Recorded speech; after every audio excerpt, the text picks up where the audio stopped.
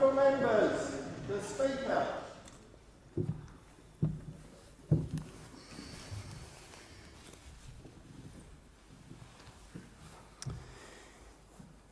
I acknowledge the Ngunnawal and Ngambri peoples, who are the traditional custodians of the Canberra area, and pay respect to the elders past and present of all Australia's Indigenous peoples.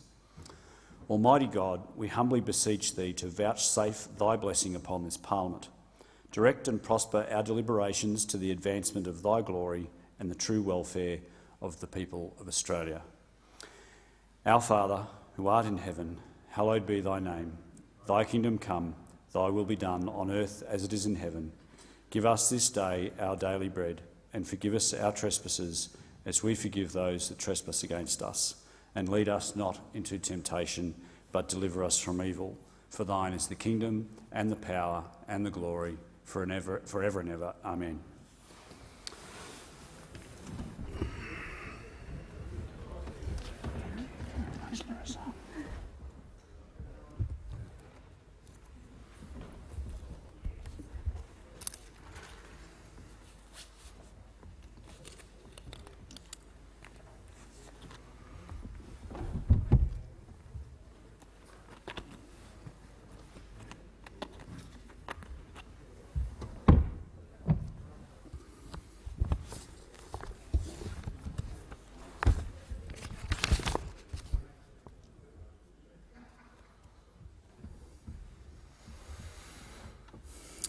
The member for Nichols. Well, thank you very much, Speaker. And I'd like to thank the House for the indulgence of making a valedictory speech.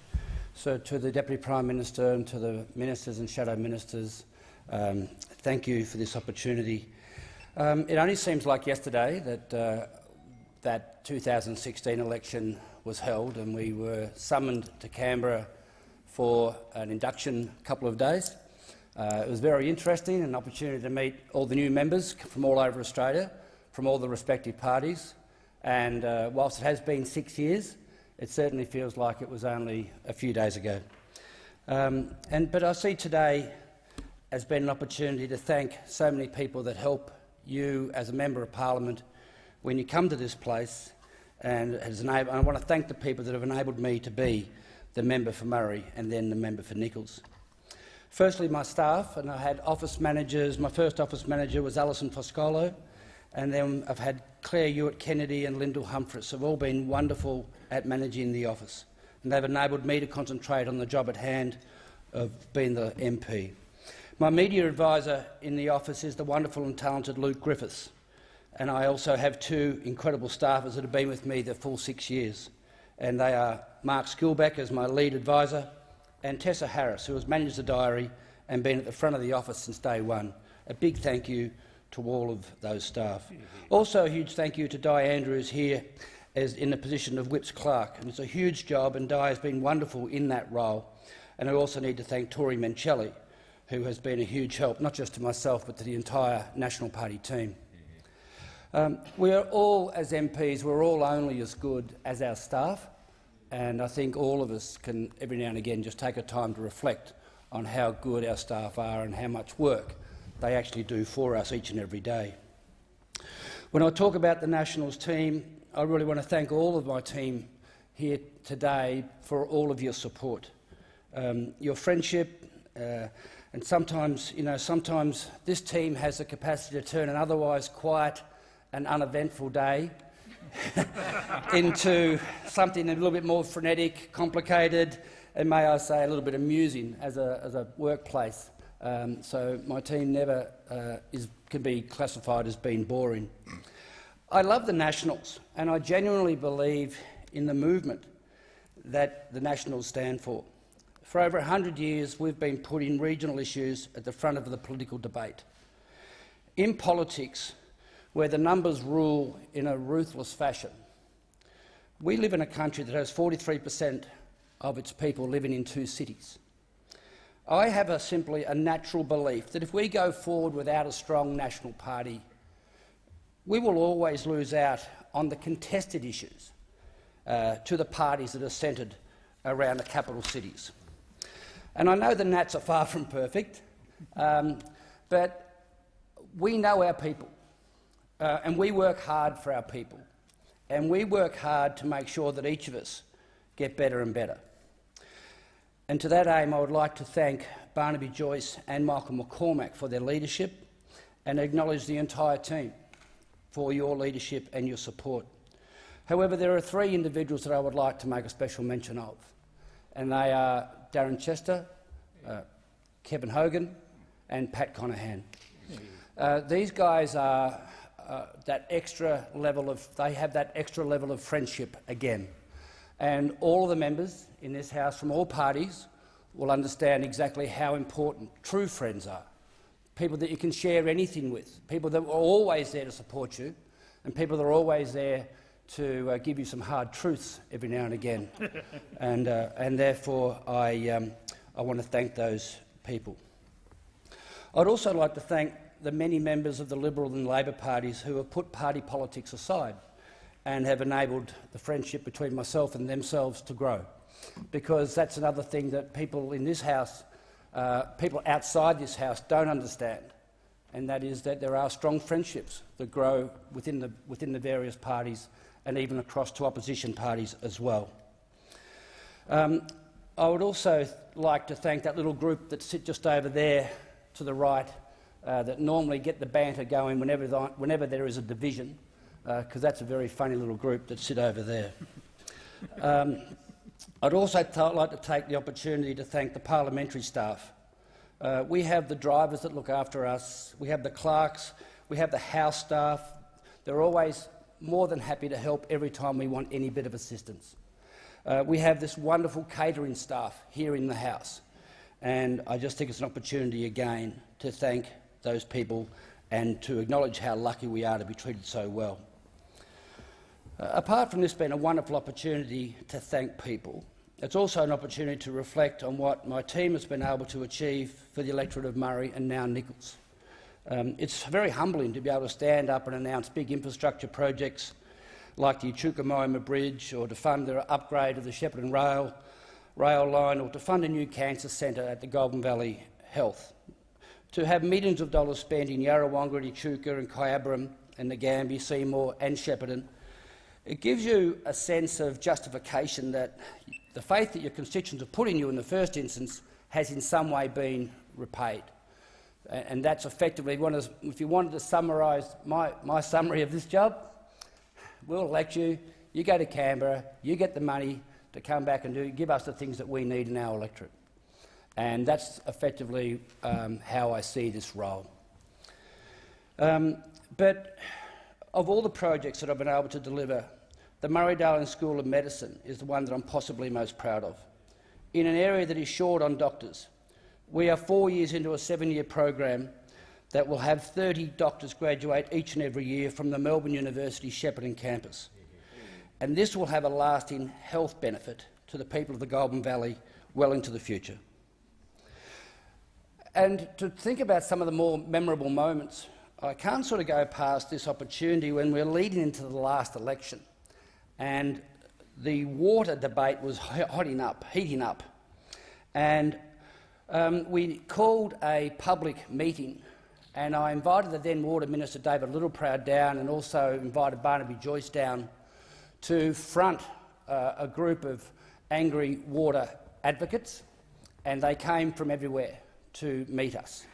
And to say that these farmers were somewhat angry, we knew they would be combative, but it was taken to another level again. Most people thought I was mad to stage this opportunity, and maybe they were right. As I put myself and my party leaders in front of an angry group of farmers, they knew that we were trying to help them, but they were bitterly disappointed that we weren't able to get the security and the legislative changes to the Murray-Darling Basin Plan that they desperately crave. So we escaped with our physical well-being barely in check, but I'll never forget that public meeting at Hall's Goulburn Valley Cool Stores. Communities up and down the Murray-Darling rivers have paid a huge price to comply with the Murray-Darling Basin Plan. and I urge all political parties from all states to show some genuine compassion about the damage inflicted by the plan. And I urge these political parties to take an empathetic view forward as we try and find the right balance between water for agriculture and livelihoods versus water for rivers, wetlands and lakes. It's amazing how many other industries hang off the back of agriculture. In my electorate, there would be more than 5,000 people that are employed directly in food processing. But then, on top of that, there's also the transport industries. Then on top of that, there's also the packaging industries. And then there's the steel engineering industries. And they all form... And then there's also the large parts of the professional sector. All of these industries all relying heavily on the outcomes of agriculture. And when ag is struggling, all of those other associated businesses are also struggling. The Goulburn Valley really is a food bowl that produces so much for our great country. And therefore, I think we all need to be aware of that. For those members who have been to my parliamentary office, you will see that it looks a little bit like a supermarket, and I have a collection of produce from the Goulburn Valley that really does highlight the productivity of that region. On reflection, I've also really enjoyed my time as a National Party whip. People often ask me, what's this story about the whip? What is that? And my response is, well, it's just like being a team manager. So working with other members, having them take you into their confidence, helping the leadership get things organised, it's a role that I've really enjoyed. Hosting whip drinks also. I've also enjoyed working with the other party whips, so with Chris and Joe and Anne from the Labor Party, with Bert and Nicole and Rowan from the Libs. It's a fantastic group. Kenny O'Dowd, it's a great group of people that are effectively just trying to make sure that the House operates as smoothly as it can. I'd also think it's worth acknowledging the various councils that I work with across the Goulburn Valley. So the Mitchell and Strathbogie Shires in the south, to the Moira and Campaspe Shires in the north, the City of Greater Shepparton. They've all been tremendous to work with. And I start nearly every project where it has joint local, federal government buy-in, always start from a position of support. Very, very rarely would I ever oppose a local government and their projects. I also want to take this opportunity to thank all the volunteers within the National Party, especially in Nichols. There are too many to mention, but I'd just like to thank Lindsay Dan, Don and Cheryl Kilgour and Peter Ryan. There are so many others, and I'll always be indebted to you for the support and the friendship that you've offered. I'd also like to acknowledge the state team led by Tim Bull and assisted by Steph Ryan and Peter Walsh. They're a great bunch, and I wish them well. I wish them well into the future. I also want to acknowledge one of the great leaders of the Nats in Tim Fisher. He had a mantra that used to say, you've got to keep firmly in touch with at least 10 friends from outside of politics, and you've got to work hard on those friendships. Well, I'm relatively lucky because I've got that number covered with my Punters Club group. These guys know a lot about horses, cricket, golf, footy, life in general. Unsurprisingly, they have some very strong opinions, but they too are great friends, and I love catching up with those guys, and I hope to catch up with them more into the future. I'd also like to acknowledge my siblings. I was lucky, very, very lucky to have been born into the family that I was born into. We were very, very poor, but as you get older in life you realise how lucky you were and what a rich family I was actually able to. So my 6 brothers, my 5 brothers and my 1 sister, a big thank you. All nieces and nephews, a big thank you. I'd also like to thank my 5 children. They're just wonderful human beings, and wanting to spend more time with them has played a major role in this decision to step down and not contest the next election. So to Luke and Elise and Gabby and Corey, as well as Josh and Sally, Willow, Olive and Sonny, I'm really looking forward to spending more time with you all and not feeling guilty about it, which happens to be the problem I have at the moment. Every time I'm with family, I probably should be at some community event and you get a case of the guilt. But as I said, I'm very proud of my kids. I'm very proud of their work ethic. I'm very proud of the adults that they've become. They're so resilient. They're very resilient individuals, but they have great care for their friends. And I also acknowledge that I've been very, very busy for most of my life, whether it was building sheds or coaching footy, into the state politics and then into this job up here. It's the kids that have often missed out. I've missed so many barbecues and I've missed so many birthdays, and I've missed doing what normal families would possibly just take for granted. And I'm sure most of you in this house would also know exactly what I'm talking about. The amount of sacrifice that we have in this house so that we can do our job is certainly something that just needs to be pointed out, because this job certainly does become all-consuming. And to my wonderful partner, Ros, and her family and her extended family. Ros is in the gallery today. She's got her great friends Bruce and Kerry Windsor, and also her son Sam and his girlfriend Emma in the gallery today, which is fantastic. Because when you put your hand up for this job, it means making significant sacrifices. Sacrifices with your time, it means sacrificing your family, full stop. And it's your partner, your wife or your husband that bears the brunt of that sacrifice. And for me, it's now time to put family first. So Ros, thank you for enabling me to do this job. Thank you again for actually helping me better understand a few different points of view on a few different issues every now and again. You have simply been a wonderful partner over the last 15 years, and I really am looking forward to having more time to do the things that we enjoy, more so than having to do the things we have to do. You're very understanding, you're very compassionate, and as those people that would know Ros, she's got her own business helping people with disabilities. It's a big business that keeps her very, very busy, and she's just the most wonderful partner. So it's great to look back and see what's been achieved. It has been an amazing ride. I've just loved the ride. But I am also keen to look ahead with what will be a new chapter, even though I have no idea what this new chapter will look like. And if I can finish how I started, I'd like to thank you all for the indulgence of a valedictory speech, to thank those that have done so much to help me perform this role. Cheers.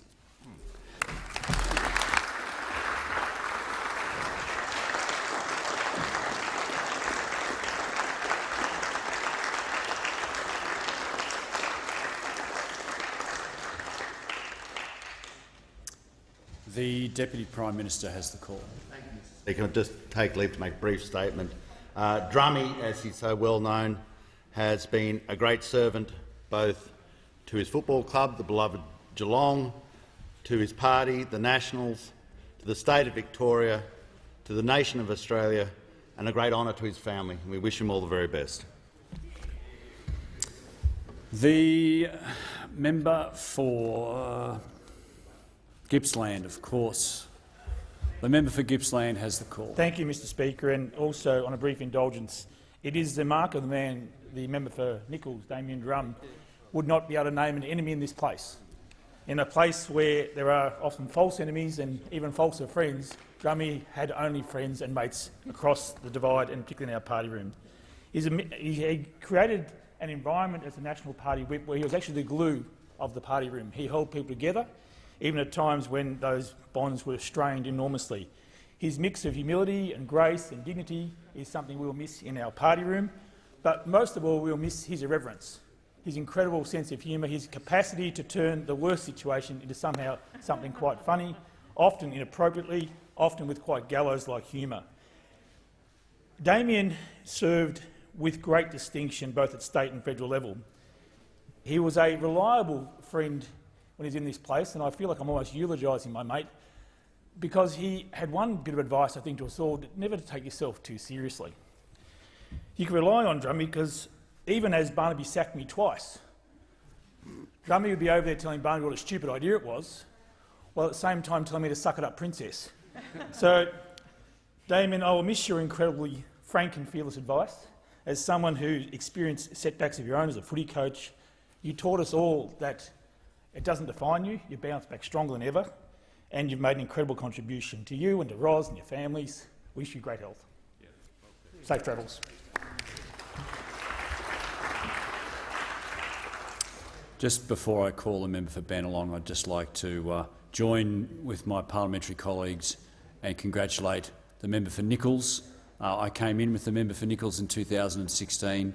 I think the member for Nichols is a dying breed in Australia now, a mix of larrikinism, irreverence and just a downright good old-fashioned bloke. So, but behind every good old-fashioned bloke there's a fantastic woman, and Ros, thank you for what you've done for not just Damien but also the partners of the male members in this place.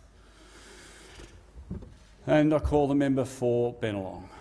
Thank you, Mr Speaker, and not a bad tennis player either. He tells me his golf is something special. I rise here today to speak as a result of a strange series of events and a great number of people who have initiated, cajoled, encouraged, mentored and worked with me to win back Bennelong and hold it through 5 campaigns and engage in work to address challenges where answers must be found. I've often been asked what's the difference between my first career as a tennis player and this. My quick response is the game of tennis starts at love all. Ponder that. In my time on the tour, tennis went open, allowing the professionals entry into the Grand Slams, and the tour events became prize money tournaments rewarding performance regardless of reputation or standing. The equitable breakdown of prize money was initiated unselfishly by Ken Rosewall, who was then the king of the pros. The best events now welcomed the best players, and tennis became a performance-based profession with an equitable distribution of funds, a meritocracy in its purest form. Tennis since that time has grown and prospered beyond the wildest expectations. If our arena in this chamber had the same basis for meritocracy and fairness and a true contest of vision and ideas, imagine what could be achieved. I was attracted to enter the political world after conversations with Brendan Nelson and John Howard, who were both keen to attract people with real-life experience who could contribute to the development of policy. My summation of their advice was that a party should only win office on the basis of the policies, plans and vision they present, and government should only hold on to office on delivering on those undertakings. 2010 was a good year for the Coalition, and I was one of many to win a seat in Parliament. I was delighted to find I had some 80+ new friends with a common thread uniting us. We formed friendships quickly, and these bonds have endured. I became besties with the Wyatts, Ken Wyatt and Wyatt Roy, even though my shoes were older than Wyatt Roy, and they still are. However, Ken tested our friendship with his maiden speech. It was magnificent, moving, insightful and hopeful, and totally inconsiderate of those who had to follow. In truth, the real reason why I'm retiring now is so that I don't have to follow him again. When elected in 2010, I likened it to being selected to representing your country in sport. Initially, there is a euphoric moment of elation, then very quickly it dawns on you the responsibility of representation is now yours. The electorate of Bennelong is named after a man who symbolises first contact between the English settlers and the First Nations people, the commencement of multiculturalism in this country. So it is appropriate that it is now one of the most multicultural communities in Australia. Our schools are diverse with distinctly unique characteristics, and our communities are multicultural and vibrant. Our strength and character are built on this diversity. Macquarie Park, Macquarie University, the CSIRO are at the cutting edge of innovation, and it's amazing how many life-changing and life-saving developments have come from this quarter. Our suburbs hold families both old and young, established, and now many moving into new apartments at Epping, North Ryde and Meadowbank. Since 2010, I've survived 5 elections against high-profile journalists, an international businessman, a former premier, Australia's best neurosurgeon, and perhaps the best of all, a local mum. We kept winning, I believe, because we listened and understood local problems and set out to address them. In visiting schools, I was made aware of concerns of a lack of participation in traditional Australian sports was leaving some students out of games, but more importantly, the friendships that would be made by participating in sport. So thanks to the generosity of Hyundai, we put table tennis tables in all 40 schools, providing a sport that every student could play. Along with the help of Hugh Lee of the AAAB and Andrew Hill, the Bennelong Cup was up and running and still is. Thousands of children have made friends through this initiative, and I'm grateful to every school that has taken part. A collateral benefit is that we've also produced quite a number of ranked players. In 2010, small businesses were really struggling with the effects of global financial crisis and unfair competition of major players with $2 milk. We set out to encourage people to support their local businesses through the Bennelong Business Campaign, aided by marketing assistance provided by Boehringer Ingelheim and their CEO, Wes Cook, and the support of our local paper, The Weekly Times, and its legendary editor, John Booth. We're about to celebrate John Booth's 90th birthday. Unfortunately, he finds himself in hospital after a late-night fall after working. He works 7 days a week. Get well, John, soon, and go the Tigers, his favourite football team. We brought our local schools closer to our innovative businesses in Macquarie Park by setting up the Bennelong STEM Challenge with the generous support of Medtronic. I was inspired to run this as a kind of tournament for the brain, and I've been genuinely surprised and impressed by the collegiate nature of the students participating and the way they discuss and engage with each other to expand and improve their projects. I've walked nearly every street of the electorate through door knocking and 3 100k walks across Bennelong to raise money for life-saving charities, motor neurone disease, the Leukaemia Foundation and Rare Voices.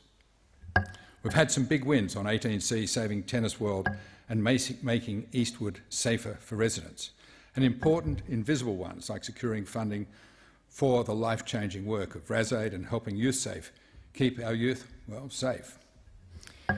In these little victories, the ones that don't make headlines, but that make a real tangible difference to a small group of people, are as precious as anything. Armed with the advice that government should only be won by better policies, the first step was to really understand the issues in Bennelong. So our 3 rules of engagement were to listen, listen and then listen again. People were concerned about house prices, as Bennelong recorded the strongest growth of any electorate in the mid-decade housing boom, locking first home buyers out of the suburbs they grew up in and excluding essential workers like teachers, nurses and police from living in the communities that they served. They were also concerned about overdevelopment and traffic congestion, as Bennelong is bisected by 5 of the 10 most congested roads in the state. Like much of Sydney, high-rises are coming to dominate our suburbs, putting pressure on roads, schools and living standards. This struck a chord with my experience. In my maiden speech, I talked about my time living in Atlanta, Georgia, and the extraordinary growth of the US's Sunbelt cities from Florida to California. This growth had been implemented by visionary local authorities who set out to sell Atlanta to the world on the basis of building infrastructure which provided quick connectivity to all of the East Coast. Where is our Atlanta? I had asked in the maiden speech. I wanted this chamber to be an arena for the contest of ideas and vision like I had seen in America. Our members and leaders to be armed with the courage to achieve bold visions, not mired in petty, non-productive denigration of each other, as had been the trend. The extreme growth of the American Sunbelt was in stark contrast to the imbalance of settlement that was stifling our growth. Strategic decentralisation is what America did so well, and what would be the answer to our local housing and congestion challenges. As a result, I have devoted much of my time here to finding ways to plan settlement and, importantly, fund the infrastructure that will realise the creation of new cities. In the absence of a plan, Sydney and Melbourne have grown exponentially and created a great imbalance of settlement. Our major cities are amongst the most expensive in the world. They are congested and the cost of retrofitting infrastructure is prohibitive.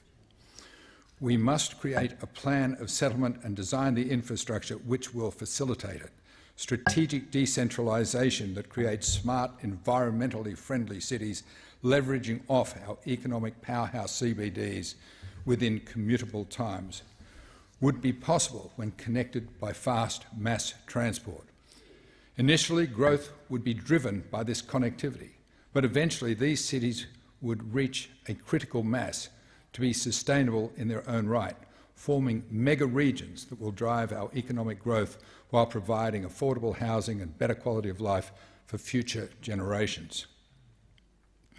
When funded by a reasonably equitable share of the uplifted value of the land, this infrastructure can be fairly, sustainably and fully funded. But every day we do not act on this raises the costs involved and sets Australia back further. I'm pleased to see that we have made some small steps on these fronts. I've chaired inquiries that called for the creation of a Minister for Housing, an agency to examine better ways to fund infrastructure, and an agency that looks into faster and high-speed rail, which became Infrastructure and Project Financial Agency and the National Faster Rail Agency, respectively. I now look forward to these groups actually doing something. The work has led to numerous in-depth, fruitful discussions with outside groups that support these policies, not just experts and academics, business leaders, engineers, bankers and ambassadors. The community will is there. We just need political leadership and a vision. Unfortunately, vision that plans for decades into the future is at odds with a political system that resets every 3 years and is obsessed with the narrative of the day. In this House, where the main game is all too often to denigrate and name-call, the contest of ideas is the first casualty. If I could change one thing about our system, it is the way it segregates ministers from the parliament and the opportunities that are lost through this. Our democracy is not only representative because it incorporates every citizen. Because of our diversity, the members of this parliament are more representative of Australia than ever before.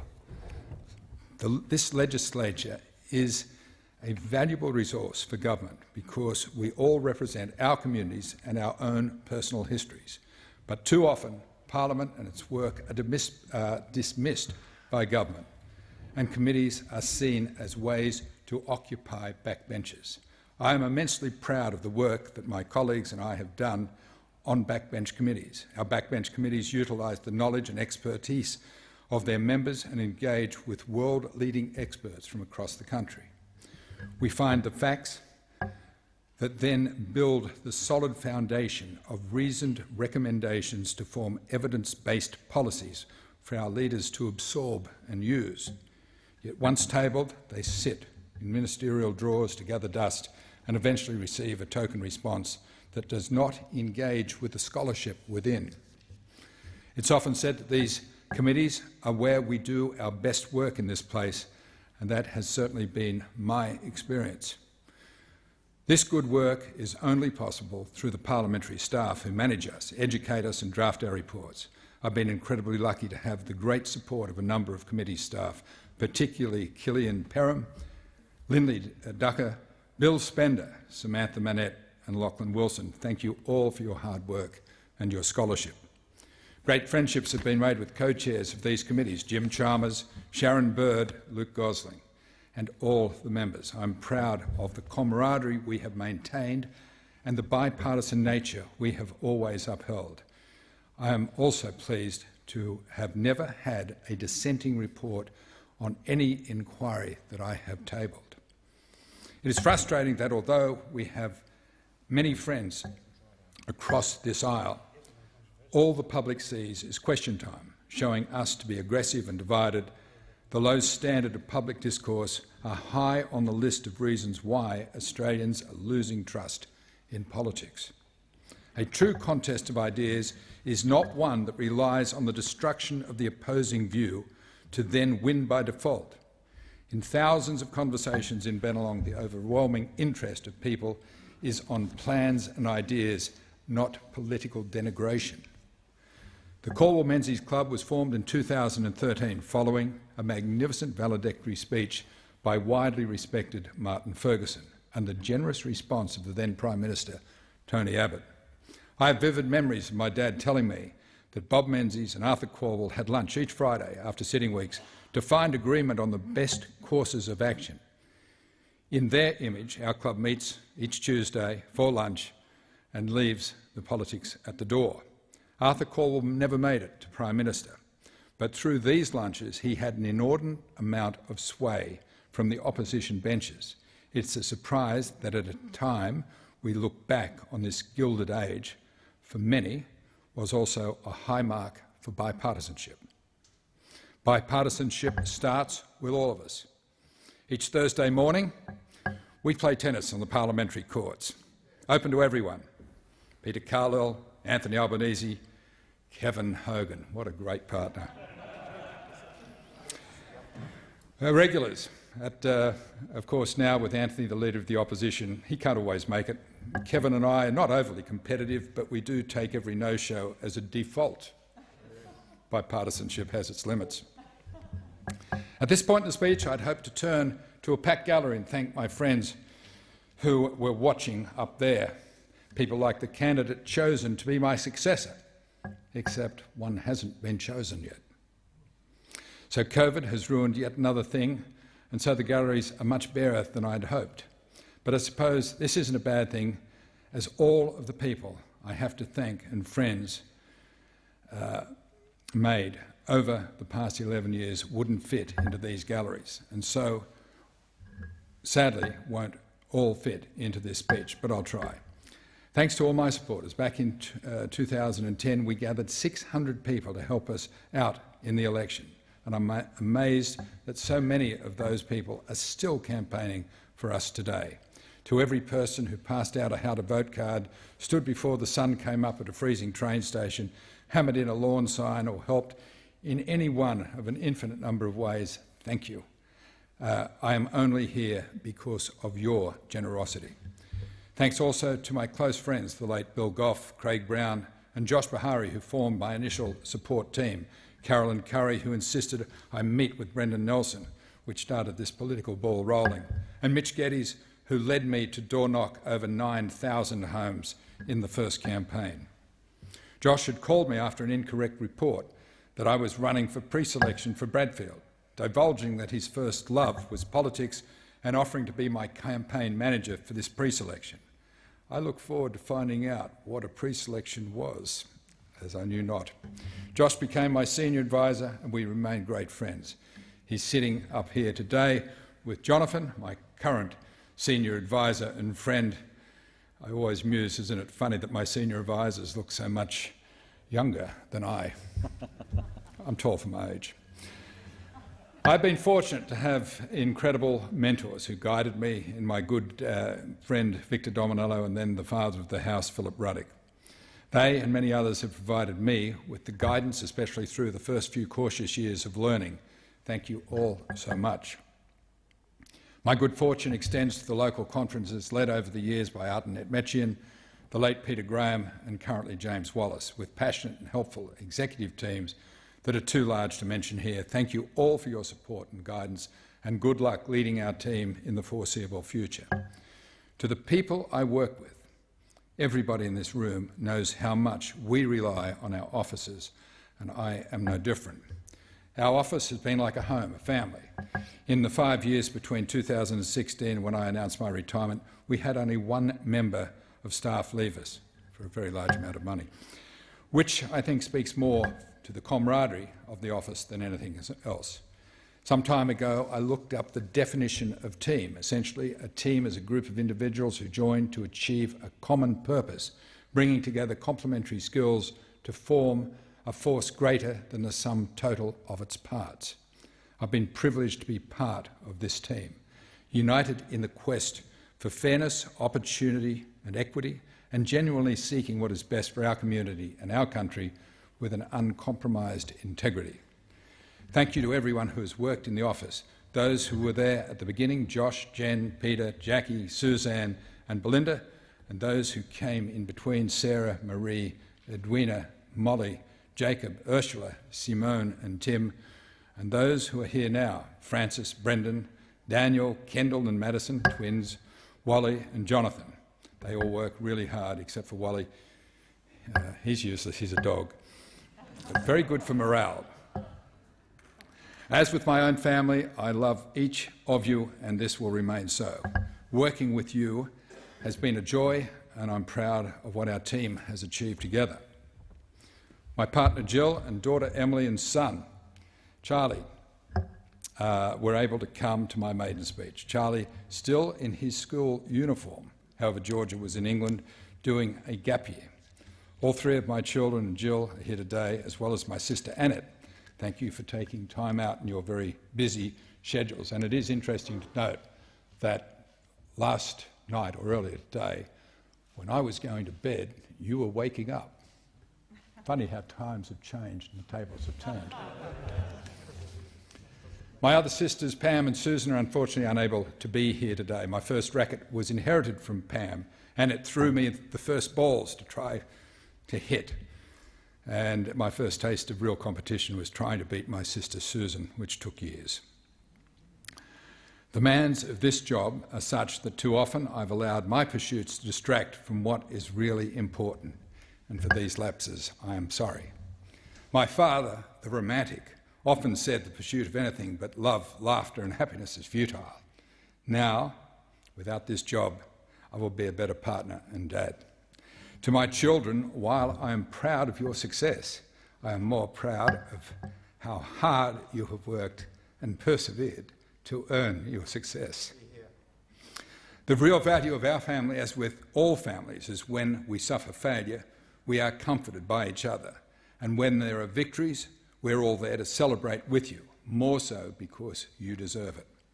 And finally, to the people of Bennelong, for your trust and support in having me represent you. I hope I'm followed by a candidate who is able to represent you with all of their focus, as I have tried to. To close, in keeping with the advice I'd received from John Howard, I want this place to be an arena where ideas, plans and visions will be contested, with the best winning and all Australians benefiting. Those involved in achieving such outcomes, whether in government or opposition, will be proud of their contribution, and Australians will be proud of their elected representatives. If this place could agree on common goals and we combine to bring all that we have to achieve these goals on behalf of the Australian people, maybe we could earn their trust and respect. So my wish on the eve of an election being called, make this a contest of ideas, plans and vision that will uplift our people and give them hope for the future and opportunities for all. I thank the House for your indulgence.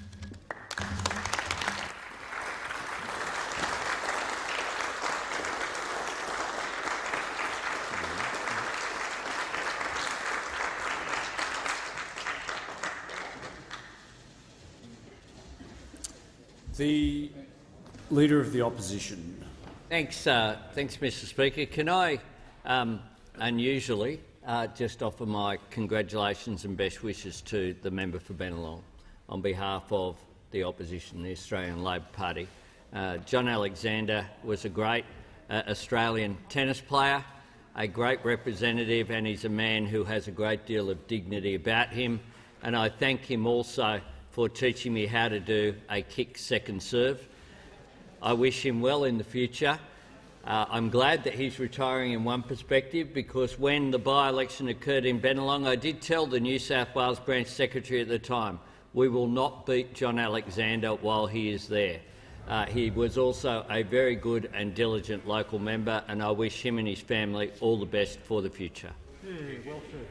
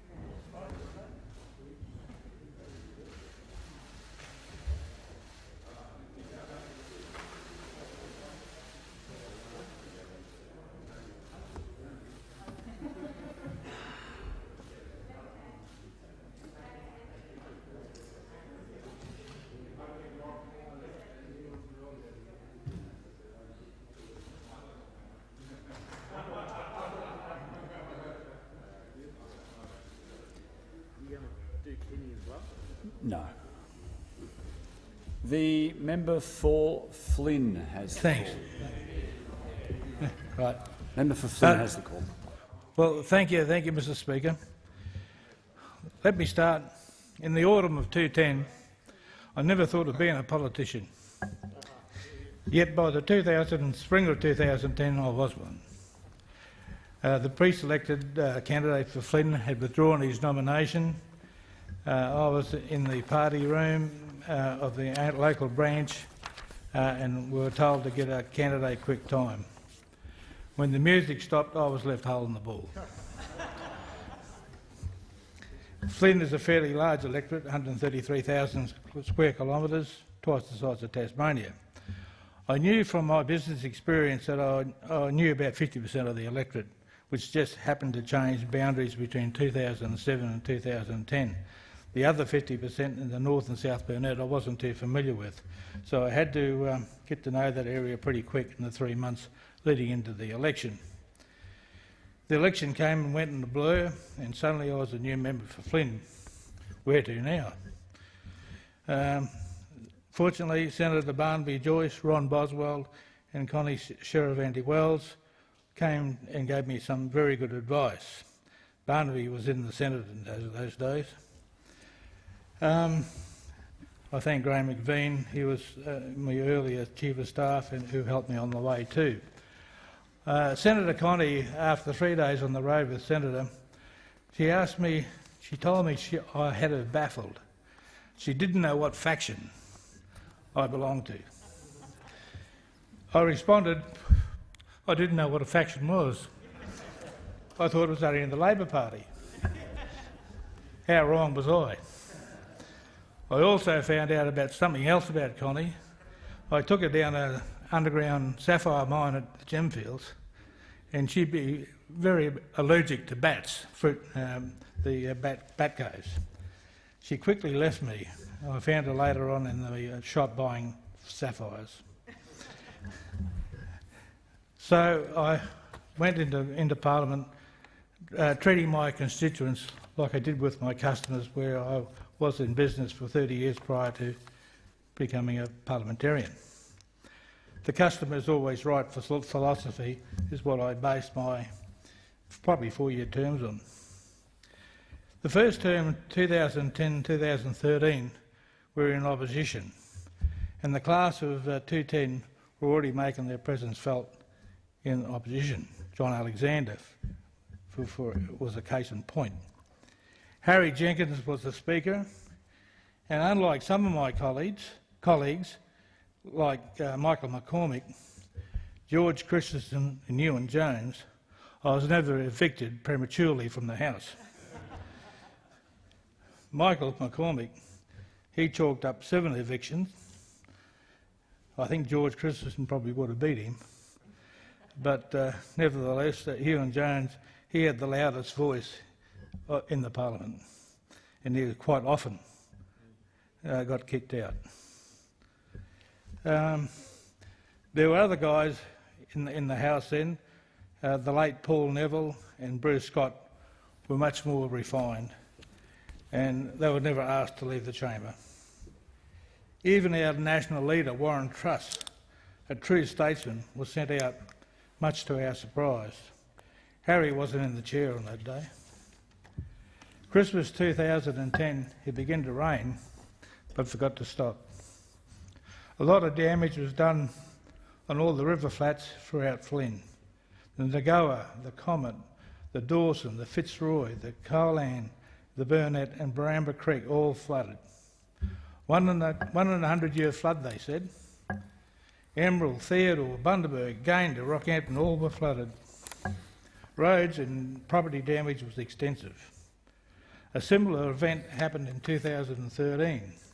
Same result. Julia Gillard was the Prime Minister and Anna Bligh was the Premier, and they both come to Flynn. We were all grateful for the financial assistance they offered in yet another 100-year flood. John Cobb, the former member for Clare, then the Shadow Minister for Agriculture, quilped that he spent more time in Flynn during 2010-13 than he had in his own electorate. These flood events were a sharp learning curve for me. It was great to see the three levels of government working together to restore the damage. Through the 4 terms, I've worked with committees, trade, investment and petitions, defence, treaties and agriculture. This gave me a much better understanding on how these portfolios worked and what work had to be done. And it took committee members from both sides of the House to achieve what we achieved. My current Deputy Chair, Justine Elliott, is a pleasure to work with, as is the Secretariat. Overseas delegations, I did plenty of those, and each country I visited had their own issues on their way and their own way of handling their chosen style of government. After 2 trips to Palestine and Israel, I'm hoping a solution can be found very soon. Peace between these 2 nations is paramount to the whole region. I'll leave it to my friends Mark Holton, Marie Van McNew and Anne Ellie and others to continue the fight for justice, to bring human rights and peace to this troubled land. His Excellency Izzat Salad Abdullah Hadi, Ambassador to Australia from Palestine, a very sincere person and a true gentleman. You'll always have my support. Senator Pat Dodson, the late Alex Gallagher, the former member for Macarthur Russell Matheson, Chris Hayes, member of Fowler, proved to be great team members on these delegations, and we remain good friends. Along the way, there are many people who helped me, and I'd like to just take a moment to mention some of those names. John and Sue Enwich, Mike Burns, Ross Drayton, Cameron and Jane Miller, Sonia Burton, Graham and Lynn Johnson, Neil and Margaret Dunbar, Don Williams, Ian and Norma Rolfe, Eddie and Mary Valla, Colin and Catherine Dunn, Peter Craig, Darryl Kelly, Ron Norman, Frank Fraser, Graham and Lynn McVean, Craig Butler, Don Holt, Tony Goodwin, Heck Hyler, Oz Blacker, the late Greg McCann, a good mate, Kathy Duff, Margie Morris, Barbara Hocking, Gil and Michelle Smith, the late Percy Islab from Wandai, Wally Knight, Mark Bossel, Bob McCosker, Bob Palethorpe, Graham Hartley, Glenn Bryce, Don and Carmel War, Ken and Val McGuinness, Ivan and Glennis Shepperton, Jeff and Bronwyn Schultz and John Gibbs. The class of 210, how the cream comes to the top.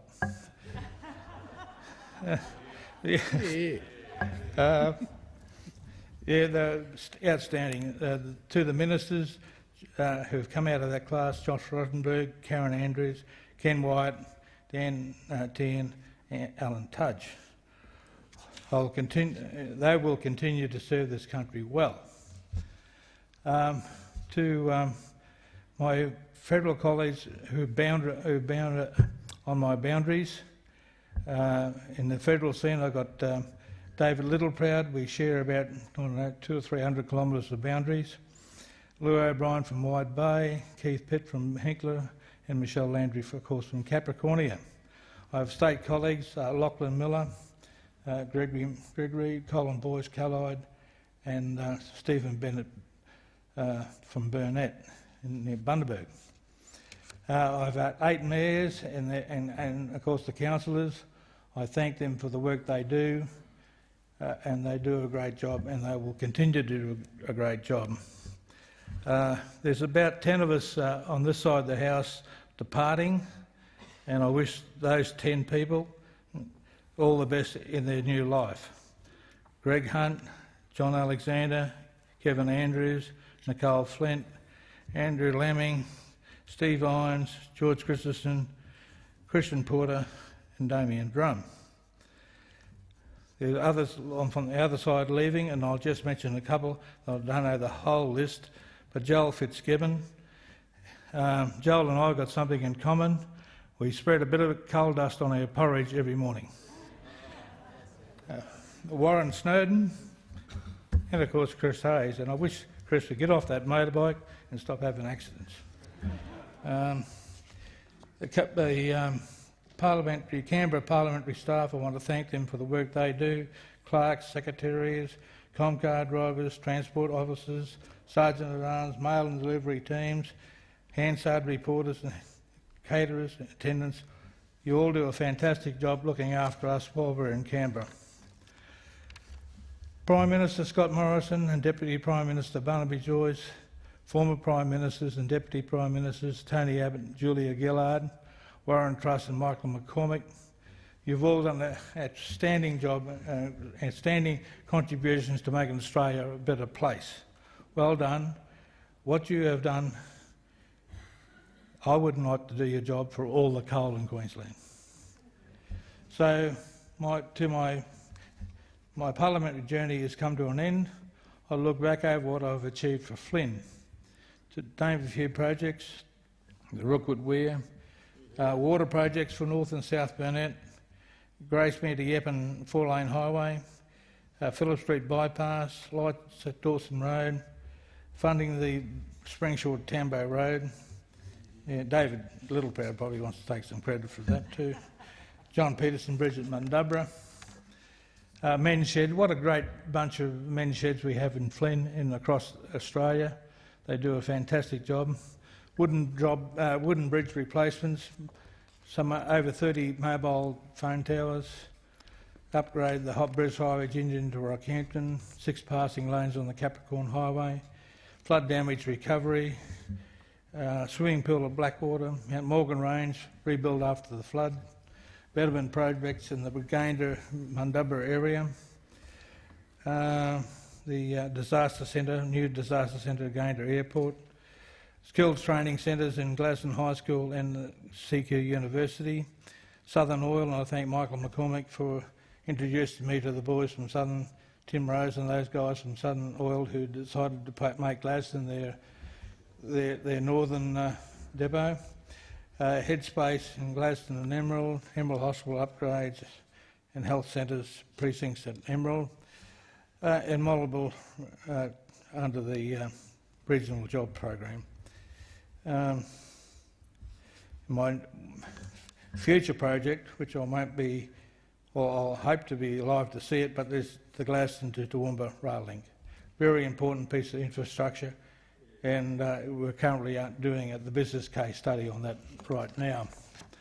To my staff at Gladstone and Emerald, Sue Carriage and Lane Bovington have been with me from the start. Lane's with us here today. Of course, in the room we've got Rachel Harding, Natasha Nixon and Jenny, who have been also in the Gladstone office for a long, long time. I'd like to thank Mitch for stepping in at short notice, and he does the media for me at the moment. Thank you all. You all do a wonderful job. To my family, we were raised on a dairy farm at near Mount Larkham at Bracewell. Mum and Dad had to work very hard in those days to support my 3 sisters and my 1 brother. The 3 sisters and my 1 brother, they were allergic to milking cows, and that left me doing the job on most occasions. So I don't mind saying that because it's true. But where would you be without your family, with their unwavering support? On a sad note, since I've been in Parliament, my mother, my brother Bob, sister Maureen, and my brother-in-law George passed away. I've got to thank my children, Ben and Amber, and the grandkids for their support. To my partner Shirley, thank you for being with me on this very special journey and keeping the home fires burning whilst I was on the road and other places. Fast horses and stud Brahman cattle may be the answer in our retirement. My sister Bernice and Lorraine and sister-in-law Joyce and brother-in-law John, thank you for your support over the years. Thanks for your encouragement and good feedback over the 4 terms. To Flynn constituents, thank you for making Flynn the economic powerhouse that it is for Queensland and Australia's economic future. So whether it be coal miners, heavy industry workers, gas workers, cattle producers, farmers, transport workers, innovators such as the Ian Burnett family and Carl Morawitz family in cotton, Swan Farms, Andrew and JC Bates in robotic farming, in the citrus industry, Craig Presler, in the sugar industry, Dale Hollis and Alan Dingle, Craig Meyer from Mundubra in citrus, health and emergency workers, small business SMEs and large businesses, mums and dads of Flynn. Keep up the hard work, forward thinking and determination. You all have a right to be well represented in Parliament, and I sincerely thank you for your votes of confidence in me.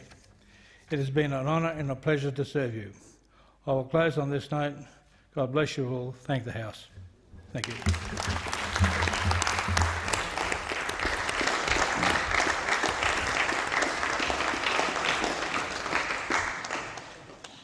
The Deputy Prime Minister has. For your indulgence, Mr Deputy Speaker, and just why the member for Flynn is receiving his rightful congratulations, I'd just like to make a brief note.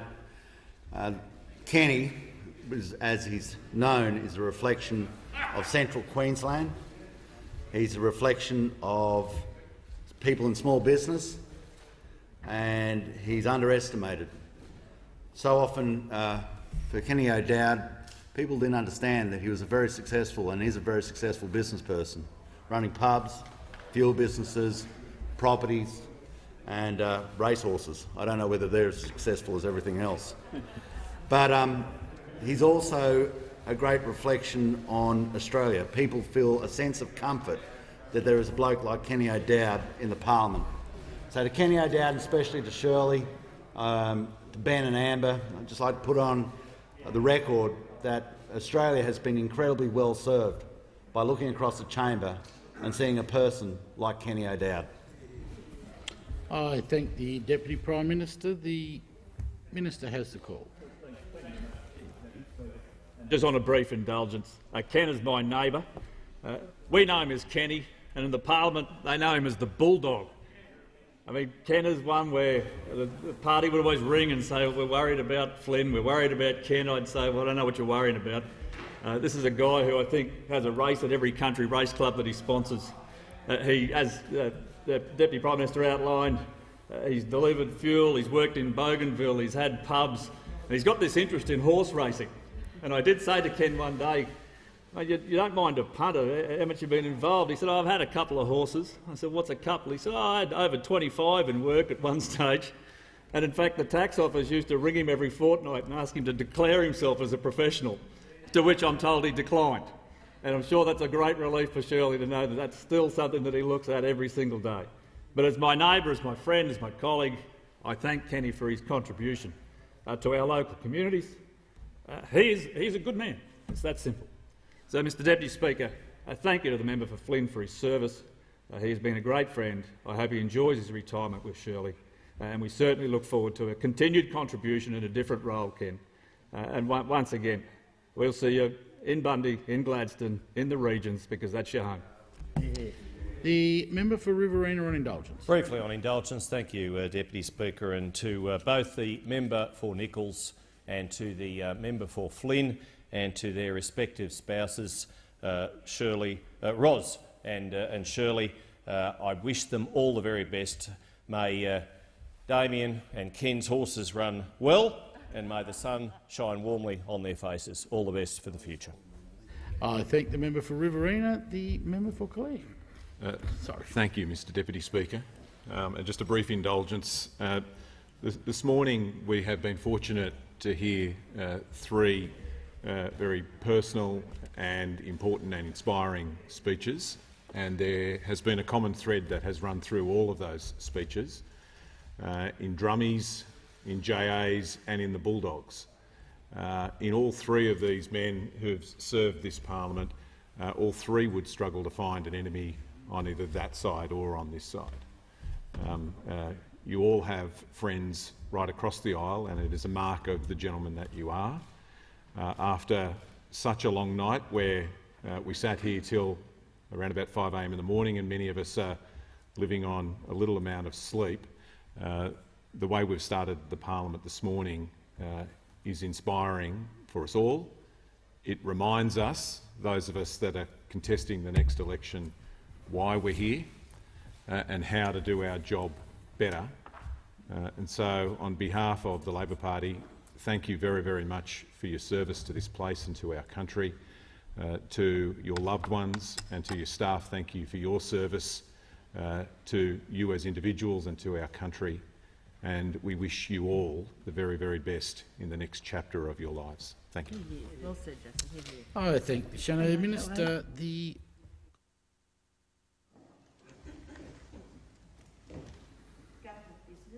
Number 1, Social Media Anti-Trolling Bill 2022.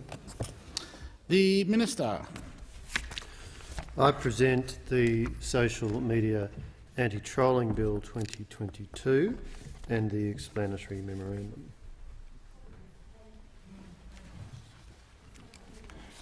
The Clerk. First reading, a bill for an act relating to defamatory material posted on social media services and for related purposes. The Minister. I move that this bill be now read a second time. Mr Deputy Speaker, social media services have provided Australians significant social, educational and economic benefit for many years. However, these benefits have also come with greater exposure to online harms, including exposure to emotional, mental health and financial harms that can result where malicious online trolls post defamatory material to attack a person's reputation. The Australian Government is committed to keeping Australians safe from online harm, including the harmful impacts of defamatory material posted anonymously on social media. Today we introduce the Social Media Anti-Trolling Bill to ensure defamation law is fit for purpose in the digital age and to empower Australians to respond appropriately to defamatory attacks by anonymous social media trolls. The challenges of responding to defamatory material online crystallised after the High Court's decision in Fairfax Media Publications and Volla.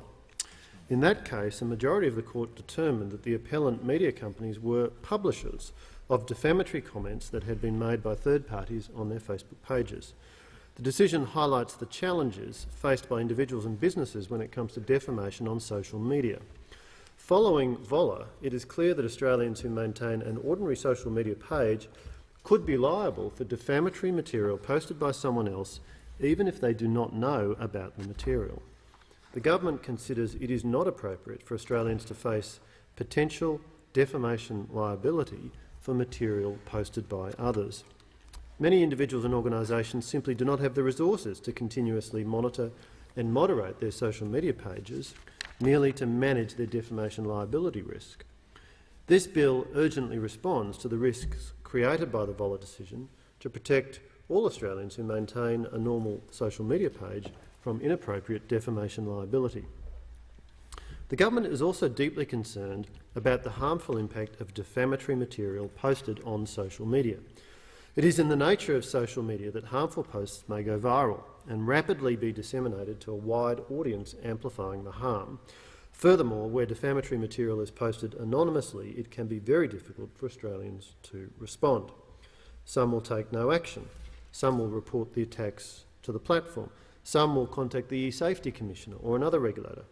But those who have suffered the most extreme attacks on reputation who are bearing significant emotional, mental health and financial costs may wish to consider all options to vindicate their reputation, including legal proceedings. This bill provides powerful tools to help Australians who have been subjected to defamatory attacks by anonymous social media trolls and who may be considering legal proceedings to protect themselves.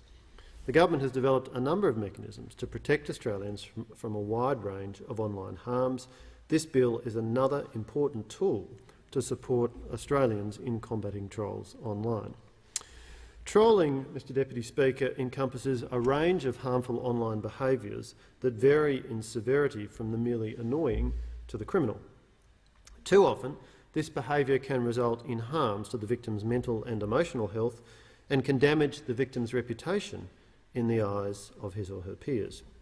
The title of the bill explicitly recognises that posting defamatory material on social media is a form of trolling. The title sends a clear message, calling out defamatory attacks on reputation as a form of behaviour that is not acceptable online, particularly where those reputational attacks are made behind a cloak of anonymity.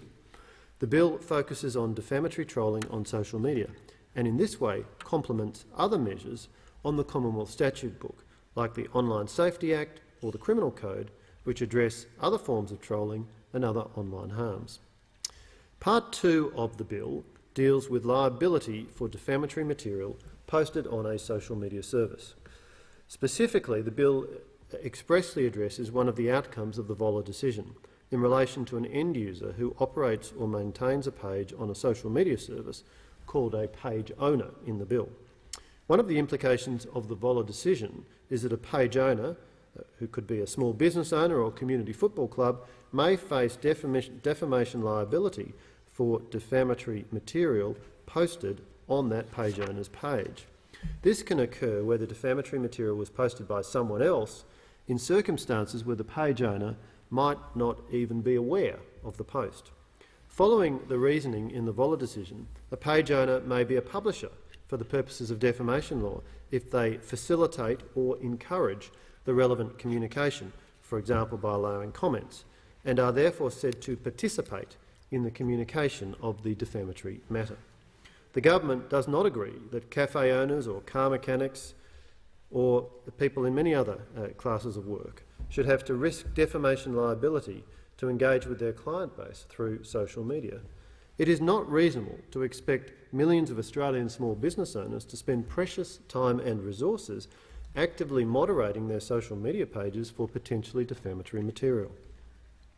The government is also concerned that the liability risks made clear by Voller may have a chilling effect on free speech, as page owners may censor comments or disable functionalities due to a fear of being held liable for content that they did not post.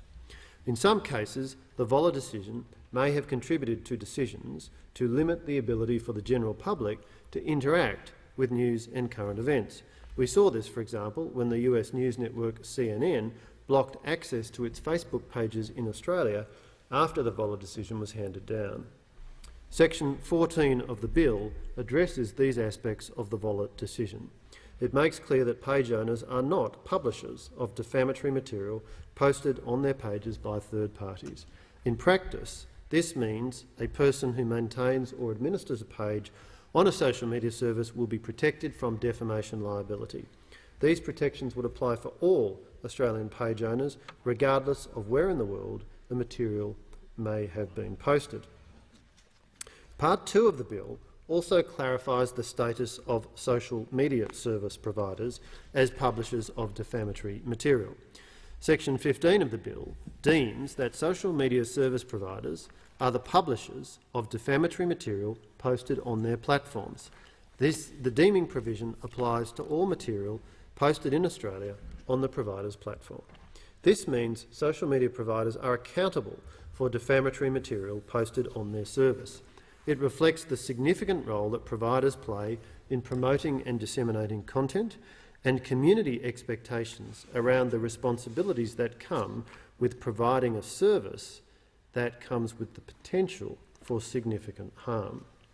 While under current jurisprudence, many social media service providers would already be publishers regardless, and in this sense the bill simply confirms the current state of the law, the provision clarifies expectations and removes the burden of proving in court that the provider was a publisher of the material, particularly as that burden would otherwise fall on the victim.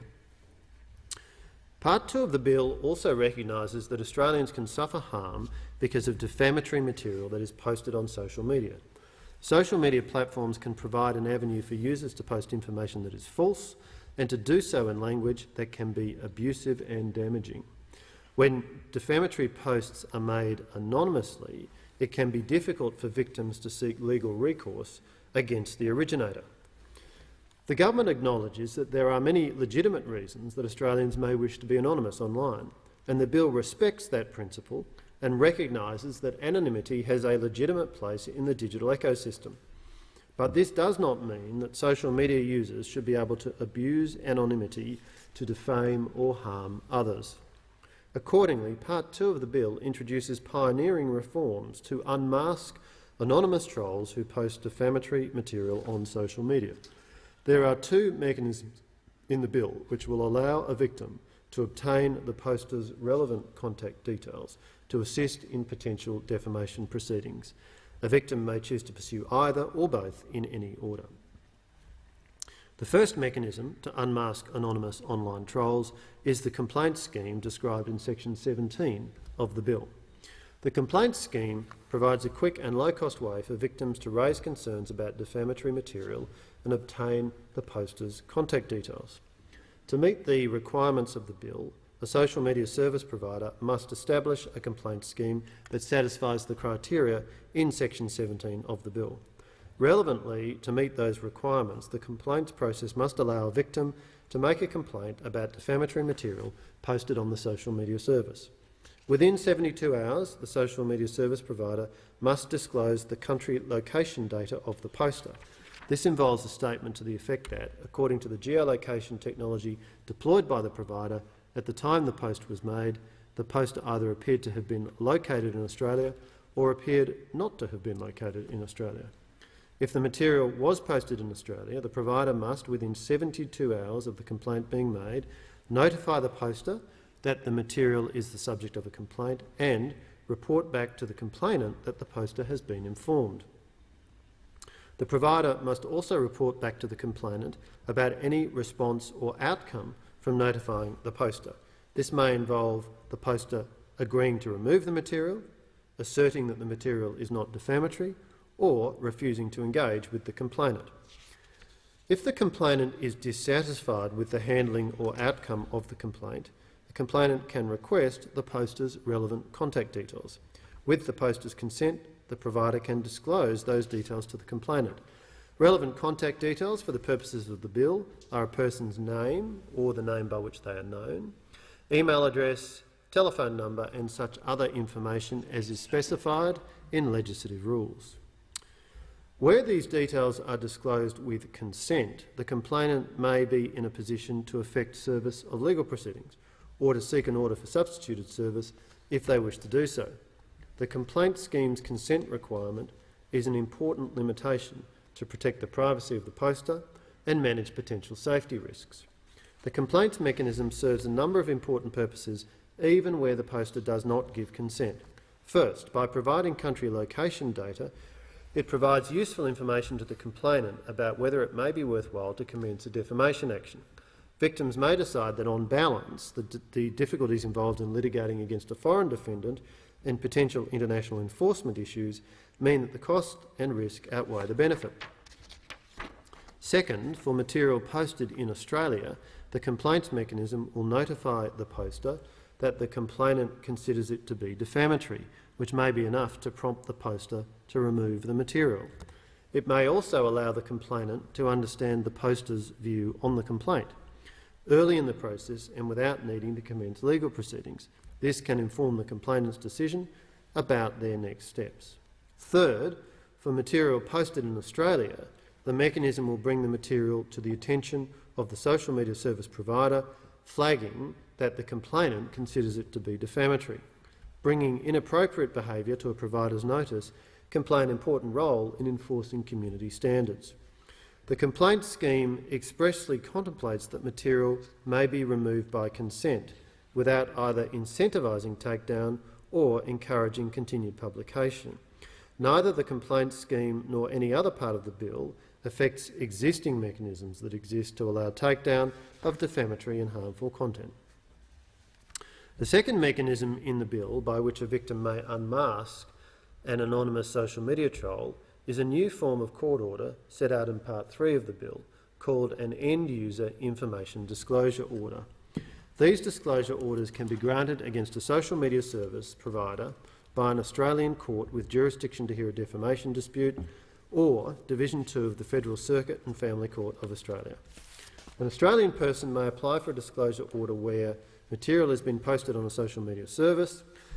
The prospective applicant reasonably believes there may be a right to obtain relief in a defamation proceeding relating to the material. An Australian court would have jurisdiction in that defamation proceeding, and one of the following three conditions is satisfied. The prospective applicant is unable to ascertain the poster's relevant contact details. The prospective applicant is unable to ascertain whether the material was posted in Australia, or the prospective applicant reasonably believes the material was posted in Australia. Where the court is appropriately satisfied, the court may grant a disclosure order. Relevantly, this includes being satisfied that there are reasonable grounds to believe that there may be a right for the prospective applicant to obtain relief against the poster in a defamation proceeding that relates to the material. Should the court grant the order, the social media service provider will be required to provide the victim with the poster's country location data and, if the material was posted in Australia, the poster's relevant contact details. Empowering the courts to issue these orders based on an assessment of whether there is a right to obtain relief in defamation will provide an expedient and enforceable approach to unmasking anonymous trolls while protecting the privacy of users where the claim is baseless. The bill also ensures that the court retains the discretion to refuse to make an order and explicitly makes clear that the court may do so where it is satisfied that the disclosure of the relevant contact details or country location data is likely to present a risk to the poster's safety.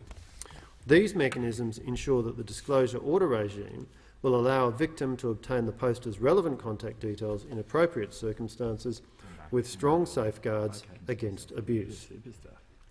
To incentivise social media service providers to adopt and comply with the two unmasking mechanisms, the bill gives social media service providers access to a conditional defence from defamation liability.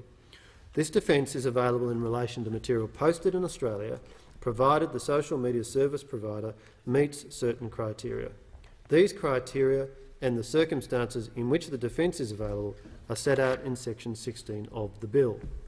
Broadly speaking, to make out the defence, the provider must have a complaint scheme that meets the prescribed requirements. If a complaint is made under that scheme, the provider must comply with the scheme in relation to the handling of the complaint. If the victim requests the poster's relevant contact details, either in response to a complaint or through a court order, the provider must disclose those details to access the defence. If a social media service provider is unwilling or unable to disclose the contact details to the victim, then the social media service provider will not be able to access the defence and will therefore face potential defamation liability. This ensures that even if victims are not able to obtain the poster's contact details, they are not left without an appropriate defendant against whom they can commence defamation action. Part 4 of the bill sets out requirements in relation to nominated entities. The bill recognises that many providers of social media services are entities incorporated in a foreign country. Pursuing legal action against those entities can cause difficulties in relation to access and enforcement of civil judgments. Even seeking to make a complaint to a company located in another country can raise challenges. To address these challenges, the bill requires foreign providers of social media services that meet specified thresholds to establish an Australian nominated entity. This obligation will apply to a social media service provider that is a body corporate incorporated in a foreign country where at least 250,000 Australians hold an account, or the provider is prescribed in legislative rules. The nominated entity must be the provider's agent, must be incorporated in Australia, and must have an office in Australia.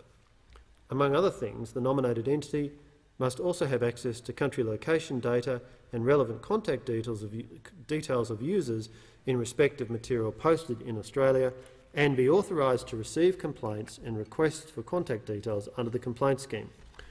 The net effect of these provisions is that where complainants seek to make complaints or serve a disclosure order, there will be an Australian entity with an Australian office capable of receiving the complaint or being served with a court order.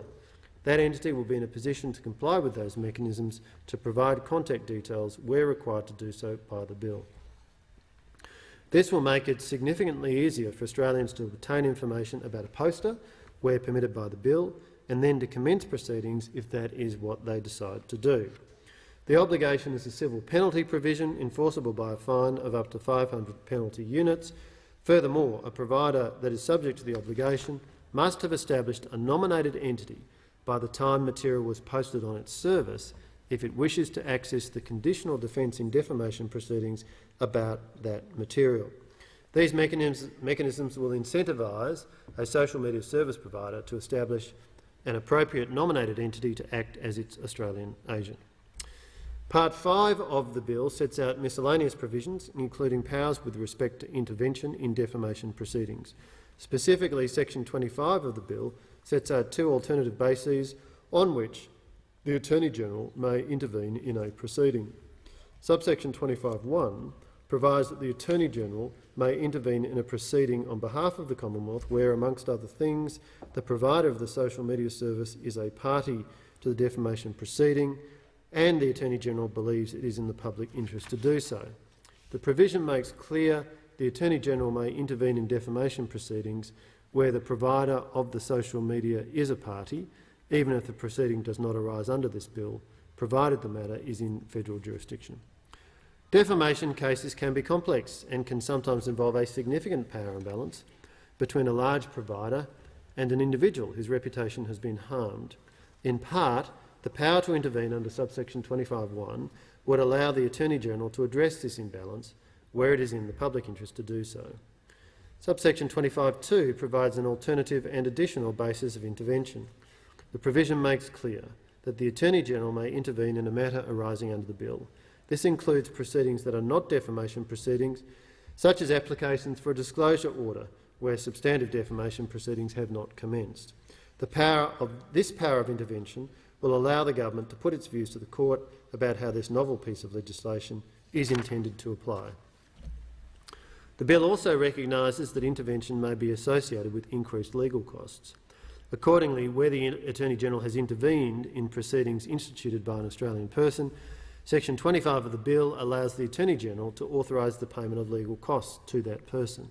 Such a payment may be authorised where, in the opinion of the Attorney-General, the proceeding will settle an area of uncertainty under Commonwealth law or resolve an important question under Commonwealth law that affects the rights of a section of the public that is, or a group of individuals who are, socially or economically disadvantaged. This ensures that in appropriate circumstances Australians are not financially disadvantaged in proceedings in which the Attorney-General has intervened. Mr Deputy Speaker, the Australian Government is committed to supporting the safety of Australians online and is unwavering in its commitment to respond to the challenges and opportunities presented by new technologies. This bill is a strong addition to the government's world-leading measures to address online harms and provide appropriate safeguards to all Australians. I commend the bill to the House. I thank the Minister. The debate must now be adjourned. Member for Patterson. I move that the debate be adjourned. Thank the member for Patterson. Question is resumption of debate be made all day for next day's sitting. All those opinions say aye. Contrary, no. I think the ayes have it. The clerk. Government Business Notice Number 2, Security Legislation Amendment, Critical Infrastructure Protection Bill 2022. The Minister. I present the Security Legislation Amendment, Critical Infrastructure Protection Bill 2022 and the explanatory memorandum.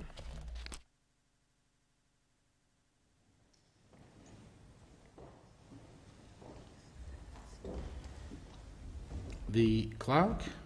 First reading, a bill for an act to amend legislation relating to critical infrastructure and for other purposes. The Minister. I move that this bill be now read a second time. The Australian Government is committed to protecting the essential services that all Australians rely on by uplifting the security and resilience of our critical infrastructure. As the threats and risks to Australia's critical infrastructure evolve, so too must our approach to ensuring the ongoing security and resilience of these assets and the essential services they deliver. Critical infrastructure is increasingly interconnected and interdependent. These interconnections deliver efficiencies and economic benefits to all Australians. However, connectivity without proper safeguards creates vulnerabilities that can deliberately or even inadvertently cause disruption and result in cascading consequences across our economy, our security and our sovereignty. Threats ranging from natural hazards, such as extreme weather events, through to human-induced threats like foreign interference, cyber attacks and trusted insiders. All have the potential to significantly disrupt critical infrastructure. Recent incidents, such as the December 2021 Log4j vulnerability, compromising systems in Australia and across the globe, as well as the impacts of COVID-19, illustrate that threats to the operation of Australia's critical infrastructure continue to be significant and far-reaching. It is a regrettable fact that malicious threat actors continue to target the infrastructure that underpins the provision of essential services that all Australians rely on. The consequences of a prolonged and widespread failure in the energy sector, for example, could be catastrophic not just to our economy, security and sovereignty, but the Australian way of life. Following the tabling of the Parliamentary Joint Committee on Intelligence and Security's advisory report on the Security Legislation Amendment Critical Infrastructure Bill 2020 and statutory review of the Security of Critical Infrastructure Act 2018 in September of 2021, the government moved swiftly to respond and introduce government amendments to address these critical recommendations.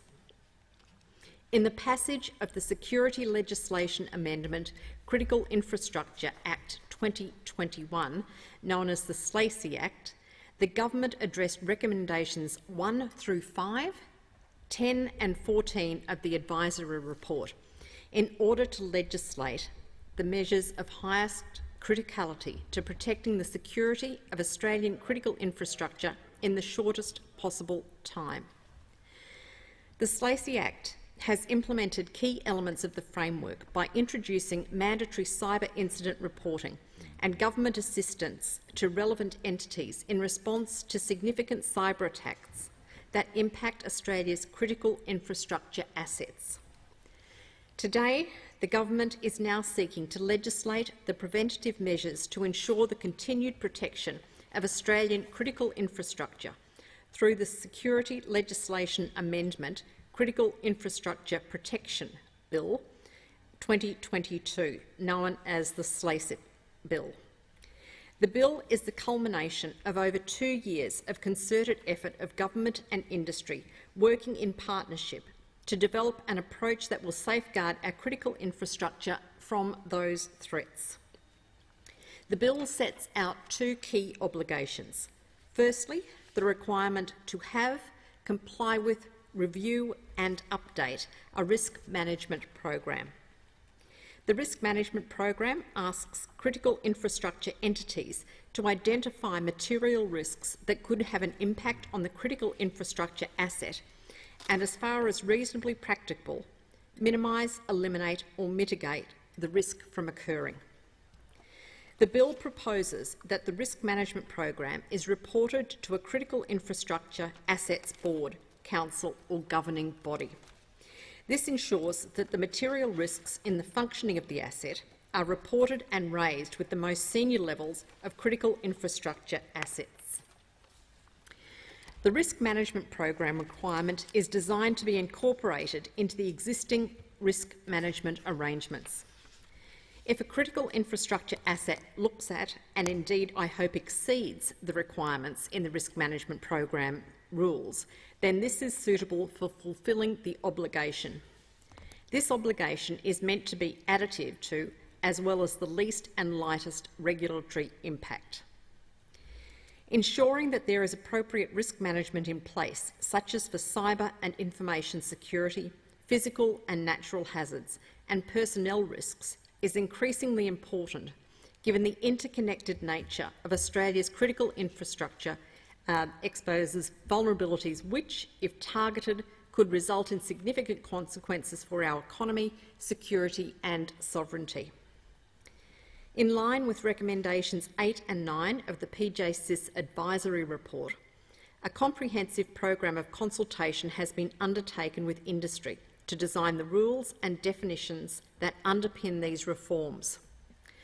From ministerial roundtables that I personally conducted to official-level town halls and working groups, The government has spent over 12 months working in partnership with thousands of entities across industry to ensure that these reforms effectively balance security with compliance costs. Importantly, none of the risk management program requirements will come into force without additional consultation with industry and careful consideration of any issues they raise, including the timing on when the requirements will come into force. Indeed, if passed by the Parliament, my intention is to delay the obligation for critical assets impacted by recent supply chain issues, including the freight services and infrastructure, as well as food assets, until 1 January 2023 at the earliest. Additionally, there are a number of assets that already have existing obligations in place, and I don't intend to apply the risk management program to every critical infrastructure asset. Detail about the coverage of assets is outlined in the explanatory memorandum. The government understands that the introduction of reforms that impact many businesses across our economy will cause apprehension. The government is committed to ensuring that the requirements remain fit for purpose in a dynamic and evolving space. Pursuant to the Committee's Advisory Report Recommendation 6, I have written to the Secretary of the Department of Home Affairs to outline my expectations that the Cyber and Infrastructure Security Centre within the Department of Home Affairs provide technical support and advice to industry regarding the functions of the SOCI Act. Additional guidance on how to meet the requirements of the risk management program will be jointly developed with industry and government partners over the coming weeks and months. Stakeholders have expressed their appreciation of the government's commitment to working with industry to develop that guidance material. The Cyber and Infrastructure Security Centre will take a pragmatic, active and engaged regulatory and partnership approach, working in collaboration with industry as we build the security and resilience of Australia's critical infrastructure. Second, there are some critical infrastructure systems and networks that are so vital, interconnected and of national significance to the functioning of Australian society, defence or security, that if they were subject to a cyber attack would cause disproportionate consequences. The bill sets out criteria for the declaration of a system of national significance. The focus is on identifying critical infrastructure assets that are of national significance, noting interdependencies across key sectors in the economy and consequences should the asset be impacted. These reforms will mean that not only will we be able to respond in times of crisis, we will also have legislation in place that assists in mitigation of the chances of a crisis emerging in the first place. In line with this objective, the SLACIP Bill implements recommendations 7, 8 and 9 of the Committee's advisory report. I note the exclusion of the portion of Recommendation 7 relating to merits review. This recommendation requested that a merits review system of appeal to the Security Division of the AAT be implemented. The Administrative Review Council's publication, What Decisions Should Be Subject to Merit Review, identified that national security considerations could justify the exclusion of merits review, particularly those decisions that involve consideration of issues of the highest consequence to the government and where that decision-making power is personally vested in a minister. Decisions about systems of national significance involve highly sensitive information that, if released to the public record, would have the potential to highlight assets for targeting by malicious actors. The government notes that judicial review remains available for all decisions made under the SOCI Act. The SLACIP Bill also enables the government to work with industry to strengthen the cyber preparedness and resilience of entities that operate assets of the highest criticality to Australia's national interests. These assets of highest criticality are defined as systems of national significance due to the role they serve in the economy and the consequences to the national interest should they be unavailable or inoperable.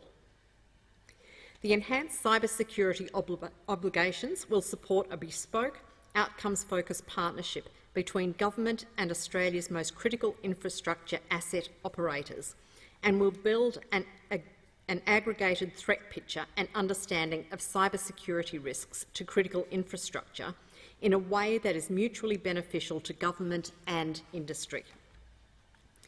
The report also notes the following recommendations of the PJSIS report.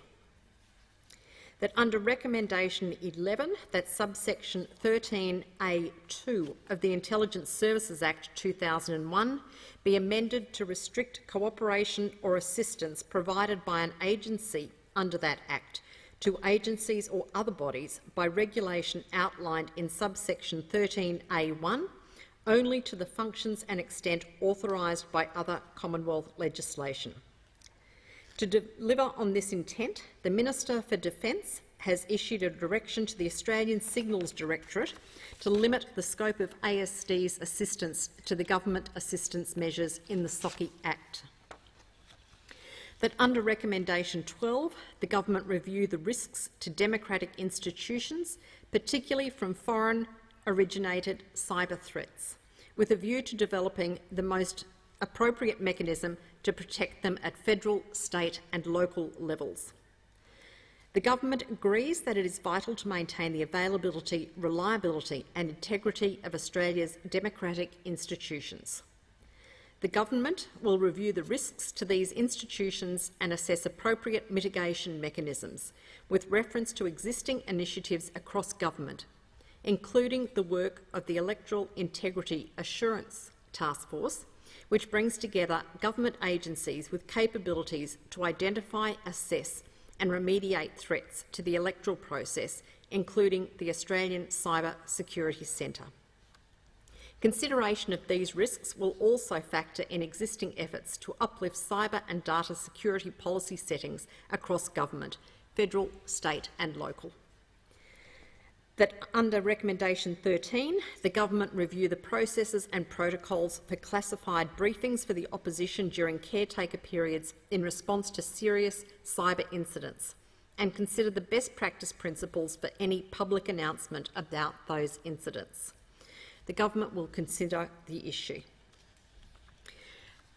This bill today demonstrates the government's commitment to uplifting the security and resilience of Australians' critical infrastructure.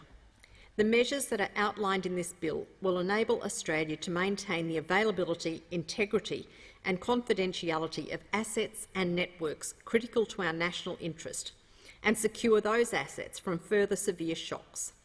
Shocks such as we have seen from the COVID-19 pandemic and natural disasters, malicious actors and other hazards. The bill underpins the continued growth of the resilience of Australian industry and the ability for businesses to compete in overseas markets. The bill provides a necessary uplift to the security of critical infrastructure so that Australia continues to be a safe and prosperous nation. I commend the bill. The debate must now be adjourned. I move that the debate be adjourned. Thank the member. The question is that the resumption of the debate be made an order of the day for the next sitting. All those in agreement say aye. Those against no. Declare the motion carried. The clerk. Appropriation Bill number 3, 2021-2022. I have received a message from His Excellency the Governor-General recommending, in accordance with Section 56 of the Constitution, an appropriation for the purposes of the Appropriation Bill number 3, 2021 to 2022, and I call the Minister. Thanks very much, Madam Deputy Speaker. I present the Appropriation Bill number 3, 2021-2022, and the explanatory memorandum. The Clerk.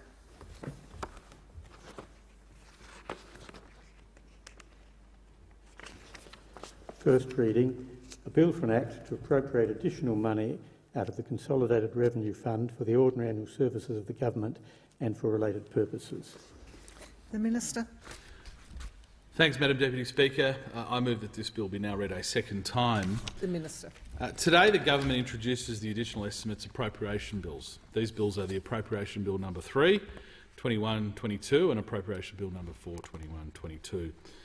These bills underpin the government's expenditure decisions. Appropriation Bill number 3, 21-22, seeks approval for appropriations from the Consolidated Revenue Fund of just over $11.9 billion. These bills ensure there is a sufficient appropriation to cover estimates variations related to existing programs, for instance, changes in costs for demand-driven programs. These bills also pay for the first-year costs for measures announced in the mid-year economic and fiscal outlook and subsequently announced measures.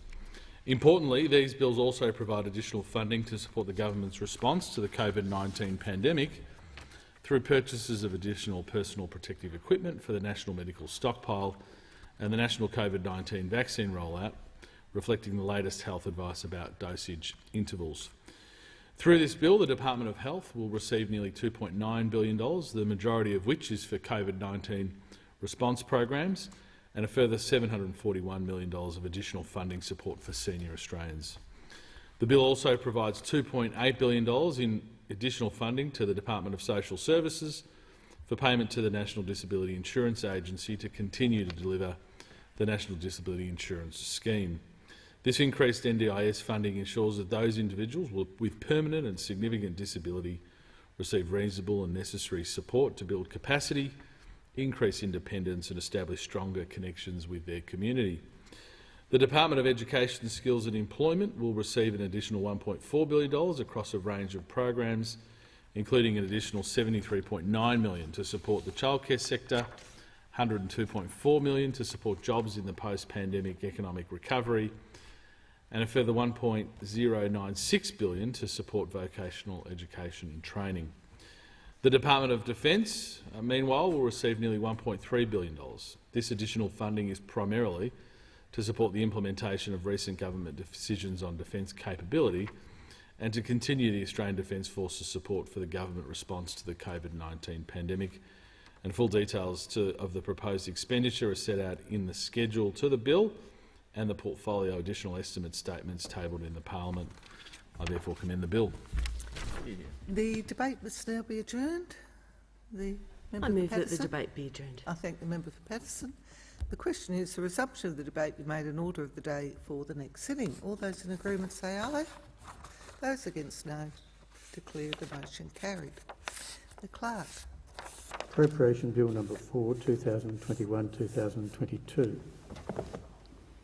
I have received a message from His Excellency the Governor-General recommending, in accordance with Section 56 of the Constitution, an appropriation for the purposes of the Appropriation Bill number 4, 2021 to 2022. I call the Minister. Thanks, Madam Deputy Speaker. I present the Appropriation Bill number 4, 2021-2022 and the explanatory memorandum. The Clerk.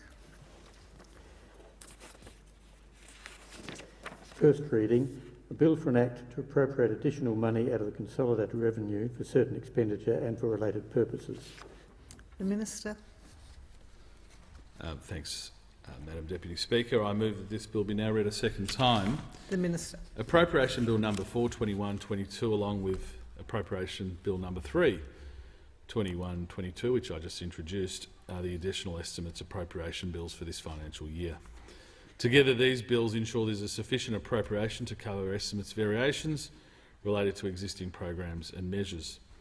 This bill specifically seeks approval for appropriations from the Consolidated Revenue Fund of approximately $4.033 billion. The most significant items of the bill are as follows. The bill proposes $2.493 billion to the Department of Health, primarily for the purchase of additional personal protective equipment for the national medical stockpile as part of the government's ongoing response to COVID-19. And we note that pressure for additional PPE in February and March is met on an expedited basis using the Appropriation Coronavirus Response Bills number 1 and 2, 21-22.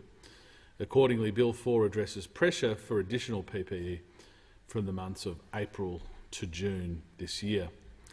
The bill provides an additional $424 million to the Department of Industry, Science, Energy and Resources to support the construction of the Hunter Power Project by Snowy Hydro Limited And additional funds are also provided to the Department of Finance to support the final stages of construction of centres of national resilience in Melbourne, Brisbane and Perth. And this augments initial funding provided through advances to the Finance Minister that occurred in 2021. And again, Madam Deputy Speaker, full details of the proposed expenditure are set out in the schedule to the bill and the portfolio additional estimates statements tabled in the Parliament. Thank you, Minister. The debate must now be adjourned. The member for Paterson. I move the debate be adjourned. Thank the member. The question is that the resumption of the debate be made in order of the day for the next sitting. The clerk. Treasury Laws Amendment, Tax Concession for Australian Medical Innovations Bill 2022. The Minister. I present the Treasury Laws Amendment, Tax Concession for Australian Medical Innovations Bill 2022 and the explanatory memorandum. The clerk. First reading, a bill for an act to amend the law relating to taxation and for related purposes. The Minister. Thanks, Madam Deputy Speaker. I move that this bill be now read a second time. The Minister. This bill fulfils the government's 2021-22 budget announcement to introduce a patent box tax concession for medical and biotechnology innovations. Australia already has a research and development tax incentive to support industries to undertake R&D in Australia. The patent box adds a tax incentive for businesses with successful R&D to commercialise Australian-developed R&D here in Australia, supporting jobs, investment and a stronger economy. Where the taxpayer meets the eligibility criteria for the patent box regime, income directly attributable to the eligible patent will benefit from being subject to an effective income tax rate of 17% to the extent that the taxpayer undertakes the R&D for that patent in Australia. And the patent box will apply from the 1st of July 2022. This is just another example of the Morrison government cutting taxes on investment in Australia.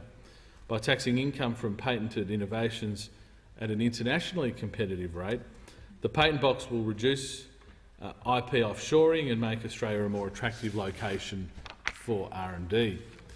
Australia will join over 20 jurisdictions who currently have patent boxes, including the UK and France, and the Australian patent box will be limited to the medical and biotech sector. This sector has significant Australian-based R&D, and we are confident will be particularly responsive to this incentive. Australia's patent box regime has been designed consistent with OECD's requirements for concessional tax regimes for intellectual property regimes to ensure that the patent box meets internationally accepted standards.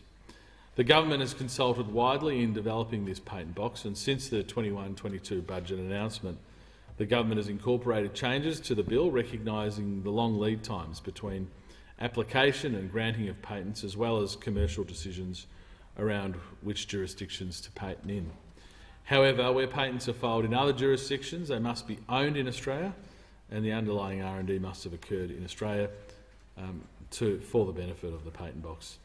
And Madam Deputy Speaker, full details of the measures are contained in the explanatory memorandum.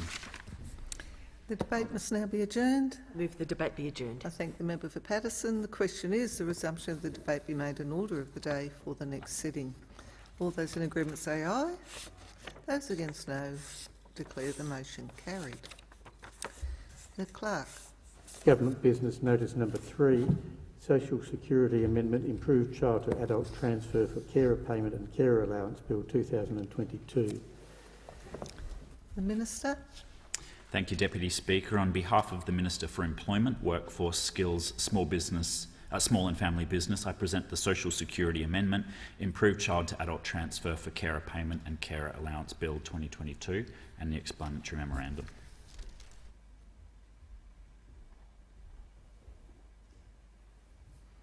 The Clerk.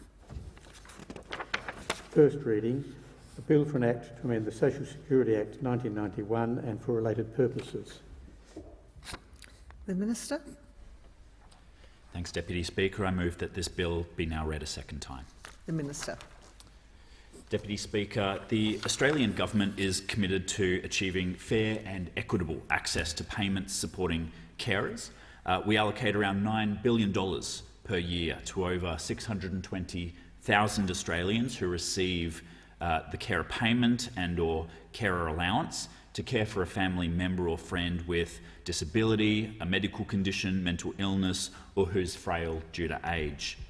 The Social Services Amendment, Improvements to the Child to Adult Transfer Qualification Bill of 2022, ensures that all carers have a smoother transition when moving from the child to the adult stream of carer payment and carer allowance.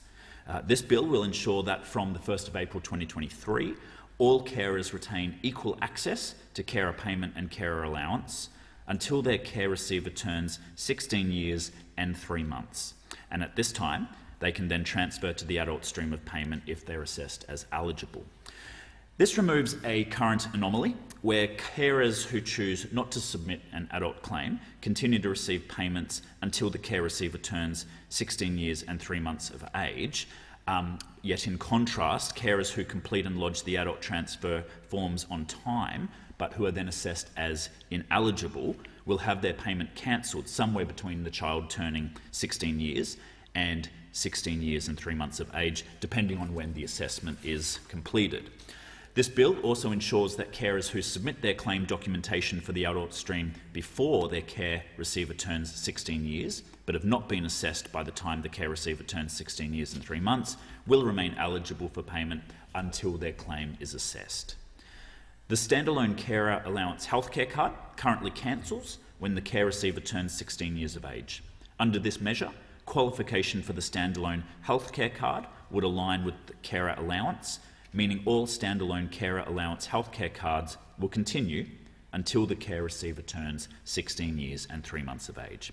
A part of enhanced communication to carers, this bill includes writing to this cohort 9 months before their care receiver turns 16 years and 3 months, rather than the current 6 months. Deputy Speaker, I commend this bill to the House. The debate must now be adjourned. Move that the debate be adjourned. Thank the member for Paterson. The question is the resumption of the debate be made in order of the day for the next sitting. All those in agreement say aye. Those against no. Declare the motion carried. The Clerk. Government Business Notice Number 4, Social Services Legislation Amendment Workforce Incentive Bill 2022. Minister. Thank you, Deputy Speaker. On behalf of the Minister for Employment, Workforce, Skills, Small and Family Business, I present the Social Services Legislation Amendment Workforce Incentive Bill 2022 and the explanatory memorandum. The Clerk. First reading, a bill for an act to amend the law relating to social security and veterans' entitlements and for related purposes. The Minister. Deputy Speaker, I move that this bill be now read a second time. The Minister. Deputy Speaker, many industries across Australia are currently experiencing labour shortages due to the COVID-19 pandemic. Regional areas as well are suffering from staff shortages as a result of depressed labour mobility between regions and reduced migration. The Social Services Legislation Amendment Workforce Incentive Bill 2022 will help to incentivise recipients of the age pension, disability support pension and certain veterans' entitlements to undertake or increase paid employment. Pensioners who choose to engage in some paid employment during their retirement typically have higher incomes and are able to support a higher standard of living than those who don't. They also gain significant non-financial benefits, including stronger social connections, staying mentally active and keeping physically fit. Pensioners who choose to work during their retirement make a valuable contribution to Australia's economy and our community. Presently, around 80,000 aged pensioners around Australia are supplementing their pension income with paid employment. This bill encourages retired pensioners who'd like to re-enter the workforce to do so, and it provides further incentives for those who are already working to increase their hours. Under current policy settings, aged pensioners with employment income have their age pension cancelled if their total income exceeds the pension income test limit for more than 12 weeks. They also lose access to their pensioner concession card, the PCC, after 12 weeks. These policy settings can act as a disincentive for aged pensioners to work. Many aged pensioners want to work, but don't want to lose their pension status and don't want to see their PCC cancelled for earning too much. They also don't want to have to complete a full application again to have their age pension and their PCC reinstated. This measure increases the flexibility of the pension for those people over age pension age who want to work by allowing age pensioners to move more easily between periods of work and the age pension. From the 1st of April 2022, pensioners with employment income whose total income exceeds the income limit will have their age pension suspended for a period of up to 2 years rather than cancelled after 12 weeks. If at any time during the 2-year period their income is at a level where they can return to the age pension, they'll benefit from an abridged reapplication process that only requires them to update their circumstances, including their income and their asset information, with Services Australia. Pensioners will also be able to retain their PCC for longer. That's their pensioner concession card. Currently, age pensioners who earn above the income limit keep their PCC for 12 weeks. Working disability support pensioners retain their card for 52 weeks. This measure increases and aligns the amount of time that age pensioners and disability support pensioners are able to retain their concession card to 2 years. The PCC provides access to a range of Commonwealth health concessions, including cheaper prescriptions under the Pharmaceutical Benefits Scheme. So allowing working pensioners to keep their PCC for 2 years reflects the value that pensioners place on their concession cards and recognises that older Australians often have additional medical needs, even if and when they're able to work. Importantly, when recipients of age pension, disability support pension and certain veterans' entitlements take up work and their partner is also a pensioner, they will both keep their PCC and both will be able to easily resume their pension payments within that new 2-year period. This measure complements existing work incentives. For example, the income-free area lets a single age pension recipient have up to $180 per fortnight in employment or other income before their payment is affected. In addition, the work bonus allows age pension recipients to have an extra $300 per fortnight in employment income before their payment is affected.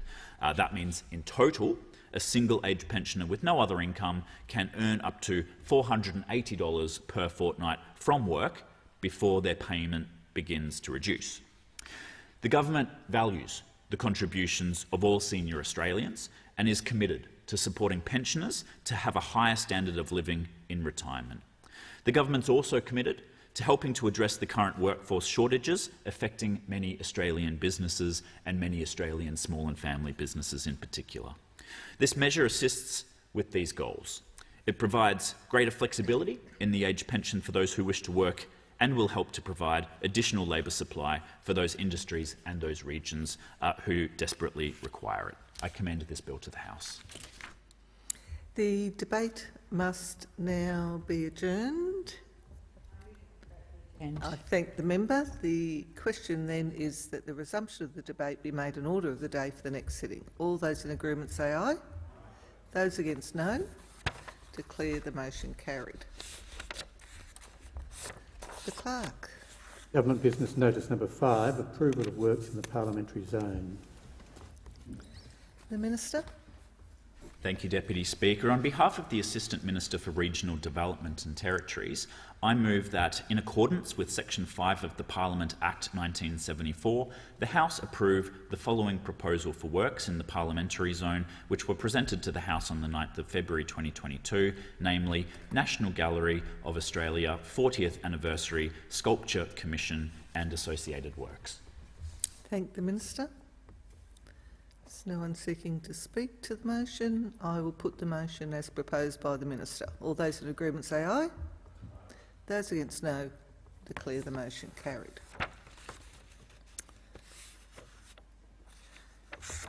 And I give the call to member for Cooper. Thank you, Deputy Speaker. On behalf of the Joint Standing Committee on Trade and Investment and Growth, I present the committee's report incorporating dissenting reports. It's entitled The Prudential Regulation of Investment in Australia's Export Industries and I move that the House take note of the report. So just clarify, this is adjourned immediately? Yeah. The debate is adjourned and the resumption of the debate will be made an order of the day for the next sitting. The member for Cooper. I move that the order of the day be referred to the Federation Chamber for debate. I thank the member for Cooper. So the motion before the chair is that the order of the day be referred to the Federation Chamber for debate. All those in agreement, say aye. Those against, no. Declare the motion carried.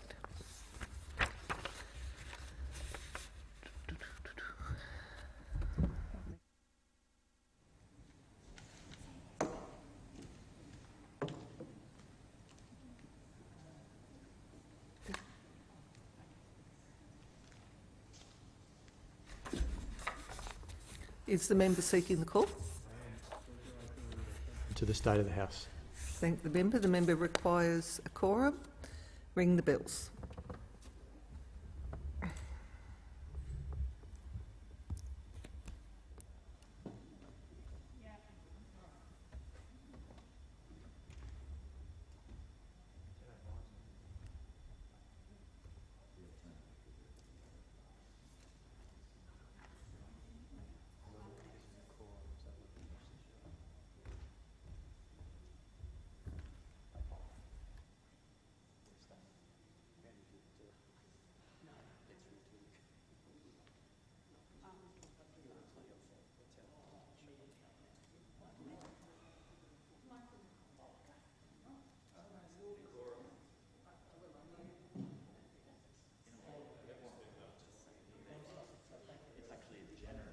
Very generous, very thoughtful.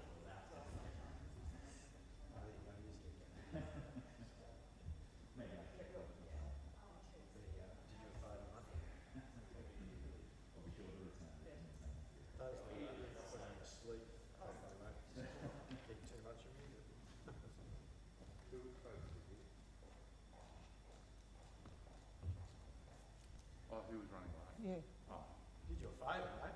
Thanks, Matt. Appreciate it. I'm not sure if it's his original intent, but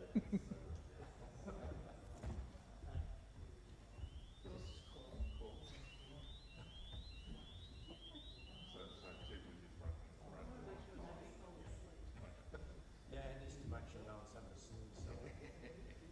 Mate, we're all filled up with the loud go.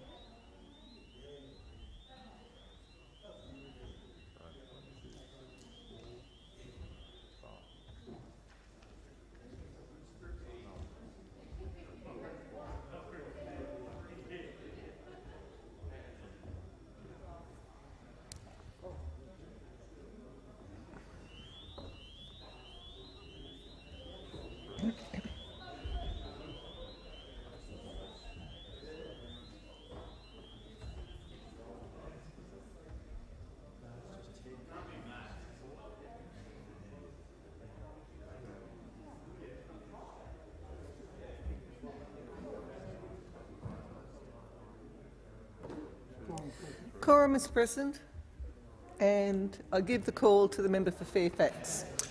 Deputy Speaker, thank you very much. And I'd like to thank my colleagues for coming in today to hear this very important report being tabled on behalf of the Joint Standing Committee for Foreign Affairs, Defence and Trade.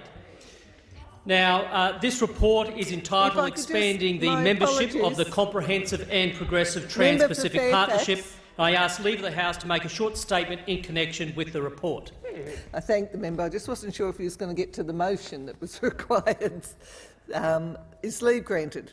No. I thank the member. Leave is granted, and I'll give the call to the member for Fairfax. Deputy Speaker, on behalf of the Joint Standing Committee of Foreign Affairs, Defence and Trade, I present the report entitled Expanding the Membership of the Comprehensive and Progressive Trans-Pacific Partnership, the CPTPP. The CPTPP is an agreement between 11 economies, including Australia, and the subject of the committee's inquiry was the agreement's expansion, that is, the case for new members to accede to the agreement. 68 submissions and 8 public hearings later, the committee deliberated, and today I'm delighted to be tabling a report that received bipartisan support in the Joint Standing Committee. Now, the starting point is to recognise that the CPTPP is one of the world's most comprehensive free trade agreements. And it follows, therefore, that the CPTPP, its quality, must be maintained. Indeed, it should be open for new members, but that welcoming should not be unconditional. Put differently, the only aspiring economies that should be considered are those that, 1, support an open, transparent and stable trading environment, 2, demonstrate an ability and willingness to meet the agreement's high standards, and 3, offer export potential through enhanced market access. Tackling the question of future CPTPP members isn't an academic exercise. Indeed, the United Kingdom is well into the accession process as the first aspiring economy to formally request to join the agreement. And as the committee has recognised, that process that the UK is undergoing should be leveraged as a template for other future aspiring economies. There are also lessons to be learned from the UK experience. Firstly, the benefits that accrue from negotiating a bilateral free trade agreement with a trading partner while concurrently helping facilitate that same partner's accession to the CPTPP. Secondly, the importance of government-to-government engagement during the accession process, including at the ministerial level. And thirdly, the value of clear guidance on the accession process, including the various gates, the various stages of the deal. Now, when it came to the question of the UK's accession, the committee recommended that the Australian government work with its other CPTPP members to encourage and facilitate the UK's accession to the agreement. And we made a similar recommendation on encouraging and facilitating the accession of South Korea, noting that South Korea is at far earlier a stage in the process than the UK, as it's only now in the midst of formalising its request to join the CPTPP. Taiwan, on the other hand, formalised its request to join the CPTPP some time ago. The committee's recommendation on Taiwan was that the Australian government work with other CPTPP members to encourage and facilitate its accession to the agreement. We also went one step further with respect to Taiwan. Australia does not have a bilateral free trade agreement with Taiwan, and so, noting the benefits that accrued from negotiating a bilateral free trade agreement with the United Kingdom while also supporting its accession to the CPTPP, the committee has recommended to the Australian government that it also consider adopting a similar approach with Taiwan, that is, negotiating a bilateral Taiwan-Australia free trade agreement while concurrently encouraging and facilitating its accession to the CPTPP. And then there's China, Deputy Speaker. Much of the evidence we received on the China question was binary in nature, most people typically arguing that China should be either in or out. But where we landed was somewhere else. The committee recommended that the Australian government work with other CPTPP members to encourage China to re-establish full trading relations, ending its coercive trade measures and re-engaging in ministerial dialogue, and to demonstrate an ability and willingness to commit to the CPTPP's high standards prior to supporting the commencement of an accession process.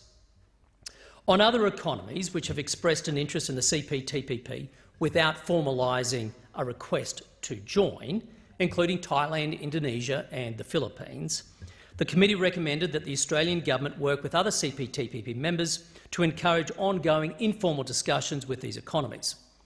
And lastly, the committee also made a recommendation with respect to the United States, which was central to negotiations on the agreement before it withdrew under President Donald Trump. The committee recommended that the Australian government work with other CPTPP members to encourage the United States to renew its interest in the agreement. In closing, Deputy Speaker, I thank the diplomatic representatives of the United Kingdom, China and Taiwan for their submissions. And I also thank all submitters and those who appeared before the committee in public hearings. I thank the committee secretariat, my Deputy Chair, Senator Malarndirri McCarthy, and also the Chair of the full committee, Senator David Fawcett. Finally, I thank all members of the Joint Standing Committee on Foreign Affairs, Defence and Trade from both the House of Representatives and the Senate, from both this side of the aisle and the other side, for their cooperation which led to the report I tabled today receiving bipartisan support. I commend the report to the House. Thank the member for Fairfax. No one else seeking to speak on the report. The clerk. Government business order of the day number 1, Animal Health Australia and Plant Health Australia Funding Legislation Amendment Bill 2021, resumption of debate on the second reading. The question before the chair is that this bill be now read a second time, and I give the call to member for Franklin. Thank you, Deputy Speaker. The explanatory memorandum for this bill says the purpose of the proposed amendments to the Australian Animal Health Council Livestock Industries Funding Act 1996, the AHA Act, and the Plant Health Australia Plant Industries Funding Act 2002, or the PHA Act, would be to streamline administrative processes by removing redundant provisions to add provisions that create efficiencies and facilitate future levy arrangements, and to increase consistency between the acts regarding the spending of emergency response levies. The AHA Act is the disbursement act under which the Commonwealth pays levies and charges that are collected from certain animal industries to the Australian Animal Health Council, otherwise known as Animal Health Australia. Animal Health Australia is a not-for-profit company created to coordinate the government-industry partnership for animal biosecurity here in Australia. The AHA sets out priorities that must be applied to the spending of the emergency animal disease response levies. These priorities are to ensure that the Commonwealth's primary purpose for emergency animal disease response levies are met. These purposes include cost recovery for the collection of these levies and funding industry contributions to relevant emergency responses under the Emergency Animal Disease Response Agreement. That is, when there is an incursion, when we have something come through Australia's biosecurity system, that there is a levy imposed on those industries which it impacts to try and deal with it, Deputy Speaker, in plain English for those listening at home. These proposed amendments in the bill relating to the AHA Act include amending the AHA Act to facilitate the funding of emergency responses under emergency biosecurity response deeds other than the Emergency Animal Disease Response Agreement, such as the proposed emergency response deed for aquatic animal diseases. Adding a power in the AHA Act for the Governor-General to make regulations which is consistent with the regulation-making power in the PHA Act. And it repeals redundant provisions in the AHA Act that relate to honey, as honey-related levies are no longer paid to the AHA. The PHA Act is the disbursement act under which the Commonwealth pays levies and charges that are collected from certain plant industries to Plant Health Australia. Plant Health Australia is a not-for-profit company created to coordinate government industry partnership for plant biosecurity in Australia. The PHA Act sets priorities that must be applied to the spending of the emergency plant pest response levies. These priorities ensure that the Commonwealth's primary purposes for the spending of the emergency plant pest response levies are met. These purposes include the cost recovery for collection of these levies and funding industry contributions to relevant emergency responses under the Emergency Plant Pest Response Deed. The proposed amendments in the bill relating to the PHA Act include broadening the scope of permissible uses for the emergency plant pest response levies in the PHA Act to include the promotion or maintenance of the health of an EPPR plant, which will provide more flexibility to PHA industry members in meeting industry biosecurity needs. This is also consistent with the permissible uses for the equivalent emergency animal disease response levies in the AHA Act. Adding a power in the PHA Act for the Secretary of the Department of Agriculture, Water and the Environment or a delegate of the Secretary to determine that a body is a relevant plant industry member by notifiable instrument. It also seeks to repeal redundant provisions in the PHA Act that provide for the redirection of excess levies to research and development purposes. The explanatory memorandum also outlines that the bill would make minor consequential amendments to the Horticulture Marketing and Research and Development Services Act 2000 and the Primary Industries Research and Development Act 1989. It is understood the proposed amendments would commence on 1 July 2022. The explanatory memorandum further states that consultation has been undertaken with PHA, all of the industry members and AHA. It also notes that the proposed changes would not impact AHA's existing industry members. I note that this bill has no financial impact on the Australian government budget, but I have sought assurances from the government that it will not be increasing massive levies across the industry and the sector, and that has been part of the consultation. Deputy Speaker, as already stated, Labor has indicated we will support the bill. Legislation of this nature around biosecurity to ensure that there are measures in place to keep out pests, weeds and disease, we do take very seriously, and we've been very supportive of these types of bills and legislation in the past. We have not wanted to hold these up in any way, shape or form. However, we do need to highlight the concerns that we have with the government's slow approach to strengthening Australia's biosecurity system. Firstly, the government doesn't have a good track record when it comes to delivering on biosecurity. We know the government did an almighty backflip on the biosecurity level, and it failed to adopt the levy that was recommended in an industry review back in 2017. It did a lot of work on this levy. It even made provision for one in the budget a number of years back. They even expended the money. But like so many other announcements on that side, the levy didn't eventuate.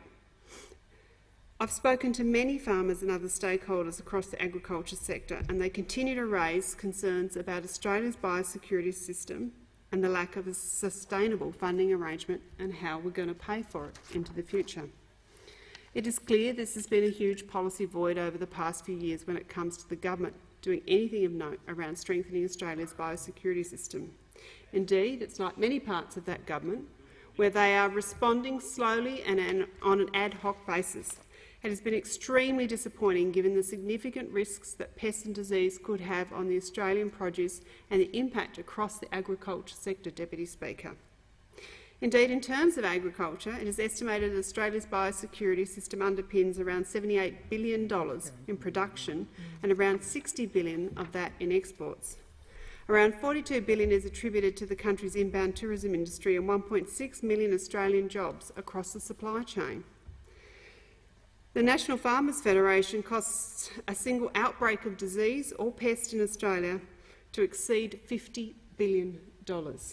This is a very significant issue to the future of our sector.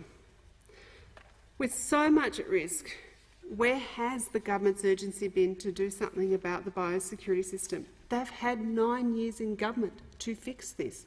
9 years. How long is it going to take? Indeed, prior to the 2021-22 budget, where they did put in a bit of money for biosecurity, it was actually going backwards over the forwards. That was the state of biosecurity funding in this country. The government really has done very little to assure farmers and primary producers or to give them any confidence that it has been a good manager of Australia's biosecurity system.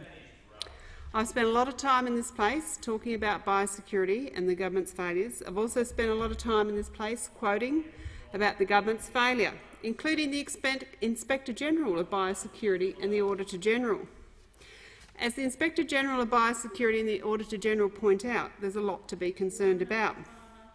I just wanted to spend a bit of time going through these concerns indeed, Deputy Speaker. As I've mentioned, we all know there is a lot at risk, so we need to understand what these reports are saying about where the biosecurity system is. Last year alone, there were 4 damning reports and reviews outlining serious inadequacies that exist across Australia's biosecurity system. 3 reports from the Inspector-General and 1 from the Auditor-General. The first report was in February last year by the Inspector-General of Biosecurity. The report looked at the adequacy of the department's operational model to effectively mitigate biosecurity risks in evolving risk and business environments. The Inspector-General of Biosecurity's broad assessment was that the biosecurity system is not in a strong position to address the diverse and evolving biosecurity risks and business environment expected to prevail from 2021 through to 2025. The Inspector-General made 19 recommendations to the department. The second report was in April last year, again the Inspector-General of Biosecurity, and this report, of course, centred on the Ruby Princess cruise ship incident and human biosecurity, and we all know what a debacle that was. The review found weaknesses in the department's management of human biosecurity functions and recommended a strengthening of arrangements for intercepting listed human diseases and biosecurity risk material to ensure that the efforts be directed across to areas of highest risk. Who would have thought, Deputy Speaker, in a global pandemic there might be a risk? The review also found that information systems that underpin human health activities need to be transformed.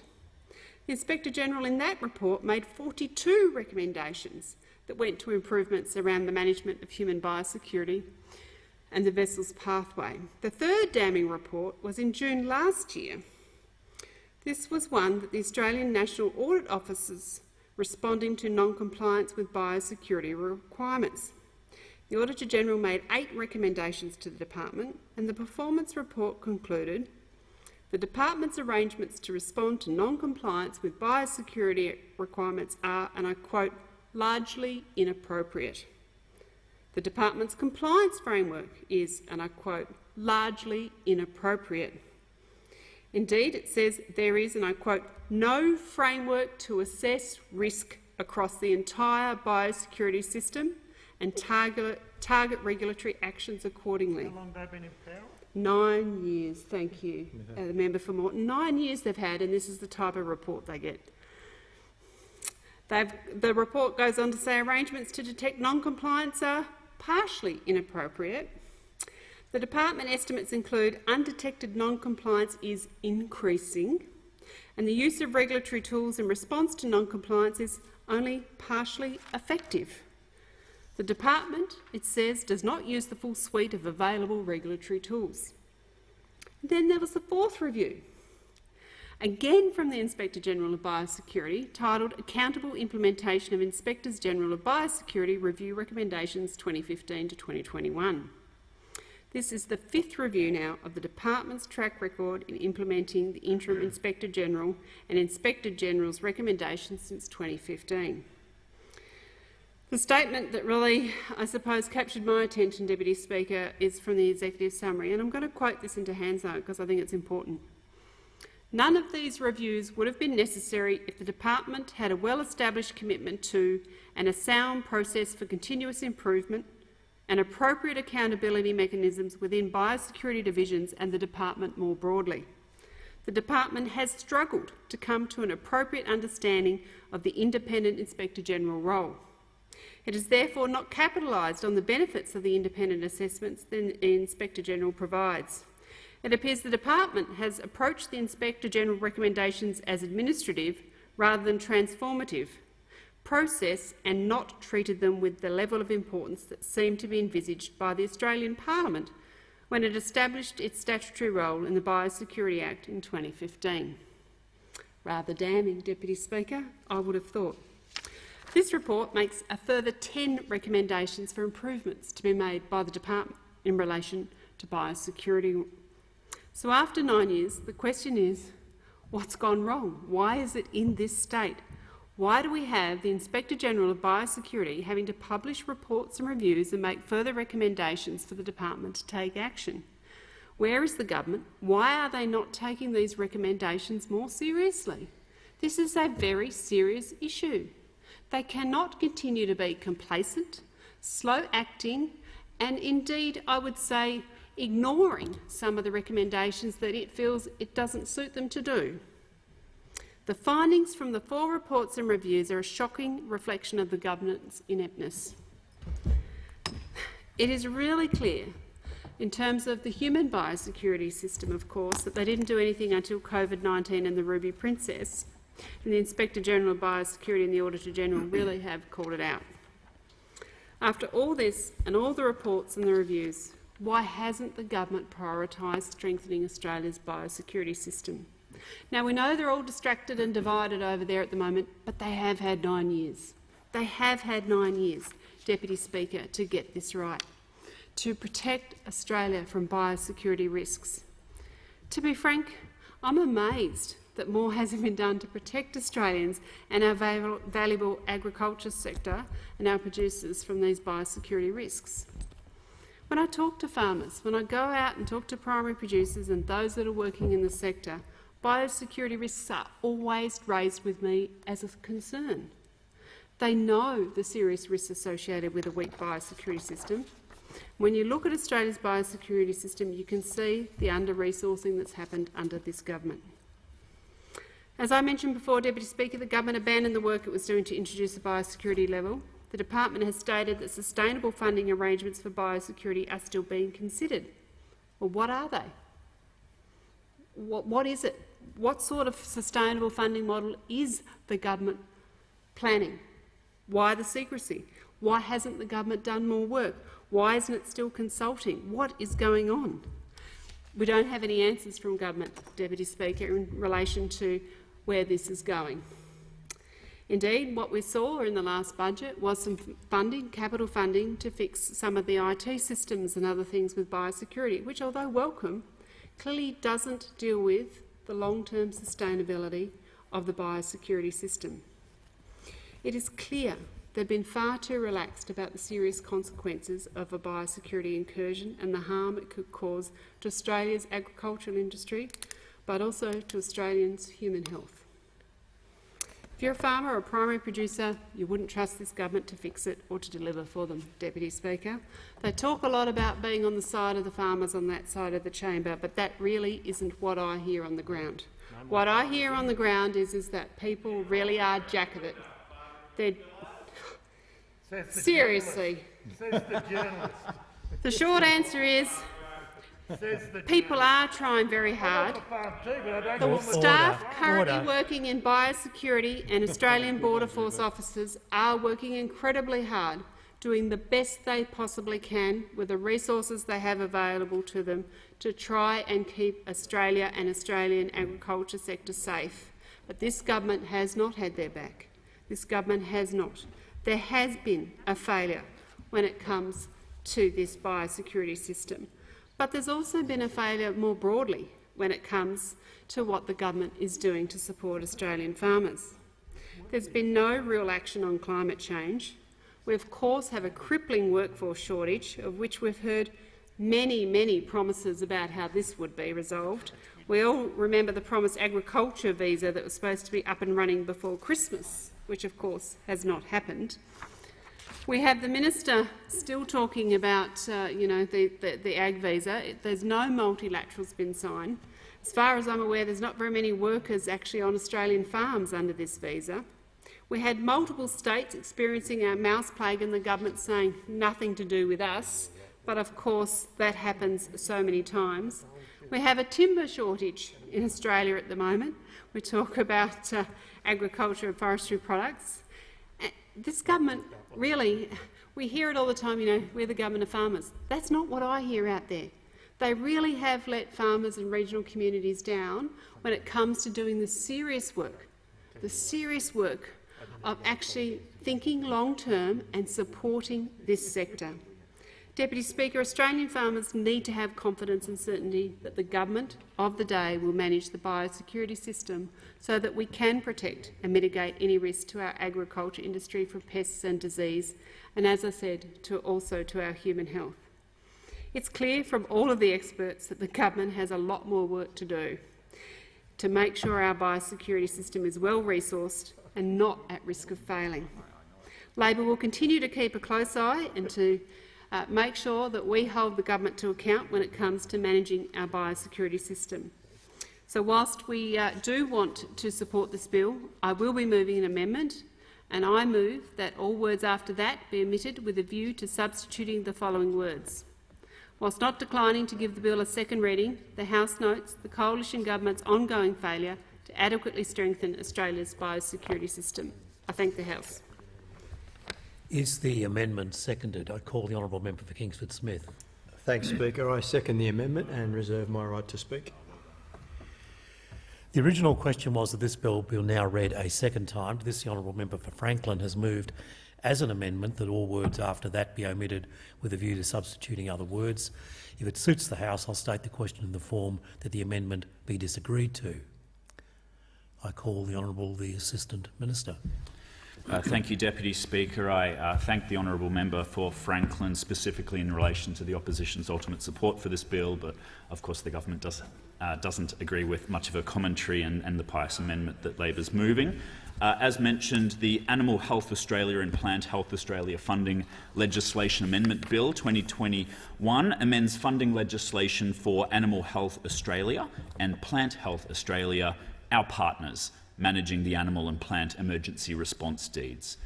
The government confirms that this bill will increase the efficiency and effectiveness of the legislation dealing with funding and levies relating to those partner organisations. The bill will facilitate the ability of industry parties signing up to future emergency biosecurity response deeds to use the same levy arrangements available in relation to the existing plant and animal deeds. It'll offer increased flexibility to plant industry members in the spending of their emergency response levies.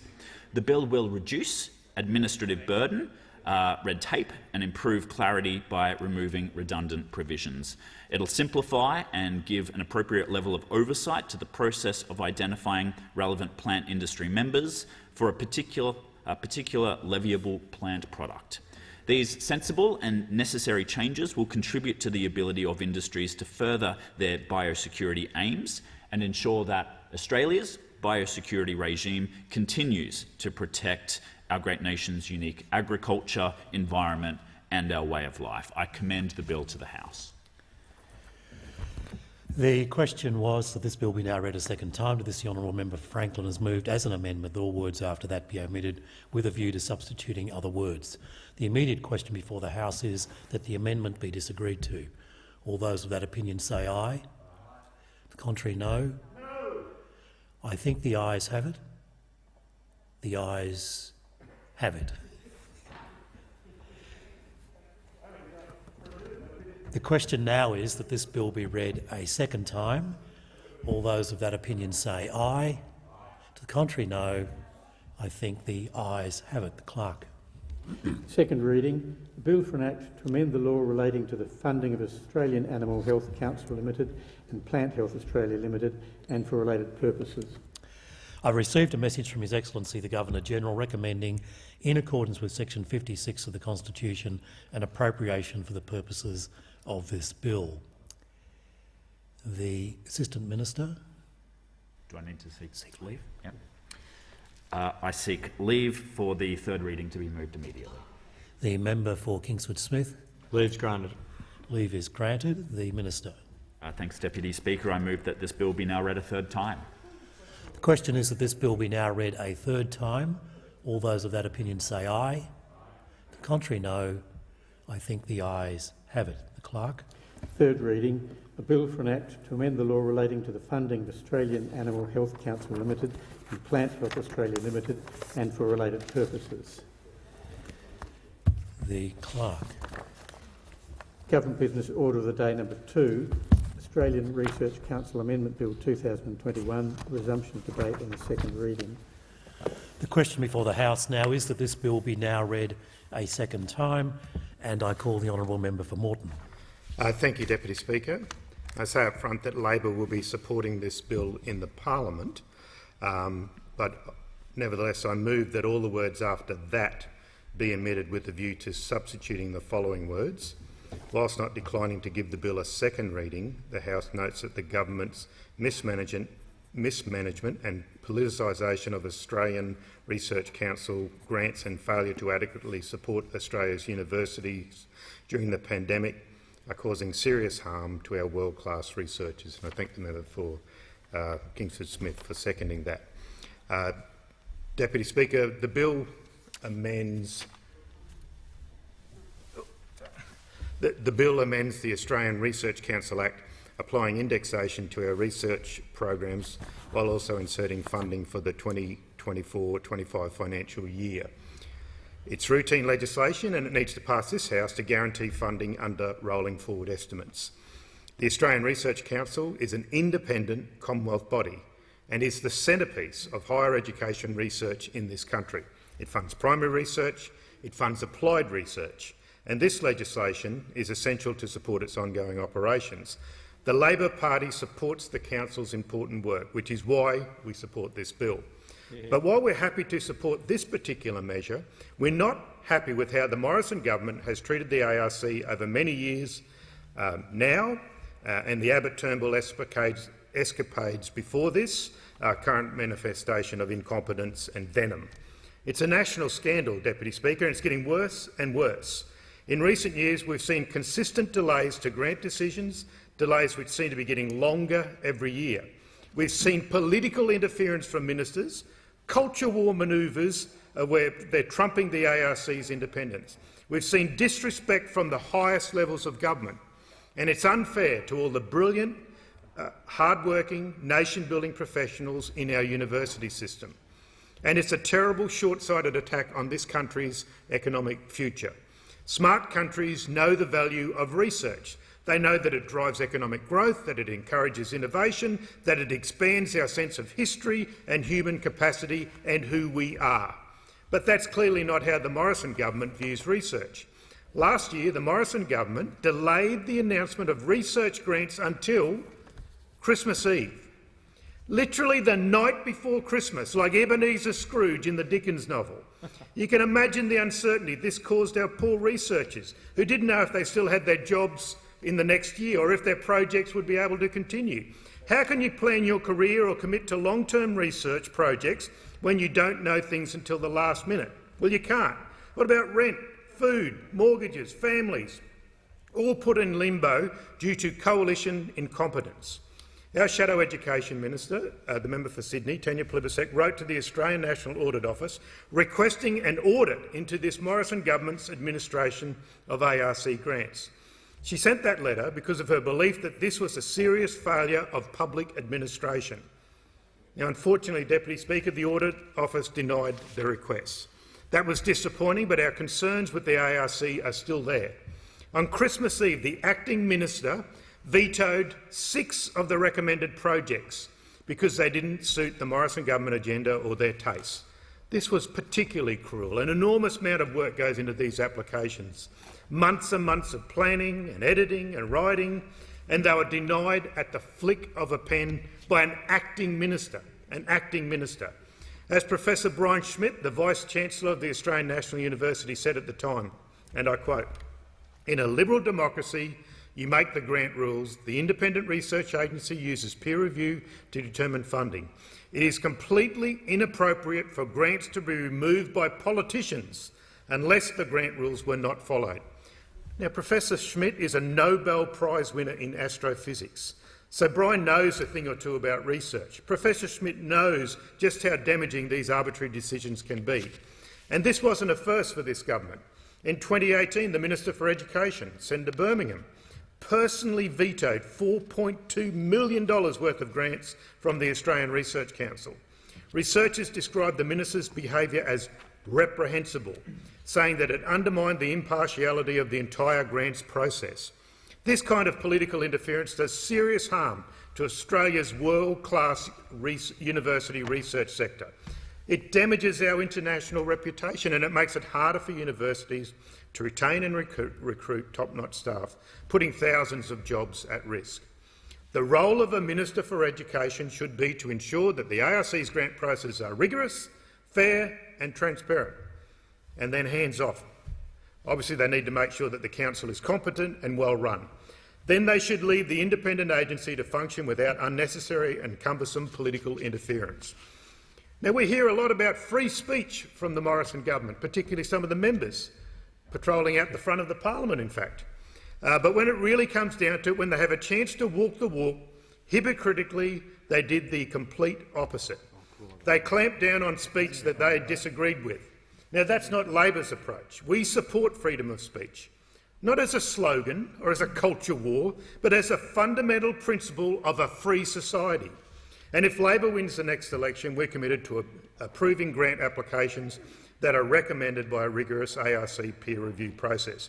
And they'll be delivered on time, on a pre-established date, not Christmas Eve, I can guarantee you of that, and it'll be well in advance of the grant's commencement. That's the Labor guarantee. Because we've got to do much, much more to support our universities, particularly after the past 2 horrific years, 2 of the hardest years in the history of higher education. We know that the Prime Minister abandoned higher education during the pandemic. In its hour of need, he deliberately and systematically deserted them. As thousands of university staff members were losing their jobs, the Prime Minister, what did he do? Well, he excluded universities from JobKeeper. Businesses with booming profits, well, they got JobKeeper. 39 billion, in fact. 39 billion went to profitable companies. But universities were coldly left out, a cruel and calculated decision by the Prime Minister. Now, look, Deputy Speaker, I don't know what happened to the member for Cook when he was at university, but slaking his revenge has turned out to be a disaster for the sector. Across the pandemic, 40,000 jobs were cut across tertiary education. That's an unbelievable figure, 40,000 jobs.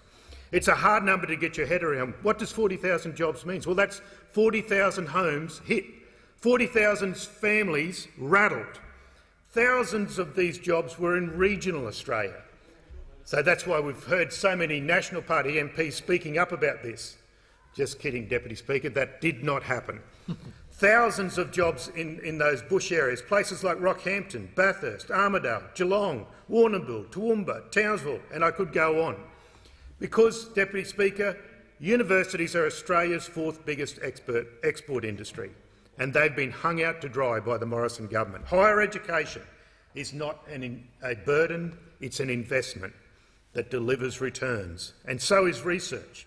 Unfortunately, because of the Morrison government's abandonment during the pandemic, an estimated 7,000 research jobs were lost in the past 2 years. Departments have been shut down. Research institutes like the National Centre for Flood Research in Lismore have closed. Under the Liberal Party, Australia has been a difficult place for researchers. A 2016 survey of medical researchers found that 83% of them had contemplated leaving the profession. Now, that is a fair dinkum brain drain flowing from the pen of the Education Minister, the Prime Minister's office. The Australian Postdoctoral Reference Survey found that over half of our early career researchers had thought about moving overseas, and plenty of them have already made this choice, an exodus of talent from our shores, where other countries will receive the benefits of that investment. These are the kinds of people who helped supercharge our vaccine development, the people who liberated us from the worst of COVID and the pandemic. And we're watching them walk out the door. The truth is you can't have a strong, modern economy without a healthy research system. It's something we desperately need in this country. According to research by Harvard University, Australia has the economic complexity of a developing nation. Australia was between Uganda and Burkina Faso as the 87th most complex economy in the world. 87th. This isn't just an economic risk, it's holding our economy back. As a country, we spend well below the OECD average on research and development. New technology and breakthroughs don't emerge out of thin air. We need researchers to discover them. We need a system that encourages their work. The Liberal Party has never given researchers the support they need. You need a Labor government to do that. We need a Labor government that will invest in our universities again, that will deliver up to 20,000 new university places, places that will help fill skill shortages and fill future skills needs by training Australians in jobs including engineering, nursing, tech and teaching, to name but a few. places that will prioritise for universities offering more opportunities for underrepresented groups, such as people in regional parts. I hope the National Party hears that. People from regional parts of Australia will retrieve that helping hand. So their best and brightest kids from the bush get to go to our universities. Also remote and outer suburban areas, those who are in the first in their family to study at university, and obviously First Nations people, First Nation Australians. A Labor government that will use its $15 billion National Reconstruction Fund to help translate brilliant discoveries and inventions into new Australian businesses and new Australian jobs. That will put real resources into research and development. Labor governments have always invested in higher education. Obviously, Gough Whitlam made my university study possible, but we've got a long history of investing in higher education. We've always opened them up to more students from less privileged backgrounds so their best and brightest can solve the problems of a modern Australia. We've always supported research. That's our legacy and that's our ambition. Our universities won't be rebuilt under the Liberals who spent their term in office trashing them. What a legacy. We need a Labor government to rebuild our universities. Well done. Matt, you got a second? The question is the amendment seconded? The member for Kingsford Smith. Thanks, Speaker. I second the amendment and reserve my right to speak. So the original question was that the bill be now read a second time. This, the honourable member for Moreton has moved as an amendment that all words after that be omitted with a view to substituting other words. If it suits the House, I'll state the question in the form that the amendment be disagreed to, and I call the member for Sturt. Thank you, Mr Acting Deputy Speaker. I rise to support the second reading of the bill and not the amendment. Of course, this is a routine matter for us to deal with on an annual basis. We are primarily in this bill adjusting the expenditure caps on research that are set out in the Act, and of course each financial year we add a new fourth year of funding cap, and we're also happily here increasing the existing ones in line with inflation. So this bill will see around a little over $840 million added to what we're investing in research, and I'm very proud to be here speaking in support of this, because research and the taxpayer funds and support that we provide to research are ever more important now more than ever in light of the lessons that we've learnt, responding economically to the challenges of the coronavirus and the very important needs of sovereign capability here in Australia, and to be less reliant on offshore supply chains, and to be more able and competent to produce more things here, particularly things that we rely on in a crisis. We saw during the coronavirus pandemic how important it was to have supply chains that were onshore here, so that if a situation like that ever befalls us again, we want to be even more robust than we were this time.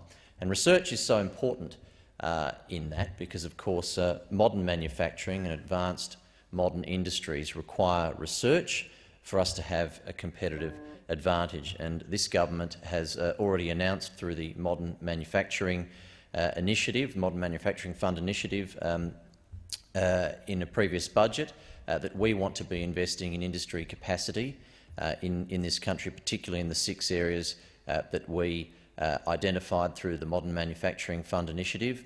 I want to talk about one of those specific to my home state of South Australia in a moment, but all 6 of them are about building resilience, and they need investment in research to be able to be industries and industry sectors that we can build on and grow into the future. And by us investing through things like the Research Council, we're going to see those excellent outcomes, not just research for research's sake, but also the added economic and industry benefit outcomes from that.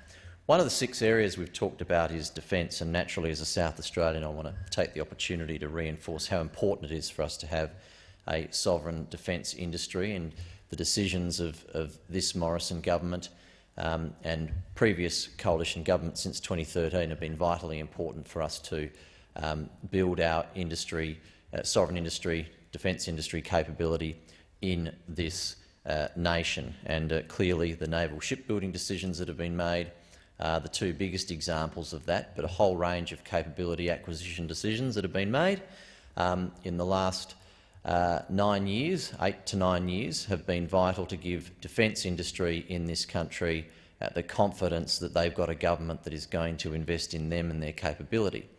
But just as vitally important is research. And when we talk about this bill and investing in research as a government, it reminds us that just recent examples like the one the Prime Minister made at the Press Club last week, and of course the Trailblazer program late last year, examples of us as a government investing in research that partners us with tertiary institutions like universities, and the Trailblazers example, and the announcement last week by the Prime Minister, which also links universities and agencies like the CSIRO into the commercial sphere and finding those great partnerships.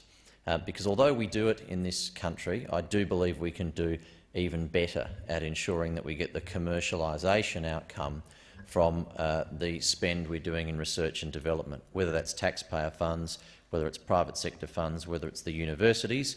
We want to make sure that as we're spending money on research and development, we're not just doing the R and the D, we're getting the C part as well, commercialisation, and seeing an economic dividend from research when we're undertaking research that's got a industry outcome. So in defence, this is going to be more and more exciting for us, for our economy, and particularly for my home state of South Australia, because as we are making decisions as a government to invest in defence industry, research and development, I'm very confident that that is going to lead to commercialisation outcomes for businesses that either exist or will be created because of the IP from research, and of course the jobs and economic benefit that is going to flow from that. I've got a great business in my electorate called Supershock, and they're exactly an example of a business that is growing rapidly because they're undertaking research and development. They're bringing young graduates in on a constant basis every year into the firm. They're enhancing their existing products. They're creating new products.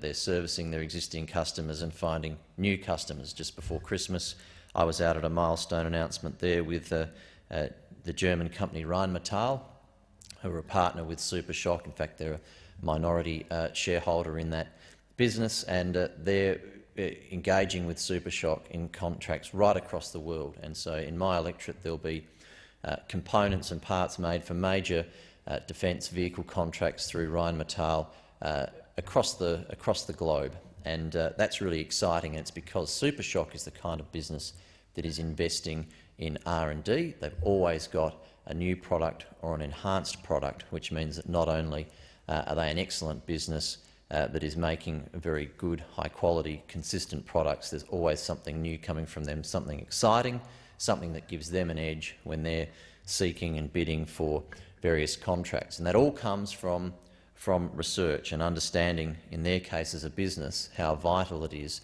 to be investing in R&D and to be always looking for the next opportunity to enhance your product and to get an edge on your competitors. And when that's an Australian business competing internationally in export markets, it's even more vital that we as a government are partnering with those kind of businesses. And what we do through the Research Council and the other investments that we make in research and development, the more that can lead to economic outcomes, the better.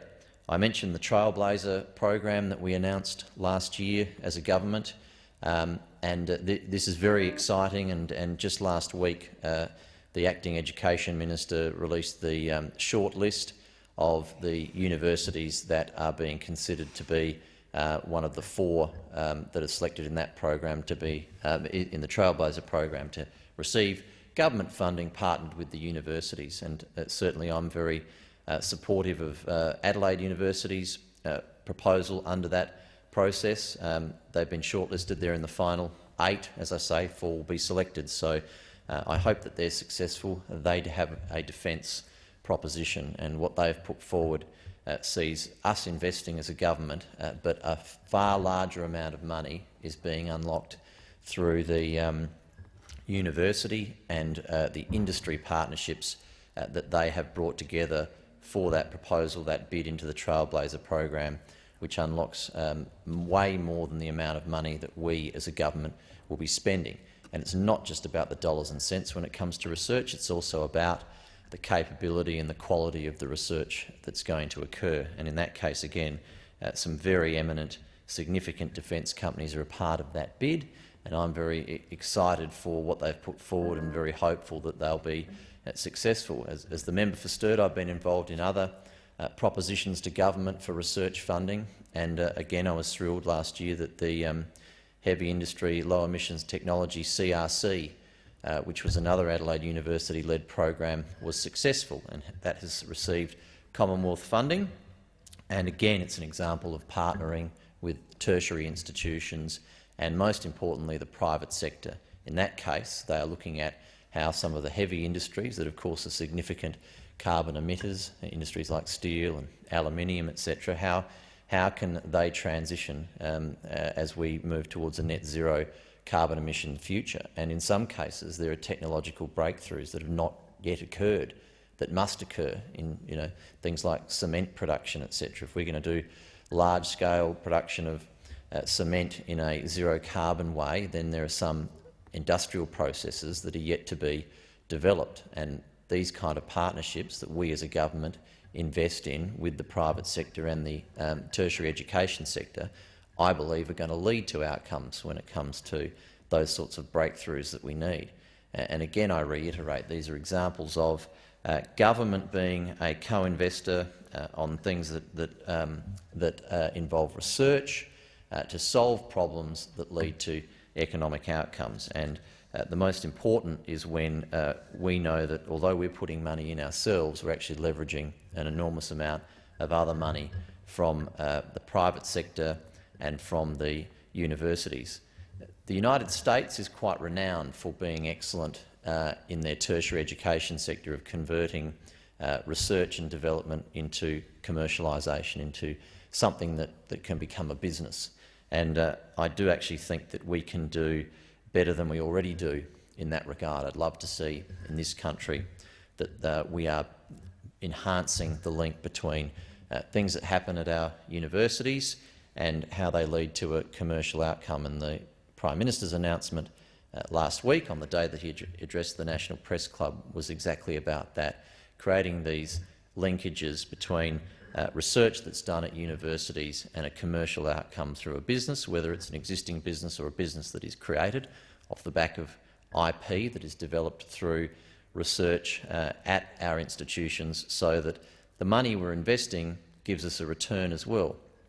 We want to see research funding when it's focused on industries, when it's focused on breakthroughs for manufacturing, as an example, given I've spoken about the Modern Manufacturing Fund initiative that we have put forward. We want to see those dollars lead to breakthroughs and lead to an economic return on that. And hopefully, ideally, whatever we're spending on research has a significant multiplier effect when it comes to the economic outcome when that research is successful. Now, not all research is going to be successful, and not all research is undertaken for economic benefit, obviously.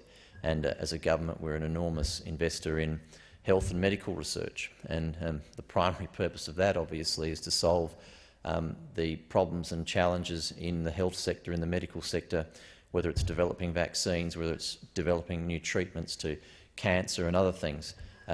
That research investment is equally as vital.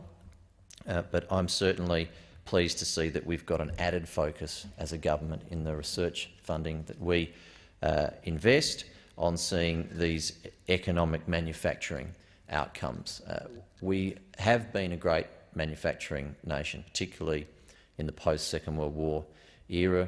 South Australia, my home city of Adelaide, is one of the best examples of that. We had the GMH Holden factory, we had very many other significant manufacturing businesses that were very successful for a long, long time, and they were impacted by things like opening the economy up and reducing tariffs and cheaper imports coming from other countries. And whilst I'm very passionately supportive of free trade, it is obviously regrettable if we have lost manufacturing jobs in this country in the decades more recently. But the opportunity for us now is to bring those manufacturing jobs back into our economy, And we're going to do that by being competitive and by being more advanced and having IP and technological breakthroughs by focusing on research and development and leading that through to commercialisation.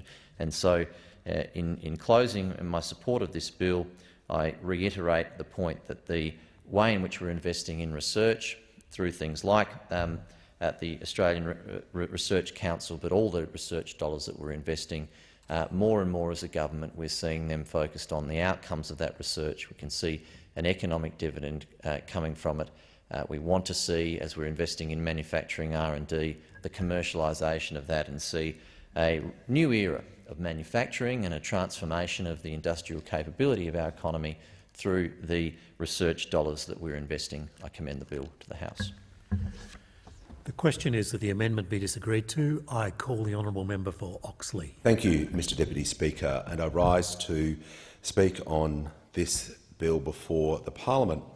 Labor supports this bill, and as we have heard, the purpose of the bill is to amend the Australian Research Council Act to apply indexation to approved research programs, as well as inserting funding for the 2024-25 financial year. And the Australian Research Council is an independent Commonwealth body. It funds both primary and applied research through the Discovery Program and the Linkage Program. Mr Deputy Speaker, the legislation is essential to support the ongoing operations of the ARC. And obviously Labor supports this work, and that's why we are supporting the bill. But whilst I give those introductory remarks, I also want to speak strongly in favour of the second reading amendment, because I wish to raise my very real concerns about how the government is treating the Australian Research Council, which has been subject to unjustifiable delays to grant announcements, political interference from government ministers, and have had the important work that their researchers do completely devalued. And I want to also place on record my growing concerns regarding the lack of support, or the fact that this government seems incapable of adequately supporting Australia's universities during the pandemic, and what that impact means, Mr Deputy Speaker, for the serious harm to our world-class researchers. And I thank the Shadow Minister for Sydney for the work that she's done in advocating on behalf of the sector. And I think all members on this side of the chamber are at one, where we've either heard concerns or had numerous contacts from the sector where people are basically at the break glass situation. Now, last year, the government delayed the announcement of important university research grants until, are you ready for it, Mr Deputy Speaker, on Christmas Eve. Talk about taking the trash out on a quiet day. This, of course, caused enormous uncertainty for the 5,000 researchers whose jobs and projects relied on the funding. Then the acting minister, and we need to point out that we still have an education and higher education minister who is currently stood down. We've sort of forgotten the fact that the minister is not around or not doing their job because of serious allegations. And even when the minister is here, the education minister and higher education minister seems completely only obsessed about one thing, about curriculum, about what's being taught, or culture wars at university. You actually hear the government, the Prime Minister down or the Education Minister, actually talking about the value of higher education. These nonsensical, it's like during question time, sometimes listening to this, weird Liberal Party branch meeting that are moving motions after motions, or some young Liberal conference or ALSF conference with who can be more right-wing attacking the university sector. Somehow the government, or members of the government, or some members of the government, believe that the university sector is a hotbed of communism and trying to indoctrinate young people and trying to take over the world. It's not that. It's the weird view that they have about curriculum being taught in schools. I mean, and as I've said this before, Mr Deputy Speaker, if the government's so concerned about curriculum at schools and the correct right-wing ideologies not being followed, well, they've been in government 9 years. Like, what are they doing? I mean, it is just ridiculous. We never talk about education outcomes in this place. We never talk about the impact of cuts to higher education. We just continually see the government on these weird culture wars, try to either whip up hysteria while actually not tackling what not funding a higher education sector means for our nation. So let's get back to Christmas Eve, where the then acting minister made the decision to veto 6 of the recommended projects, seemingly because they were not in line with the government's agenda. Now, Mr Deputy Speaker, these applications take a huge amount of time and work from researchers over the course of months, and this government basically has just slammed the door in their face. Now, this is a government unafraid of repeating its own mistakes. As I often say, it's a government never afraid to miss an opportunity to miss an opportunity. This is a government that back in 2019, where Senator Birmingham personally vetoed $4.2 million worth of grants from the Australian Research Council. This was simply because they didn't suit the government's political agenda, or maybe they just weren't to his current views at the time. This behaviour was described by universities and researchers. So let's take the politics out of this. Let's hear what the sector said as, quote, reprehensible, saying that, quote, it undermined the impartiality of the grants process, unquote. Now, this kind of political interference does very real harm to Australia's world-class university research sector. It damages our international reputation and makes it harder for universities to retain and recruit staff, putting thousands of jobs at risk. Now, the Minister for Education has a responsibility to make sure that the ARC's grant processes are rigorous, fair and transparent, and of course to make sure the Council is competent and well run. I firmly believe that the Minister should be approving grant applications that are recommended by a rigorous Australia Research Council peer review process, and I will be strongly supportive of Labor's commitment if we are privileged to be elected. Academic freedom is key to a functioning and free society, and I'm horrified that the government has seemingly chosen to disregard it in favour of their own personal political ends. Their attitude towards research and their reluctance to invest in it has made Australia an unwelcoming place for researchers and the important work that they do. Now, I want to focus some of my remarks now on the practical side of demonstrating to the House and to the Australian community what this government's done to the sector, particularly during the COVID-19 pandemic. If there was ever a sector that needed government to support them, it was the university and higher education sector. 7,000 jobs were lost, as we heard from the member for Moreton. Departments were shut down. Research institutes have closed. But sadly, this is another chapter in the government's neglect of research. A 2016 survey of medical researchers found that 83% of them had thought about leaving the profession altogether, while another found that over half of our early career researchers had thought about moving overseas. So publicly saying that we are looking at a brain drain in this country. And since then, we have seen this played out with talented researchers leaving our shores in droves. A healthy university system is the key to our economy. I fundamentally believe that, our democracy and our society. For Conservatives who believe in institutions and the value of institutions, well, I tell you what, Mr Deputy Speaker, they've got a really funny way of showing it. You know, they've got a really warped view of how to support institutions in this country. We need to invest in research to invest in our future. New technology and breakthroughs just don't come out of thin air. We need researchers to discover them. Australia falls well short of the OECD average on research and development. Universities are where some of our best minds go to learn and the skills they need to help build the future of this nation. They are one of the most important economic and social institutions. They drive innovation. They generate export income. They encourage new industries and new businesses. And they help educate and train the next generation of skilled workers. But despite this, universities have systematically been trashed by this government. The Prime Minister simply left higher education out in the cold during the pandemic. Mr Deputy Speaker, I'm privileged to represent one of the fastest growth corridors in the nation, the Greater Springfield area, in the southwest suburbs of Brisbane and the Ipswich area. Within that lies the beating heart of the University of Southern Queensland Springfield campus.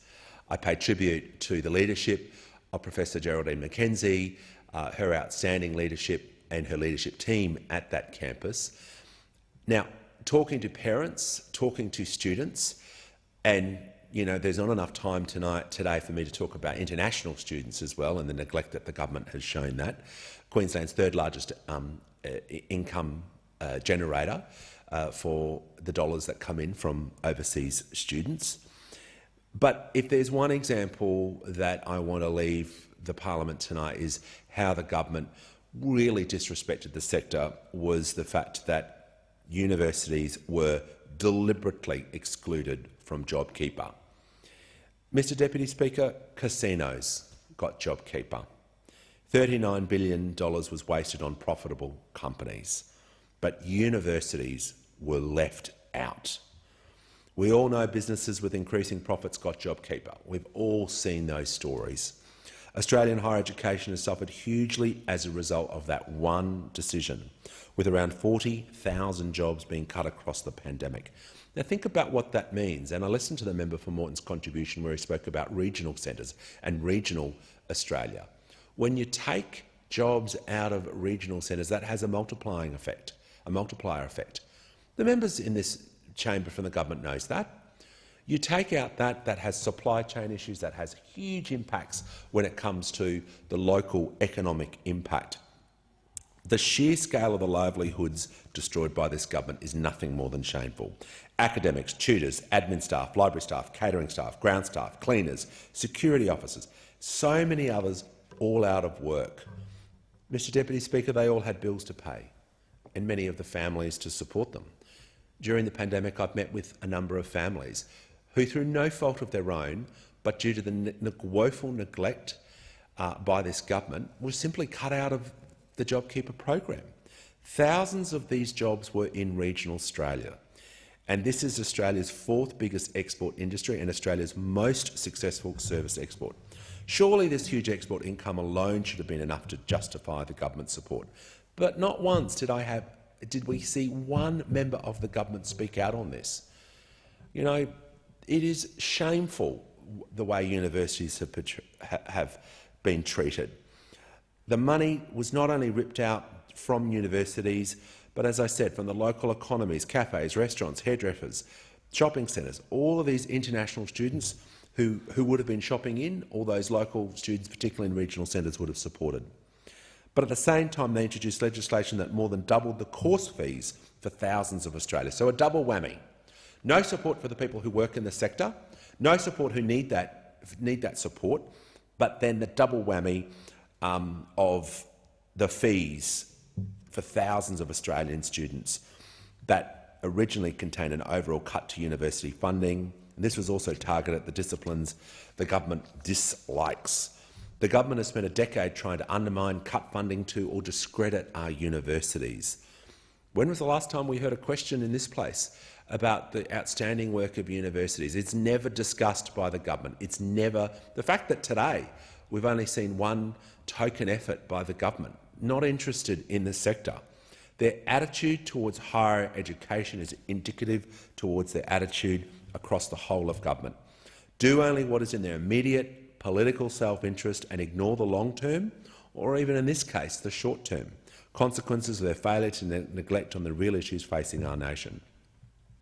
Well, this side of the chamber does have a concrete plan to rebuild the university sector, but more importantly, to show the respect that it deserves. whether it be the 20,000 new places under Labor's Future Made in Australia skills plan. This work will, I guess, address the critical issue of skill shortages and the future skill needs by training Australians in jobs in critical areas like engineering, nursing. The member for Cooper will be strongly supportive of that, I know, but making sure that we have quality educators in our country. And we also have plans to prioritise universities offering more opportunities for underrepresented groups, which will directly benefit so many of my local communities, those people who are first in family to study, people from First Nations backgrounds. We also want to work with universities, partner with universities, in partnership about how our $15 billion National Reconstruction Fund can help translate brilliant discoveries and innovations into Australian businesses, but more importantly, provide Australian jobs. There's a core difference when it comes to universities, but for the sake of our university and research sector, they know they can rely on this side of the chamber, because we want to work with universities to build our nation, to see more people employed, but we'll need a change of government, clearly, for that to occur. The question is that the amendment be disagreed to, and I call the honourable member for Warringah. Thank you, Mr Deputy Speaker. Today I rise to speak on the Australian Research Council Amendment Bill 2021. This bill will amend the Australian Research Council Act to index appropriations and provide a new funding cap commencing in 2024. These are administrative changes that I support. The Australian Research Council is a statutory Commonwealth agency under the ARC Act. And for 20 years, the ARC's fundamental purpose has been to grow knowledge and innovation in the national interest and for the Australian community. This kind of innovation aims to underpin positive environmental, social and economic outcomes. The ARC does this by advising the government on the research matters, as well as administering the National Competitive Grants Program, the Excellence in Research for Australia, and the Engagement and Impact Evaluation Assessment Frameworks. The ARC runs various funding schemes under the banner of linkage programs, which encourage research collaborations between researchers and a range of different styles of organisations, including private enterprise, community organisations and other research agencies. 2021 was the ARC's 20-year anniversary, and it has achieved a lot since then. Since being established, the ARC has awarded over $13 billion in over 29,000 research grants. 1,100 research projects are funded each year. The Commonwealth invests in research and development in many ways, but the ARC forms a large part of it. The ARC administers roughly 6.8% of Commonwealth's total investment in research and development. This is a substantial amount. The ARC has partially funded 74 centres of excellence with industry and universities, and centres of excellence foster collaboration between research organisations, businesses and universities. Centres of excellence usually undertake innovation,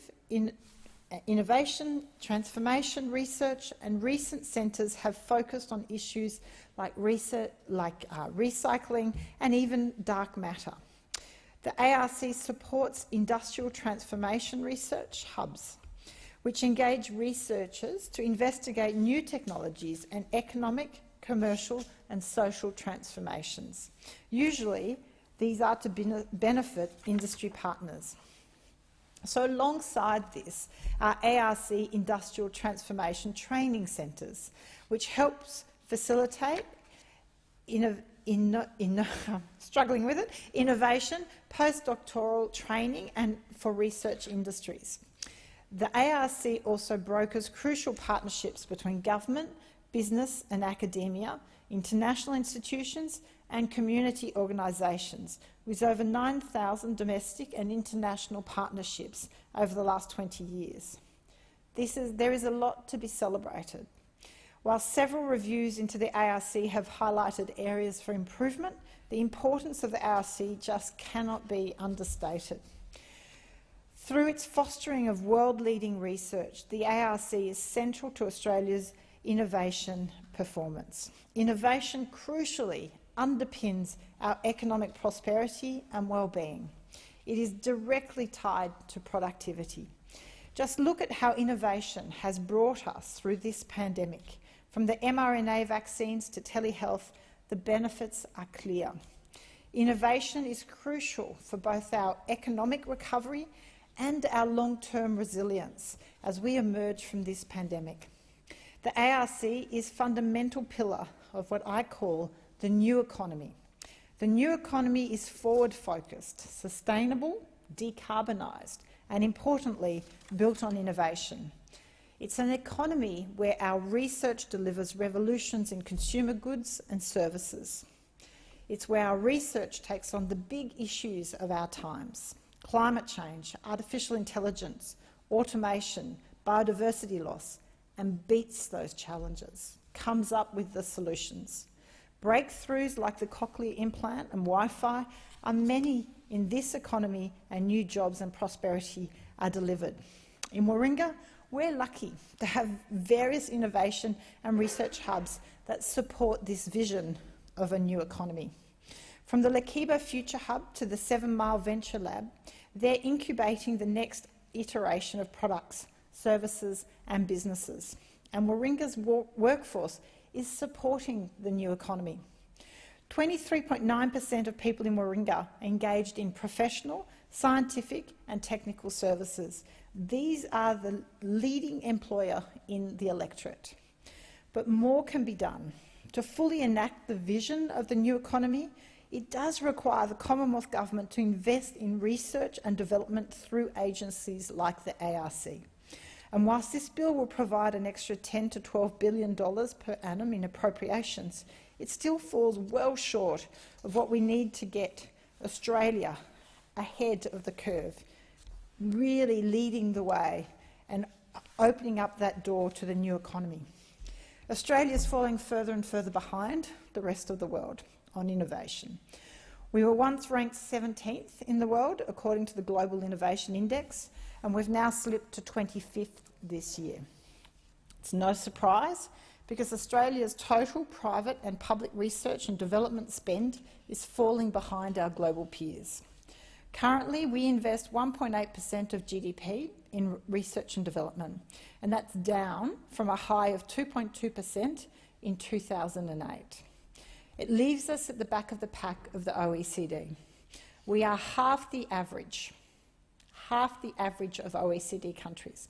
Israel and South Korea, for example, both have spends of up to 4% of GDP on their R&D. The impact of this extra investment is noticeable. Many of the world's best tech startups originate in both pioneering countries. The economic benefits of investing more in research and development are manifold. A recent CSIRO report found that for each dollar invested in R&D, there was an average of $3.50 in economic benefits that came out of it. That is good investment. If we want to have better living standards, protect our environment, our communities, our way of life, we had best innovate, and innovate fast. We can improve our performance by increasing the appropriations for the ARC. Bold investment through the ARC will have immediate effect. An additional barrier is a lack of commercialisation of our world-class research, despite linkage programs supported by the ARC. Collaboration between industry and research institutions underpins innovation, and it will be critical to support jobs growth in our recovery and in dealing with our current and future challenges. So I support the government's announcement of a $2 billion fund that will take research and facilitate the development of marketable products and services with financial incentives. But let's get real. It's the very least we could do after the pandemic devastated our universities. Additionally, if we're really serious, we will engage with national moonshot programs, which are national high-ambition, high-payoff ventures. We can look at doing these in areas of comparative advantage. Some of the sectors we should look at are space quantum, artificial intelligence, biotechnology, and clean technology and digitisation. Future jobs and innovation require advanced science, technology, engineering and mathematics skills. 75% of the fastest growing occupations require significant STEM skills and knowledge, and STEM-based employment is projected to grow at almost twice the pace of other occupations. Unfortunately, our STEM performance in our schools is lacking. It's leaving a brains gap for business and affecting our innovation, and I would suggest it would be a better focus of the government than worrying about ideology and culture wars and how one should be reinterpreting our history to suit ideology. STEM is the most important area for our future. We just can't ignore as well, unfortunately, the vast gender disparity in STEM studies. According to the chief scientist, STEM is still 79% male-dominated. And we know that gender and cultural diversity in research drives better innovation outcomes and has been linked to organisation performance. It is a win-win when you fix the gender divide. We therefore need a comprehensive plan to address both the achievement gap in STEM and the gender disparity for participation in STEM. All this should be tied together with a comprehensive strategy to coordinate, plan and outline core objectives for national industry innovation in Australia. Unfortunately, we can't talk about this bill and this funding about the ARC without discussing the government's poor performance on research grants. Last month, a group of country's most eminent scientists and researchers spoke out against the minister's decision to block grants for 6 projects. These projects had been evaluated, elevated for funding by an independent panel. The arm's-length process is designed to place funding for the most meritorious projects away from political interference. The announcement of successful grants was also delayed. The researchers should have known in November if they made the cut, and instead they had to wait until Christmas Eve. And this is extraordinary, and people may not understand why, but delay impacts outcomes. For 30 years, they've been awarded on time in the 4th quarter. That is what the scientists and people in the sector could rely on. The delay caused by announcing a delayed announcement caused substantial uncertainty for many researchers who were pinning future work on these grants. So researchers who aim to collaborate with industry risk losing those very important relationships due to the time delay and through no fault of their own. So if an independent process designed to be impartial recommends certain grants, then the government should follow its guidance and award them in a timely manner. Too many times we have seen the Morrison government overrule departments and other bodies just to rort the process with their own cherry-picked selections. We need more accountability to be built into this process. If the minister chooses to reject a grant, he or she should table a statement of reasons setting out clear rationale for such a move, because the funds we are allocating are public funds and they should be allocated with transparency and in accordance with the process that has been approved. So in conclusion, Mr Deputy Speaker, the ARC plays a crucial role in supporting innovation in Australia. It's part of our new economy. And I want to see it be part of a bigger part of the new economy we are capable of building. But it does require vision and it requires commitment to actually moving forward, letting go of the past and actually moving forward towards new technologies. We are limping to the back of the pack with our performance on innovation. This is acting as a drag on our productivity and our economic growth. And so many young people know this and fear this because they are ambitious. They are hungry for success. I know this because I meet so many of them in Warringah. We can become leaders once again and ensure decades of prosperity, but only if we embrace just some of the limited policies that I've set out as being part of a new economy. We must consider the challenges we have ahead. We have big challenges ahead in the next decade in particular in relation to global warming and climate change. But we also have the skills, the willpower, the smarts. We have the smart workforce to do this. We have the innovation and the R&D. But we actually need to let go of the past, be brave and ambitious, and look towards building a more prosperous and a clean and sustainable future. And we will do that with innovation. Thank you. I thank the member for Warringah. The question is that the amendment be disagreed to, and I call the member for Wills. Thank you, Deputy Speaker. Federal Labor is supportive of this bill, which indexes approved research grants and provides funding for the 24-25 financial year. Whilst these amendments are standard and uncontroversial, the government's continued treatment of the Australian Research Council is anything but. My electorate of Wills is home to a high number of researchers and academics. They continue to share their frustrations with me about the government's interference with their sector. Delays to grant announcements are of a particular concern. Last year, the government deliberately delayed announcements about university speech grants until Christmas Eve. This was less than a month before grants were scheduled to commence. Up to 5,000 researchers had no certainty when it came to their jobs and research projects. Furthermore, political interference by successive ministers demonstrates the government's concerted effort to politicise research in this country. In this round of grants, the then acting Education Minister vetoed 6 humanities grants because they clearly didn't suit the government's agenda. Who was this Education Minister, you might ask, Deputy Speaker? Well, none other than the member for Fadden, known for his fantastic oversight of other government programs such as Robodebt, and I'm sure the member for Maribyrnong, if he was here, would be nodding his head at the great job that the member for Fadden has done and the track record he has. Of course, he's just one of several Liberal government ministers who have vetoed Australian Research Council grants. Then Minister for Education Tehan intervened in 2020, whilst Senator Birmingham's personally vetoed $4.2 million of grants back in 2018.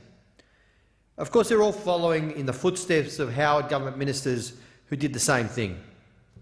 Now, Deputy Speaker, unlike the Liberals, Federal Labor has never vetoed Australian Research Council grants because we respect impartiality in the grants process. We know that proposals can take months and months of planning, and then, in the way that this government is doing it, to be denied with the flick of a pen. This is reprehensible interference, and it's not only harming our research sector, but it damages our international reputation. How can we attract the best researchers, scientists, educators, students and other professionals when the system is anything but fair or transparent? How can we retain all of those people? It's another example of a government that says they're committed to jobs. They talk about jobs a lot. But everything they do within their power actually jeopardises thousands of them, thousands of jobs. Don't get me wrong. Deputy Speaker, the grant processes should be rigorous. And that is why a Federal Labor government, if elected, will be guided by a rigorous Australian Research Council peer review process in approving applications. Because we support academic freedom and believe that Australia should be a world leader in research. Unfortunately, under this government, 7,000 research jobs have been cut in the past 2 years. That's 7,000 people without work as a direct causal effect of this government's policies. How can this exodus of talent be of any surprise when surveys show more than half of our researchers consider moving overseas upon completing study? We need to be investing not interfering in academic institutions like universities. They are not just important social hubs but economic ones, driving innovation, fostering new businesses and industries, helping to educate and train people for their jobs. And so many people in my electorate of Wills understand, though, the Morrison government has left our universities behind. When they did finally come to the table with JobKeeper, after a lot of advocacy by the federal Labor opposition, they deliberately left universities out. This has meant 40,000 jobs have been cut. 40,000 jobs that were not important enough for this government to save. Academics, tutors, admin staff, library staff, catering staff, ground staff, cleaners, security and many more. These are all real people. So many faces and names I know in my own community who work in the sector or worked in the sector, who have families and responsibilities, all now out of work. And yet, even as our biggest service export, this government is only trying to make it harder for Australians seeking an education. Thousands of Australian students are now paying double for courses because of changes made by this government, who originally planned to cut university funding overall. Surprise, surprise, just like in their grant interference, these changes hit humanities and other disciplines that this government actually ideologically takes issue with. But unlike this government, we will support universities. We will deliver up to 20,000 new university places under our Future Made in Australia skills plan. Sectors such as engineering, nursing, technology and education generally will all benefit as we help fix areas of skill shortages. Of these places, we will prioritise opportunities for marginalised and underrepresented groups. I know how important this is. Education made such a difference to my sister and I. My parents worked hard and sacrificed when they came to Australia. They did overtime in their jobs. Mum and Dad were educated. Dad was a lawyer in Egypt. But when he came to Australia, he couldn't continue in that field. He ended up working at Australia Post. He gave up much of his career to put food on the table for us. And he always, and my mum always insisted that we get a good education. So we didn't have a lot growing up as children of migrant parents in public housing. But that lesson was always drummed into us. Get a good education, because it opens up the door to opportunity for you. And this country will give you that opportunity. So I worked hard, at doing the night shift at the local service stations, working as a cleaner, doing all sorts of jobs to get through university. But access to education meant that with that hard work, I could have a successful career and give back in public service to the country that's given us so much, like so many other Australians have been given opportunities through education. So as a federal MP, I want to make that a reality for every Australian, including those from regional, remote and outer suburban areas, for First Nations Australians, people who are first in their family to attend university, many often from a migrant or culturally diverse background. And federal Labor will work with universities to determine how our $15 billion National Reconstruction Fund can support meaningful projects that create jobs and opportunities. And unlike the Liberal government, we will support researchers, academics, students, support staff and everyone else who is passionate about making Australia a world leader in higher education. We will continue Labor's legacy of supporting a world-class education system, one that attracts the best and the brightest, with access for all Australians, to give them that door of opportunity that they can open and fulfil their potential. Thank you. I thank the member for Wills. The question is that the amendment be disagreed to, and I call the member for Fenner. Thank you, Deputy Speaker. On Christmas Eve last year, pointing out that it subverts research that was recommended by the Australian Research Council. There is some $800 million of grants that are allocated through the Australian Research Council, and the meddling is utterly outrageous. Labor has said very clearly that were an Albanese Labor government to be elected, that our education minister would never exercise that veto. It never happened when Senator Carr was the Minister for Education. It wouldn't happen under Minister Plibersek. The member for Sydney, were she to become Education Minister in Australia, and that would be a great day indeed, would never veto an Australian Research Council grant.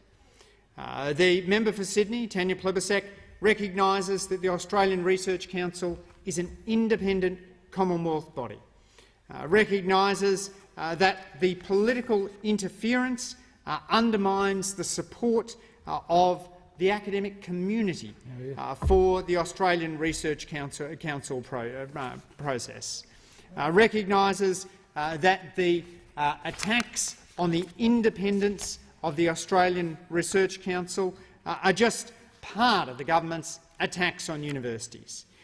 We've seen cuts to university funding and we've seen jobs lost. Universities such as Curtin University and the Australian National University have literally been decimated, losing more than 1 in 10 of their staff. During the pandemic, the government changed the rules 3 times to prevent public universities getting JobKeeper assistance. And that's one of the reasons why so many of them lost jobs. But at the same time, casinos got JobKeeper. $20 billion of JobKeeper went to firms with rising revenue. Private universities, such as Bond University and New York University's Sydney campus, got JobKeeper. But universities were left out, and the Commonwealth assistance that was extended to universities was far less than the hit to their revenue from the government closing the borders and shutting off access to overseas students. International education is our 4th biggest export industry, and yet it's being undermined by this government. Their Orwellianly named Job Ready Graduates program does nothing to improve the opportunities for young people. It drives up the cost of an arts degree, so it's now comparable to the cost that US students pay to study at a typical university in the United States. An Australian student can pay $58,000. And we know that because debts are paid through the HECS system, that students simply don't change their course choices when fees go up or down for particular courses. Instead, what happens is you merely add to the debt burden of young Australians. The government's attacks on universities and attacks on research are nothing short of outrageous and should be condemned by this House. It being approximately 1:30 p.m, the debate is interrupted in accordance with Standing Order 43. The debate may be resumed at a later hour. Are there any statements by honourable members? And I call the Leader of the Opposition. Thanks very much, Mr Deputy Speaker. Well, I rise to pay tribute to rugby league legend Johnny Raper, who died yesterday, aged 82. Johnny and his family were from Kingston Road in my electorate in Camperdown. I'm also a Camperdown boy. Like him, I played a few games for Camperdown Dragons, but just with 1% maybe of his talent, maybe. Johnny was famous because when he was 16, he actually played 3 games in one day.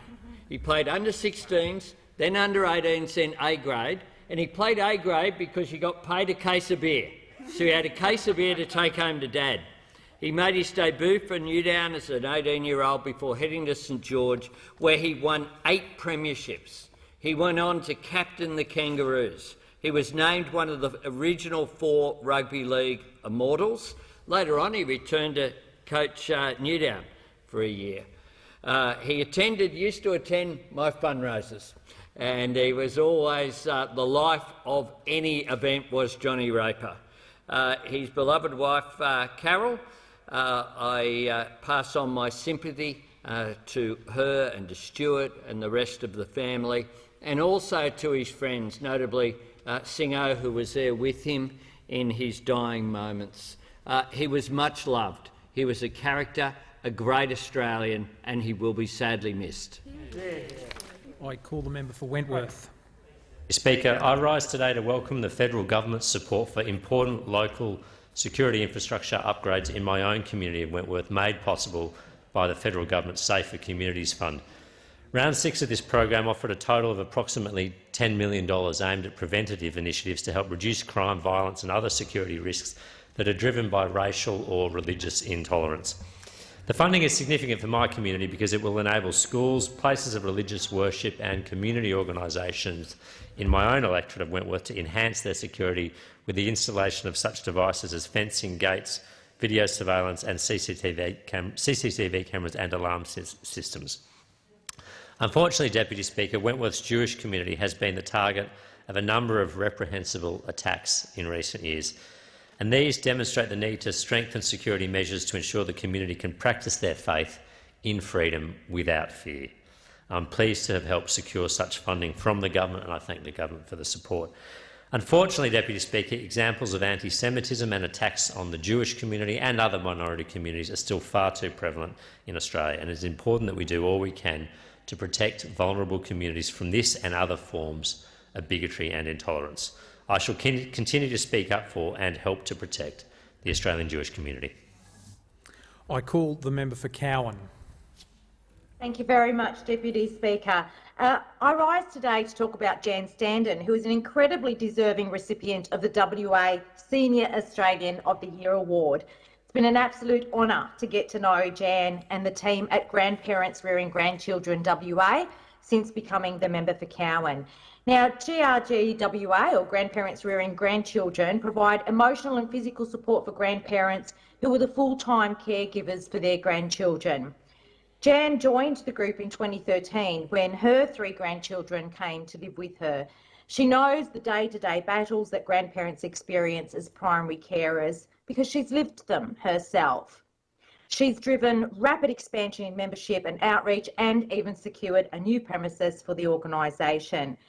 She connects grandparents to services in the community, and GRGWA now offers also free legal and counselling support, food bank pickups, donation distributions and an op shop providing free clothing and toys for those grandparents who are faced with the situation of having to care for their grandchildren through circumstance and often through tragedy.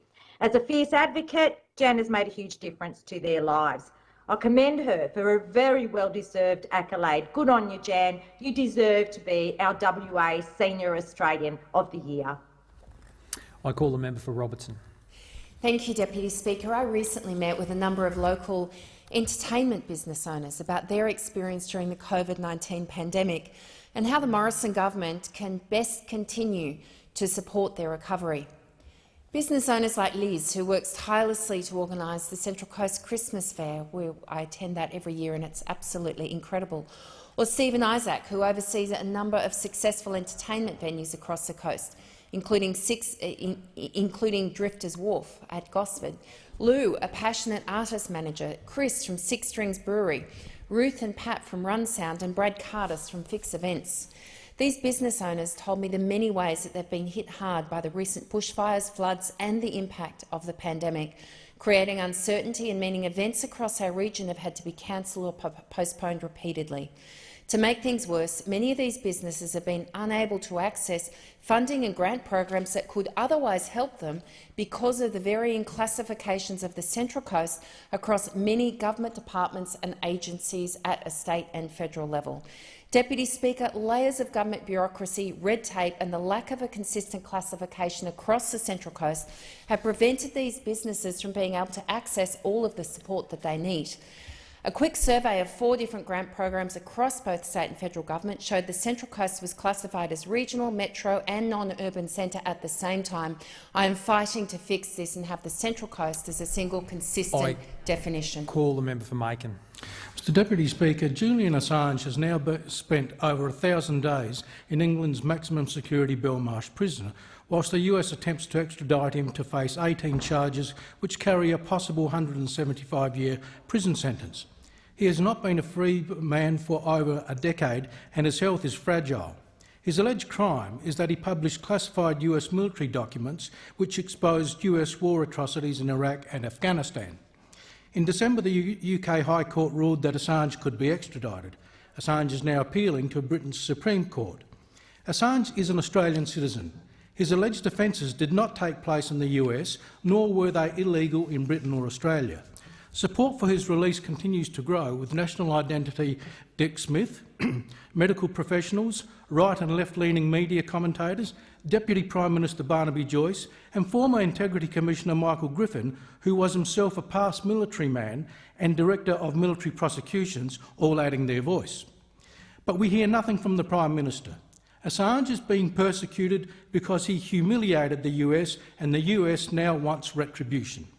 Even people who are critical of Assange's actions say he has suffered enough. I urge the Prime Minister to follow the lead of Prime Minister John Howard in the David Hicks case and negotiate Assange's release.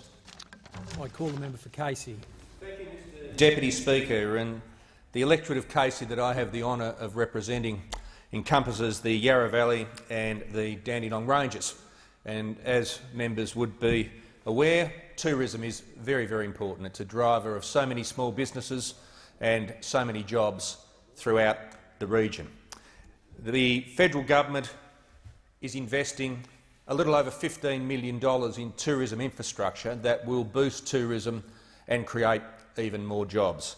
This has included the Warburton Waterworld, Stage 1A of the Yarra Valley Trail. And last Friday I was pleased to visit the Dandenong Ranges to Kalorama for the launch of the Ridge Walk project that will see many kilometres of walks across the top of the Dandenongs as a magnet for even more tourists in the years ahead. I want to pay tribute to the Council and their team for pioneering this project, to the Morrison government for funding it, to the state government for also contributing, and to the local council who are also contributing money, and to the leadership of the Mayor, Councillor Jim Child, and the administration of the Yarra Ranges Council. When complete, this will be a fantastic asset for everyone that visits the Yarra Valley and the Dandenong Ranges, both domestically and internationally. I call the member for Bendigo. Thank you, Deputy Speaker. Well, 5 years of asking and sometimes begging, the City of Greater Bendigo has finally been told by this government that their key project, the upgrade of the Bendigo Airport Terminal, may receive funding. And it took Labor standing up to announce funding for this project for the government to finally come to the table and say, yep, we'll fund it. The clock is ticking on this government, though. Having deprioritised, not considered the project for over 5 years, they've now probably got 5 weeks to deliver the money to the City of Greater Bendigo before they go into caretaker mode. So I'm here to say to the government, hurry up. The people of Bendigo, the region, have been waiting too long. This upgrade of the terminal is critical if we want to receive more flights and have more airlines flying in and out of Bendigo. In a post-pandemic COVID recovery, our local tourism operators, our hotels, our businesses really want this upgrade to happen and happen quickly so that we can encourage more airlines to fly to Bendigo. The Sydney-Bendigo route by Qantas is incredibly popular, and I believe that other destinations will be just as popular. People want to come to our region, and air travel is one way that they can do it. So hurry up, government. Before you go into caretaker mode, deliver the money, as you've promised, to the City of Greater Bendigo for this project. I call the member for Reid. Thank you, Mr Deputy Speaker. The Gallipoli Turkish Cultural Foundation is responsible for the care and maintenance of the Auburn Gallipoli Mosque, an important place of worship for people in my electorate of Reid. And last week I visited the mosque to announce over $227,000 in government funding for the foundation to purchase new security facilities for the site. I also visited the Gallipoli Home, an aged care centre for all faiths operated by the foundation and built with assistance from the federal government. And I'd like to acknowledge the ongoing important work of the Gallipoli Turkish Cultural Foundation. Auburn Gallipoli Mosque is not only a local landmark but a place of national significance. The name of this mosque, Gallipoli recalls a time and place that is so significant to both Australia and Turkey. It represents the shared legacy of Australian society and the Australian Turkish Muslim community, who have been integral in creating and maintaining this sacred building. Around 500,000 Australians practice Islam, and there are over 5,000 Muslim residents living in Reid. Today, Auburn Gallipoli Mosque represents the enduring success of our multicultural nation. Thank you to the Foundation President, Dr Abdul Rahman Asarul, and his team at the Gallipoli Turkish Cultural Foundation for the work that they do in maintaining this important place of worship and this important cultural centre for our entire community. Thank you. I call the member for Mayo.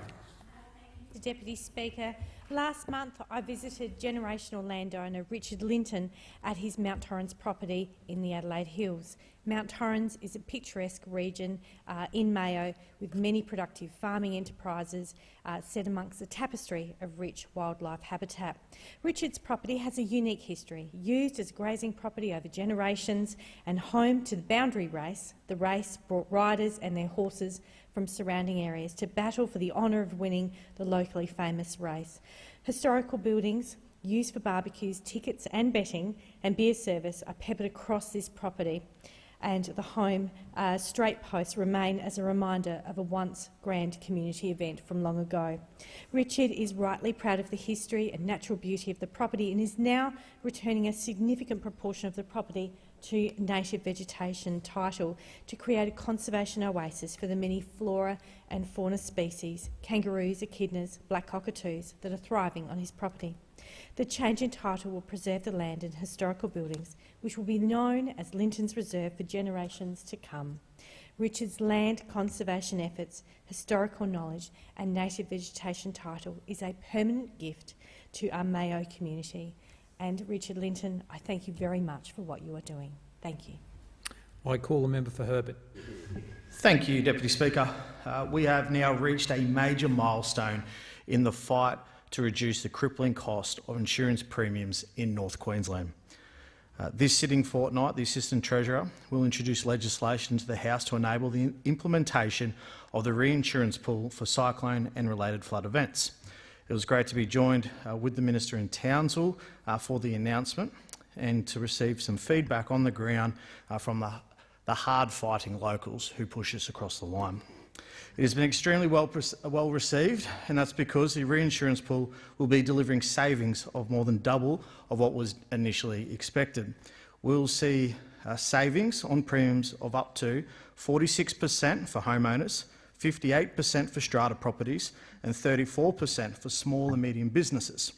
The cost of insurance is one of the #1 issues that has been raised with me since being elected, and this policy will leave insurance companies with no excuse for the eye-watering premiums locals have been enduring for many years. Importantly, this legislation includes eligibility for strata properties where at least 50% of the floor space of units are used wholly and mainly for residential purpose. We'll also be expanding the pool to provide a coverage for small business marine property insurance. The Treasurer has already directed the ACCC to undertake price monitoring of supply of insurance products covered by the pool to ensure saving is passed on. I call the member for Macquarie. Deputy Speaker. This week, 2 women have again been unafraid to call out the failures of this government to keep women safe. As Grace Thames said, it needs to be more than empty announcements, and Brittany Higgins called for a more specific action plan for ending violence against women. The staff at the Women's Cottage in Richmond have been at the front line of these issues for nearly 40 years, supporting women fleeing domestic violence and those living with the trauma of child sexual abuse. The cottage has kept services going during the pandemic, but they've now lost funding for their DV caseworker, even though the severity and intensity of the violence has increased. It's the consequence of a tricky, piecemeal approach to funding by this government. That isn't good enough, and Hawkesbury women should not have to travel hours to get help. The other major challenge is housing. No women's refuge, nor is there much emergency housing. Last election, I saw the need and committed more than $1 million to address the problem if we won. It's my win that the government has mirrored my promise with an investment in short-term accommodation for women, children and their pets escaping violence.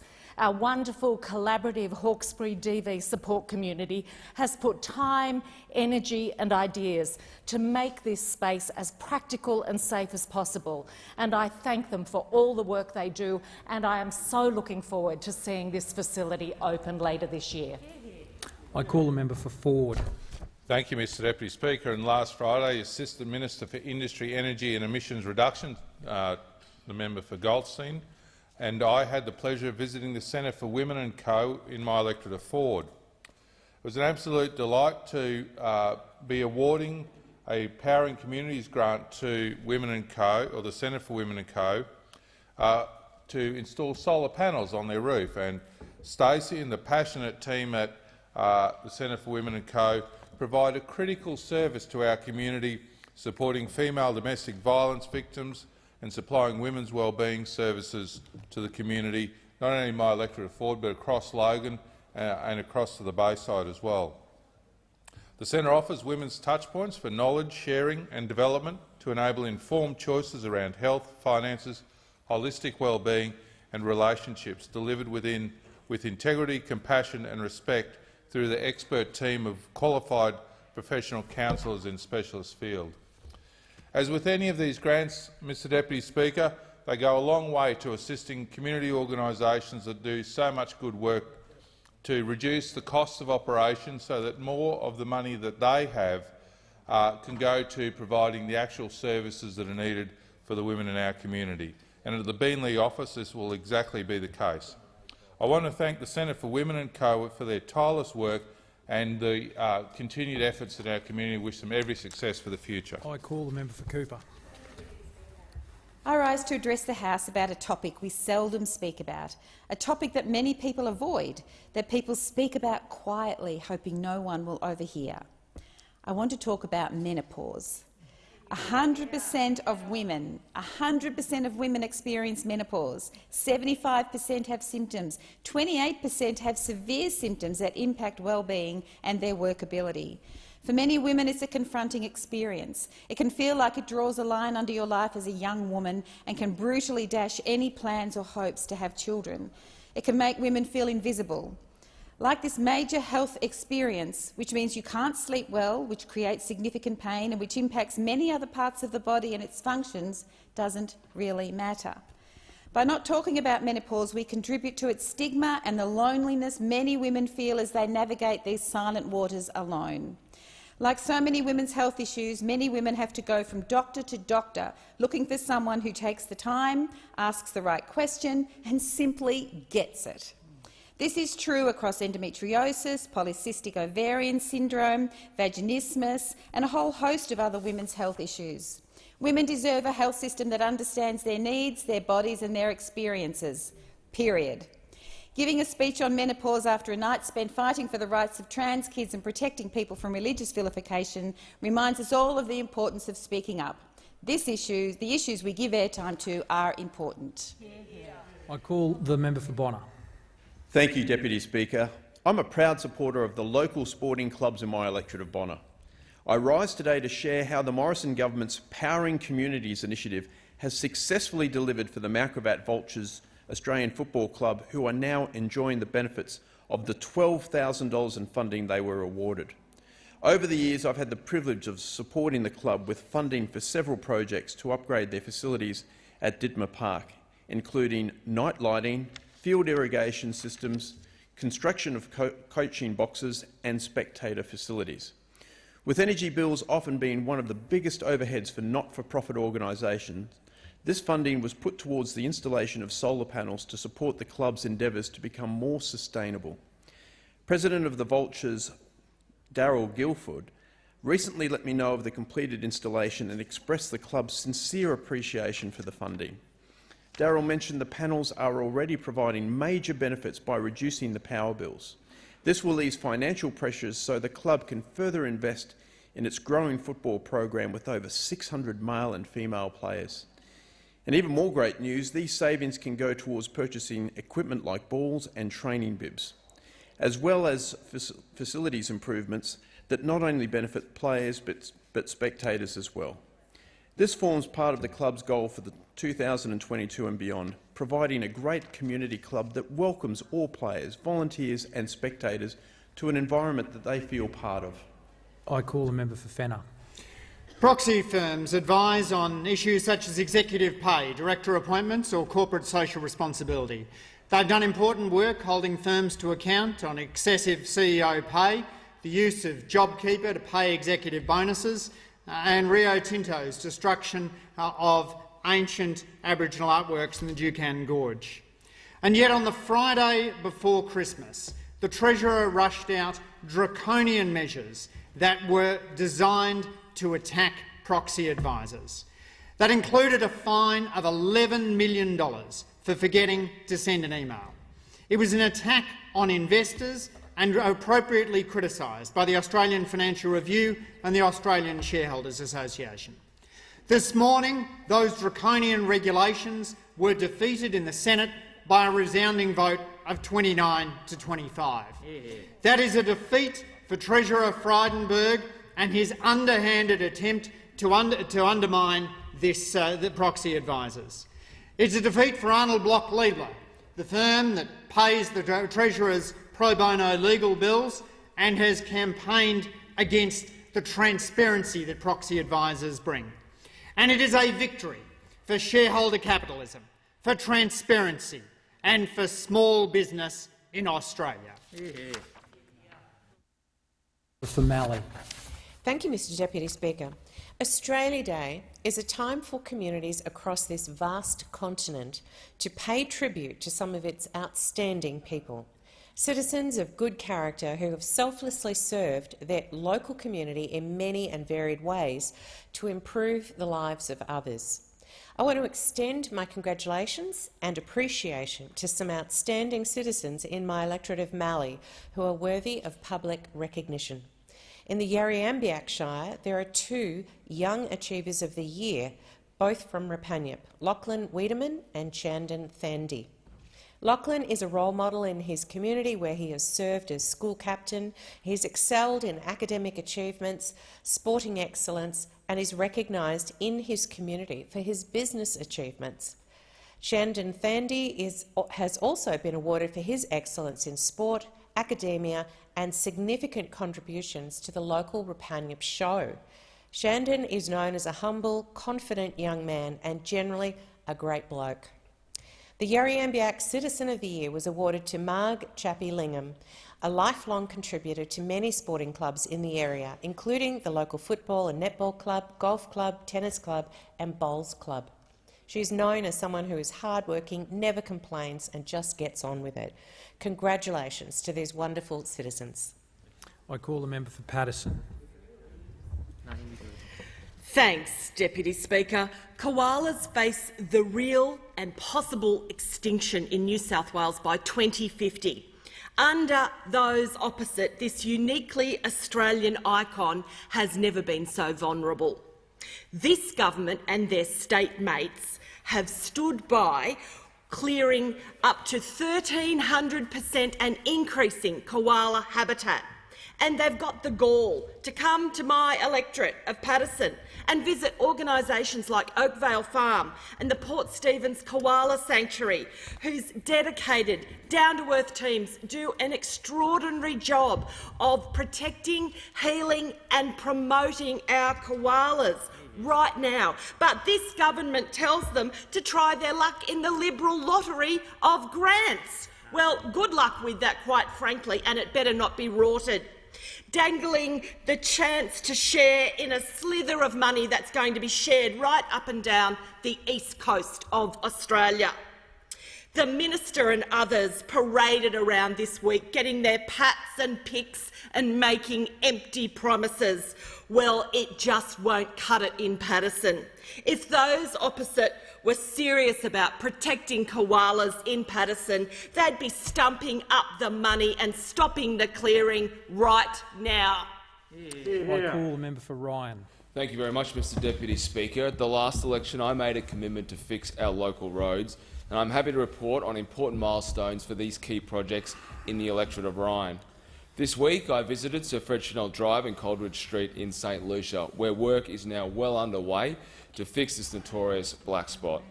With the funds I secured as part of the government's Black Spot program, this dangerous intersection will now be made much safer.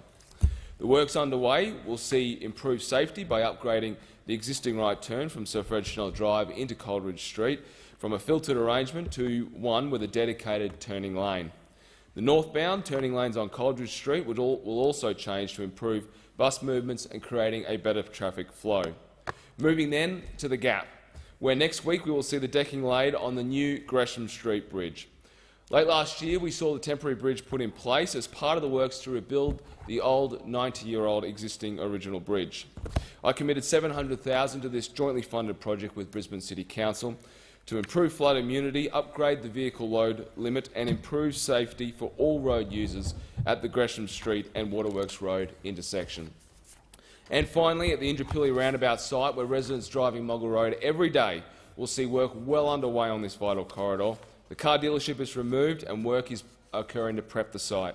These projects are game changers for our local community, for too long put in a too hard basket, but with our support of myself and the federal government, we're getting on with the job of fixing these roads and getting you home sooner and safer. The member for Isaacs has the call. Thank you, Mr Speaker. The National Anti-Corruption Commission the Prime Minister promised Australians over 3 years ago has not been established. With the long list of government rorts and corruption scandals and recent revelations about this Prime Minister's lack of integrity from those who know him best, Australians are not surprised. But a huge number of Australians, including many who contact my office about this issue, are appalled. They are appalled about corruption scandals like sports rorts, car park rorts, paying a Liberal donor $30 million for land worth a tenth of that, the Minister for Energy's involvement in Grassgate and the forged documents scandal. The truth is that this Prime Minister and his colleagues are terrified of what an independent National Anti-Corruption Commission would reveal about what this government has been up to for years. This is a government that lives in terror of accountability as it staggers from scandal to scandal. This is a government that survives only by misusing its power to ensure secrecy and more cover-up. Unlike the Morrison government, Labor won't ignore corruption in government. We know that strong action must be taken against corruption, and that's why, if we are elected, Labor will establish a powerful, transparent and independent National Anti-Corruption Commission. The member for O'Connor has called. Thank you, Mr Speaker. In my time as the member for O'Connor, I've seen serious bushfires on many occasions, but last weekend my constituents faced an unprecedented challenge, with 4 major fires spread across the south coast, southwest and south-central wheatbelt. On Friday and Saturday, we saw out-of-control blazes threaten the southern towns of Denmark and Bridgetown, leading to communities evacuated and homes and property destroyed. A cool change on Sunday morning relieved the pressure and gave firefighters desperately needed relief.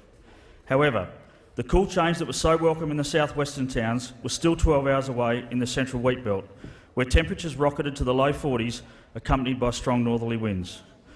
Fires in the Wickepin, Narrogin and Corrigin Bruce Rock Shires got away on Sunday morning and raged over many kilometres, destroying sheds, houses and, most devastatingly for farmers, their precious livestock. While the cool change alleviated conditions on Sunday evening, hot conditions today and tomorrow will be challenging. And with many areas of smouldering bush, there is the possibility fires will escape containment lines. Speaker, at times of crisis, we see the very best of our communities, and last weekend was no exception. From the firefighters at the Firefront to the Shire presidents, councillors and staff who organised the evacuations, to the neighbours who helped begin the clean-ups and often the very grisly task of destroying livestock, to the Western Power crews who are working frantically to repair many kilometres of power lines and restore power, and indeed to everybody who played a part in the enormous effort over the weekend, I thank you for your amazing service and wish you all the best over the next few days. In accordance with Standing Order 43, the time for members' statements has concluded. The Prime Minister. Thank you, Mr Speaker. I move that the House records its deep regret at the death on New Year's Day of the Honourable Sir Ansley Victor Garland, KBE, former member for Curtin, Minister in the McMahon and Fraser governments and High Commissioner to the United Kingdom, and place on record its appreciation for his service to Australia and offer its heartfelt sympathy to his family in their bereavement. Mr Speaker, Vic Garland was first elected to this parliament over half a century ago. He was a child of the Great Depression and the Second World War, an only child raised by parents of modest means, and it created in him the fuel for life. To work hard, not waste a minute, be useful, and then when your work is done, to be grateful. Strong Liberal values. At the University of Western Australia, Vic majored in economics and went on to qualify as a chartered accountant. He quickly got involved in the Liberal Party and in local community groups. By his early 30s, Vic was Vice President of the party in Western Australia, heavily involved in APEX, and was Deputy Mayor of Claremont. In 1969, after Sir Paul Hasluck's appointment as Governor-General, Vic Garland was elected member for Curtin at a by-election. He was re-elected 6 times. Vic Garland called himself a realist.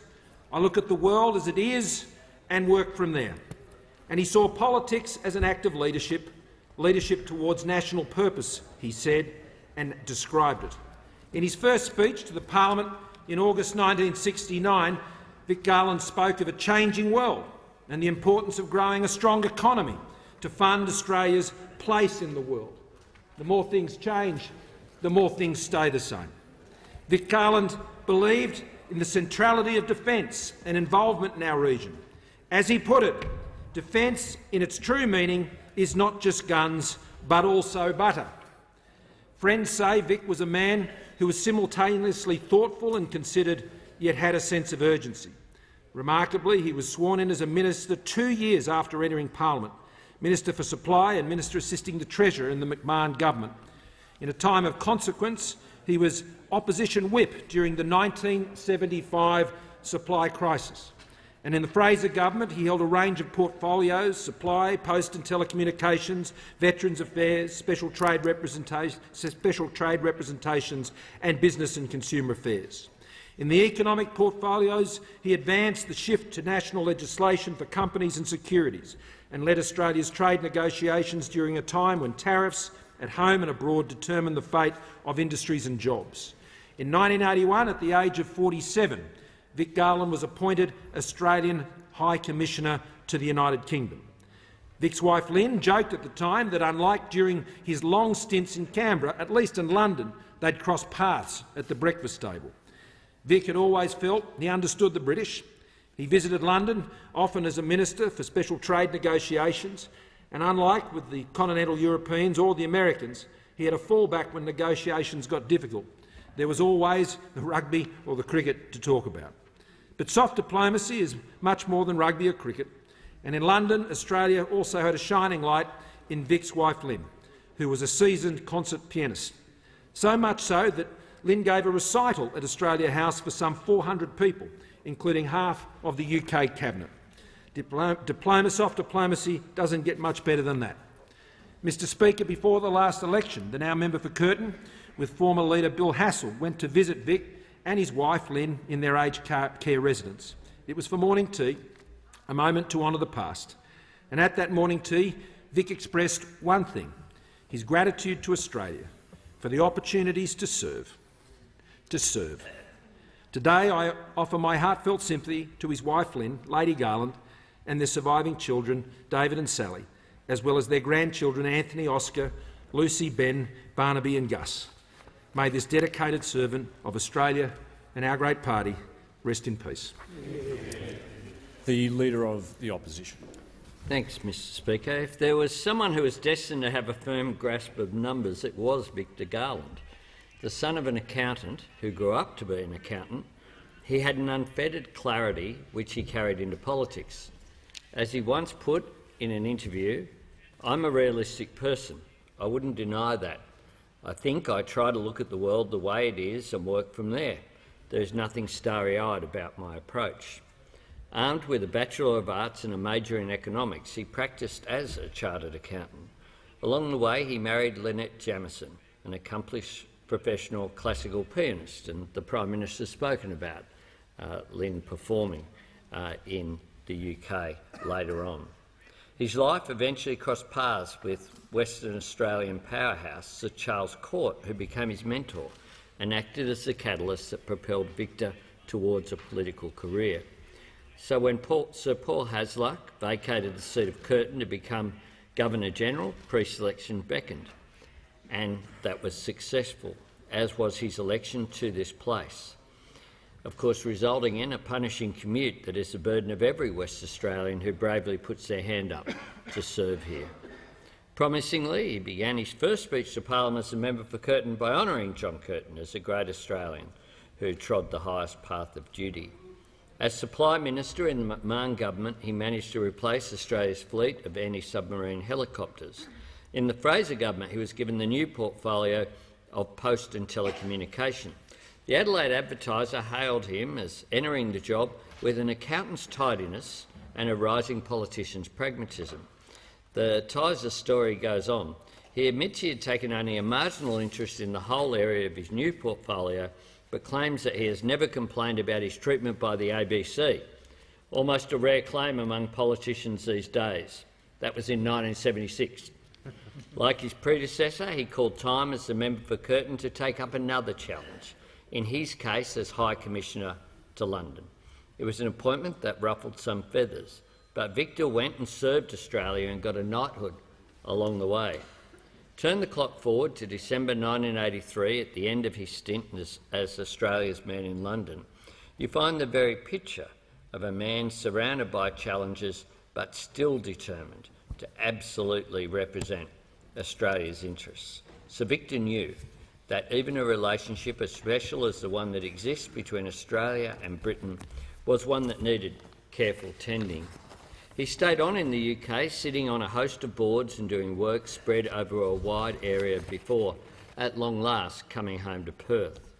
As the second last surviving Liberal member of the McMahon ministry, Sir Victor's death, after 87 well-lived years, marks the twilight of an era. Our thoughts on this side of the House are with his wife, Lady Lynn Garland, his children, Sally, Michael and David, his grandchildren, Anthony, Oscar, Lucy, Ben, Barnaby and Gus, and to his family in the Liberal Party. May he rest in peace.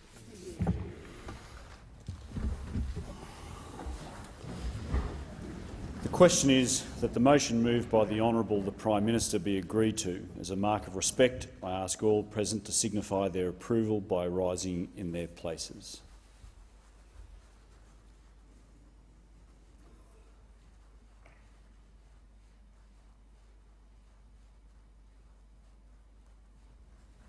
I thank the House. Questions without notice. Are there any questions? The Leader of the Opposition. My question is to the Prime Minister. The Prime Minister claimed he began work on an anti-corruption commission 4 years ago. The Prime Minister pledged to legislate one 3 years ago. Why has the Prime Minister betrayed the Australian people and his own colleagues by breaking his anti-corruption pledge? The Prime Minister has the call. Thank you, Mr Speaker. I'm not going to take lectures from the Labor Party about anti-corruption, Mr Speaker. They'd be very well aware of the matters in Victoria at the moment, Mr Speaker, the matters in Queensland at the moment, Mr Speaker.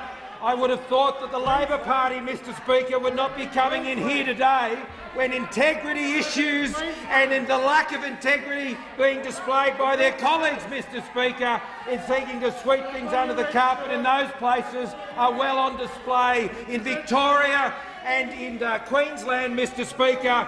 But the gold standard, Mr Speaker, when it comes to corruption was the Labor Party in New South Wales, Mr Speaker, where they have so many ex-Labor ministers in prison, Mr Speaker, they could start a branch of the Labor Party in the Silverwater prison. And when they go to meet them, Mr Speaker, there at the Silverwater prison,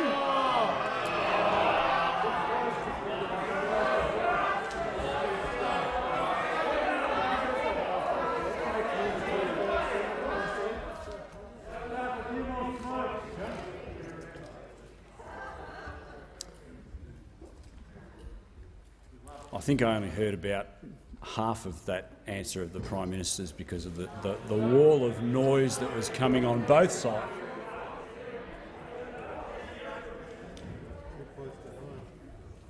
Because of the wall of noise on both sides of the House. I'd ask honourable members to limit their interjections. The Prime Minister has the call. Speaker, the Treasurer just reminded me, Mr Speaker, that perhaps what I was saying then was a bit too close to home for the Labor Party. And it's certainly a bit too close to home for the Leader of the Labor Party, his good mate Ian MacDonald, Mr Speaker. He saved his pre-selection and he went off to prison. The Deputy Leader of the Opposition. Point of order, Speaker. Relevance. The question isn't an invitation for the Prime Minister to engage in the kind of spray that he is now.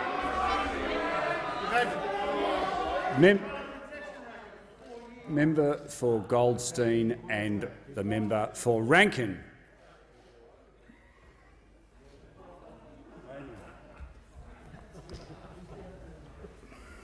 It's very hard to rule on relevance when I can't hear what's being said. I don't need advice from members on my right. Thank you very much. So I simply can't rule on the issue of relevance when I can't hear the answer that's being said. That comment on my left, or more an expression than a comment, is disorderly when it's directed to the chair. If it was directed to the chair, I'll give who I think was the member the benefit of the doubt. Seems like someone has a guilty conscience when I didn't even point them out. The Deputy Leader of the Opposition. Mr Speaker, the question goes to the government's lack of action in terms of putting in place an anti-corruption commission at a federal level despite undertakings that they had made. Now, there's not a single word that the Prime Minister has spoken in his answer to this question, which has been going for 1 minute and 18 seconds, which goes to that. Not one word.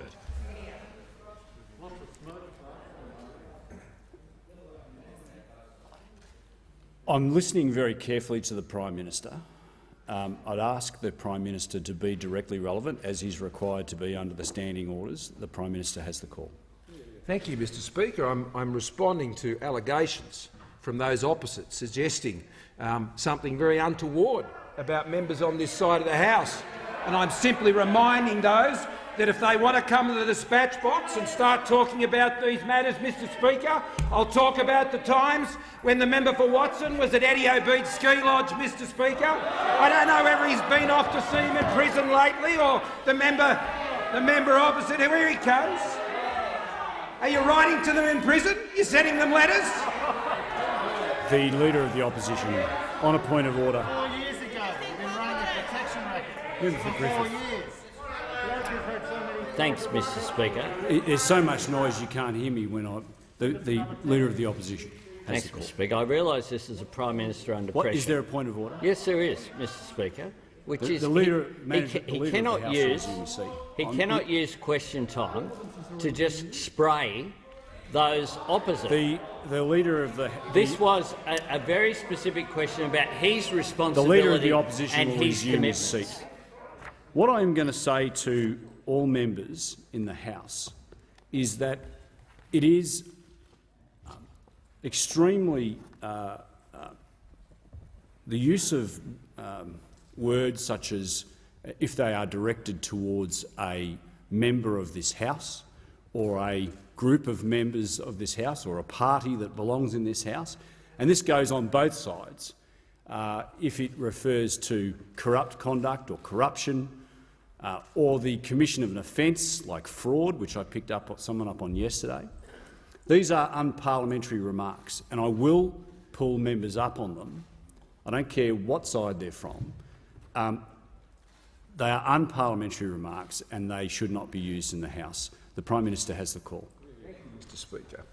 Mr Speaker, the Leader of the Labor Party is happy to come in here every day this week and, Mr Speaker, cast slurs against me and members of the government.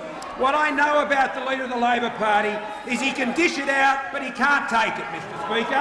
And if he hasn't got the strength of character to cop it, Mr Speaker, he should stop dishing it out. The Leader of the Opposition has already used his point of order on relevance. Is there another point of order? Yes, Mr Speaker. You're still going. Yes, to go. The leader of the Opposition. I say to the Prime Minister, I'm happy to give leave to have a discussion about anti-corruption and about our records now the Leader of the in Opposition this will chamber. resume his seat. I don't need to hear from the. I don't need to hear from the Leader of the House. The Leader of the House will resume his seat.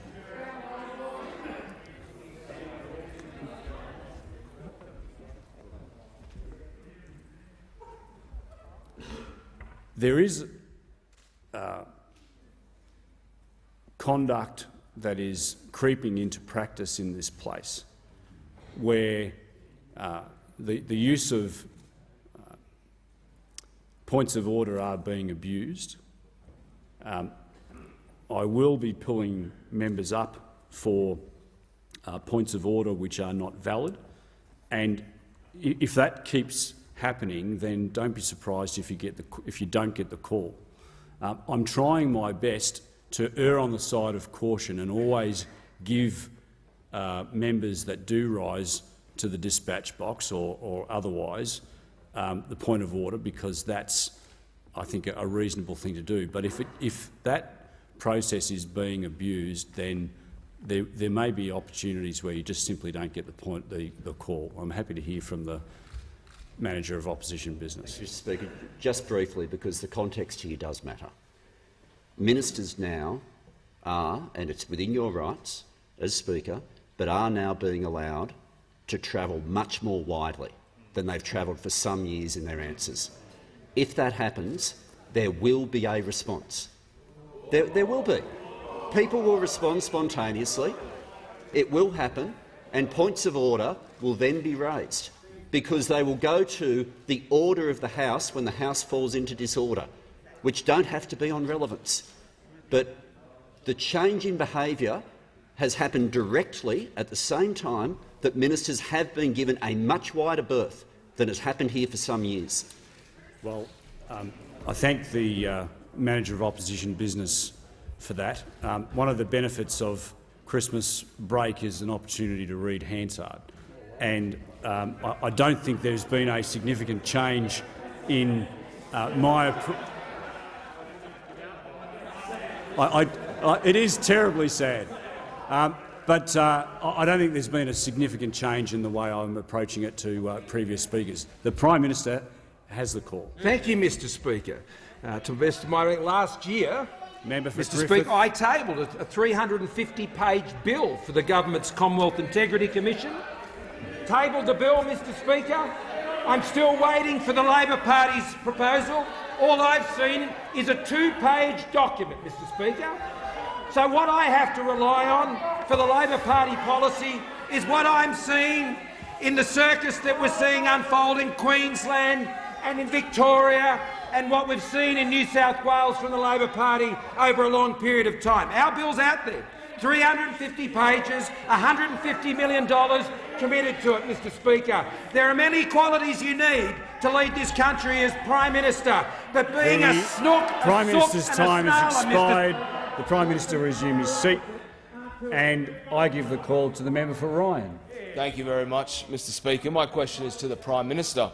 Will the Prime Minister please update the House on how the Morrison government is securing our recovery and building a stronger Australia by delivering on our plans to grow the economy, securing jobs and strengthening our ability to counter threats to our national security? The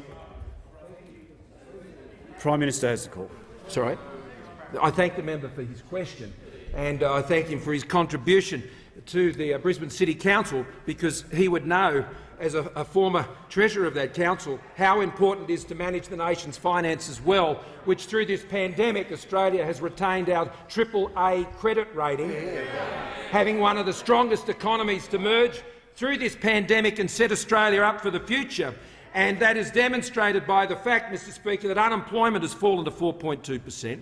And our goal is to achieve unemployment below 4% with a 3 in front of it this year, Mr Speaker, something that has not been achieved in this country for some 50 years. And, Mr Speaker, people getting in jobs changes lives, and that's why it's such an important part and the focus of our national economic plan. 1.7 million jobs have been created under this government, Mr Speaker. Mr Speaker, the unemployment rate has fallen for young people to less than 10%, the lowest rate since 2008. And 1 million more women are in jobs, Mr Speaker, as a result of the policies that have been pursued, the economic policies and the strong financial management of this government. Now, Mr Speaker, that national economic plan about lowering taxes, cutting red tape, secondly, investing in the skills and the infrastructure Australia needs to grow, skills which now see 220,000 trade apprentices in training, the highest level in Australia's recorded economic history since 1963, affordable, reliable energy, Mr Speaker, where we hit our targets for emissions reduction through technology, not the taxation approach favoured by those opposite, Mr Speaker, adopting emissions reduction targets that will cost jobs and put up electricity prices, Mr Speaker.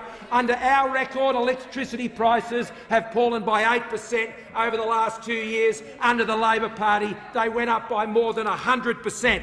Mr Speaker, a top 10 digital economy by the year 2030 and a sovereign manufacturing capability in this country. We remember under the Labor Party, 1 in 8 manufacturing jobs were lost. But, Mr Speaker, a strong economy allows you to stand up for Australia and for our values in a world where we face foreign interference and coercion. You will not find our government, Mr Speaker, looking to appease those who would seek to coerce Australia. The Leader of the Labor Party, Mr Speaker, said he's happy to trade away and ask China to accept some, Mr Speaker, and stand by some of their coercion. The Leader of the Opposition on a point of order. Yes, Mr Speaker. These are serious issues regarding national security, and the Prime Minister should not make. The Leader of the Opposition. The Prime Minister should not be allowed. Sorry, I can't hear. Members on my right, I cannot hear the point of order that is attempted to be made. The Leader of the Opposition, I can't hear what your point of order is. Thanks, Mr Speaker. It goes to the Prime Minister making a serious allegation across the chamber, and he shouldn't be permitted to use question time to just make things up.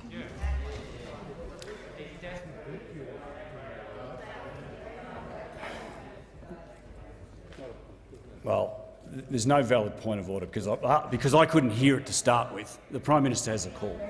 Speaker, those who are seeking to coerce Australia and our region, Mr Speaker, do not want to see this government re-elected. They don't want to see us re-elected, Mr Speaker. They know who their candidate is in this election. It's the Leader of the Labor Party.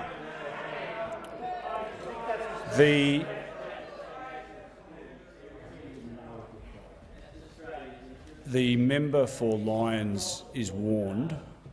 The member for Watkins. The member for McMahon, I'm sorry. Thank you. Thanks, Mr Speaker. My question is to the Prime Minister. The Assistant Minister for Energy and Emissions Reduction claimed this week in relation to the climate policies of the government and opposition, we're more close than we've ever been before and all broadly swimming in the same direction. If that's right, why won't the government match Labor's Powering Australia plan to create more than 600,000 jobs, cut power bills and reduce emissions by 43% by 2030? The Prime Minister. Thank you, Mr Speaker. Because Labor policies put up electricity prices, Mr Speaker. Because Labor policies on emission reduction, Mr Speaker, close down manufacturing. It closes down the resources industry, Mr Speaker. It takes away people's livelihoods, Mr Speaker. They adopt targets, Mr Speaker, that they can't achieve by simply pursuing technology targets, and they have to pursue it by putting up the cost of electricity on households and on businesses and drive people out of jobs, Mr Speaker. That's why we don't adopt the Labor Party's policies. Under our policies, electricity prices have fallen by 8% over the last Members few on my years. left. Mr Speaker, the policies of the Labor Party that they would like us to adopt, last time they had those in place, Mr Speaker, electricity prices more than doubled by over 100%. So no, Mr Speaker, the Libs and the Nats are not going to be adopting the Labor Party's policies on emissions reduction, because the Labor Party's policies on emission reduction are the same as the policies of the Greens, Mr Speaker. And how do I know that, Mr Speaker? We know it from the Leader of the Greens himself. The Leader of the Greens knows that if the Leader of the Labor Party were to become Prime Minister of this country, he would be answering to the Leader of the Greens when it comes to climate policy. So if you're living up there in the Hunter, if you're living out in the Latrobe, Mr Speaker, if you're up there in the Northern Territory or the resources industry in Western Australia, if the Labor Party seeks to form a government after this election, they'll be doing it with the Greens, and they'll be putting up the electricity prices, and they'll be selling out the blue-collar jobs of this country. Just before I call the member for Wide Bay, once again I'm going to have to make a general warning. I'm looking at some of the members that are principally responsible, but I'm issuing a general warning. So don't be surprised if you get ejected under 94A if you keep going. The member for Wide Bay. Thank you, Mr Speaker. My question's to the Deputy Prime Minister. Will the Deputy Prime Minister please outline to the House how the Morrison-Joyce government is delivering infrastructure projects and creating jobs in the regions through programs like the Building Better Region Fund? Is the Deputy Prime Minister aware of any alternative approaches? The Deputy Prime Minister has the call. Mr Speaker, I thank the honourable member for his question and note that I was with the honourable member in his electorate recently, and one of the great things of the Community Development Grants program was the Katie Rose Cottage Hospice at Wide Bay. An incredible job they do there with people at the last part of their lives and having their family around them. An incredible thing. We want to commend them. Building Better Regions allows those in smaller areas to get some form of benefit that would otherwise go to a major capital city. By its very nature, Mr Speaker, a major capital city can have the Western Sydney Airport, which so many people are beneficiaries of. But if you live at a place such as Mergen in the seat of Wide Bay, you actually need something vastly more targeted. And Building Better Regions allows that form of targeting to these people so that they can get projects which are so important to them.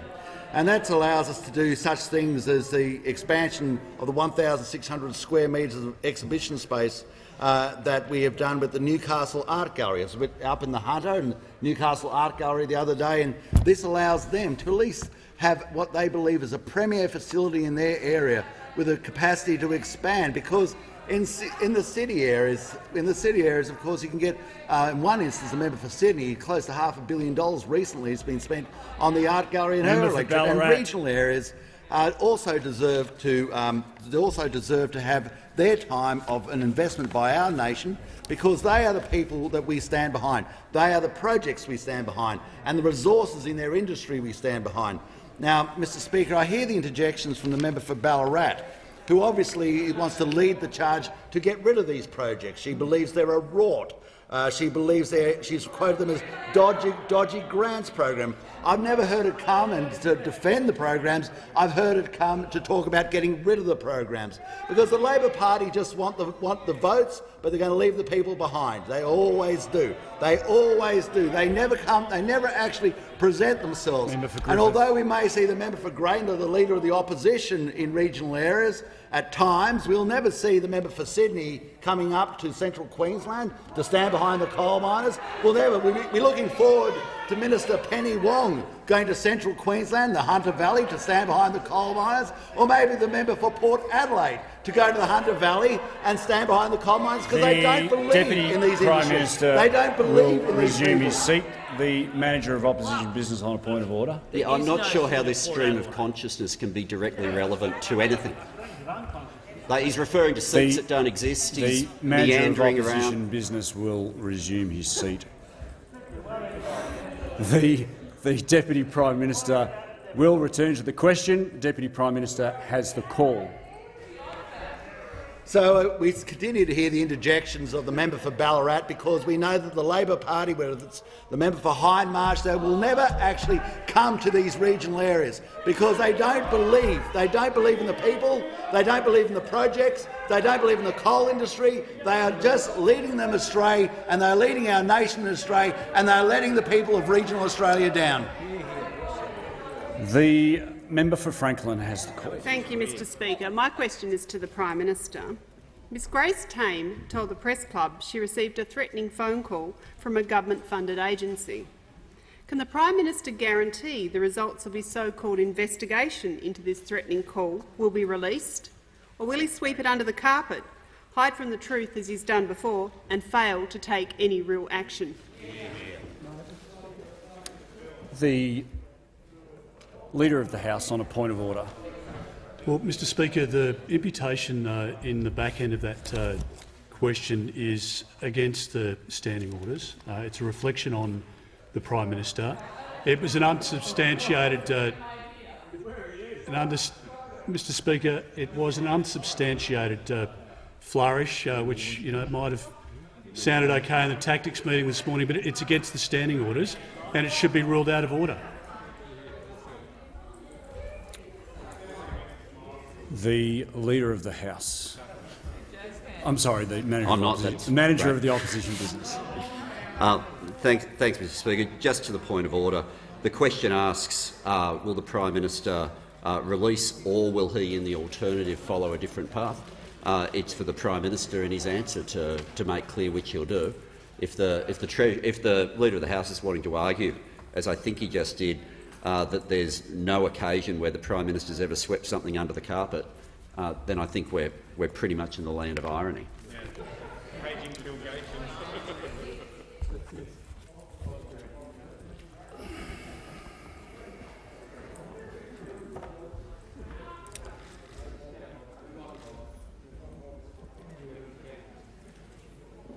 To Standing Order 90 prevents members from reflecting on other members. I'm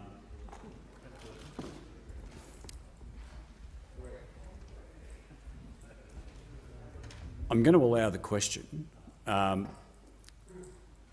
Whilst it's sailing close to the wind, I think it is in order, and I'll give the call to the Prime Minister. Thank you, Mr Speaker. I'm happy to affirm once again, as I did in issuing a statement this week, Mr Speaker, I have not and would not authorise any such actions, and at all times have sought to treat Ms Tame with dignity and respect. Mr Speaker, the first I became aware of that allegation was during the Press Club address when it was delivered. Ms Tame should always be free to speak her mind, in my view, Mr Speaker, and conduct herself as she chooses. I have made no criticism of Ms Tame, her statements or her actions. While Ms Tame has declined to name the individual, I would at least invite her to advise the government which government-funded agency she is referring to. The Australia Day Council has issued a statement saying they have no knowledge of any such interaction, and would be pleased to pursue the matter, Mr Speaker, if we had some knowledge of even the agency that has been referred to. Those comments were not made. I can't establish them. They were not made on my behalf, nor would they ever would be, and they were not made with my knowledge in any way, shape or form, or by my office. I and my government consider the actions and statements of the individual, as it was explained, as absolutely unacceptable. Inquiries can only be made where we can be directed, Mr Speaker, where those inquiries should be seeking to get answers to the matters that have been raised. And if anyone has any information on that, Mr Speaker, then I would encourage them to bring it forward so the matter can be properly addressed. The member for Kennedy has the Prime Minister, are you aware 93% of Australia's land mass contains 74% of our water, but only 1 million people? Are you aware that North Queensland's Mid-Western Gulf has 3 of Australia's biggest rivers and has 11 irrigation, occupation, cultivation, production ballot projects?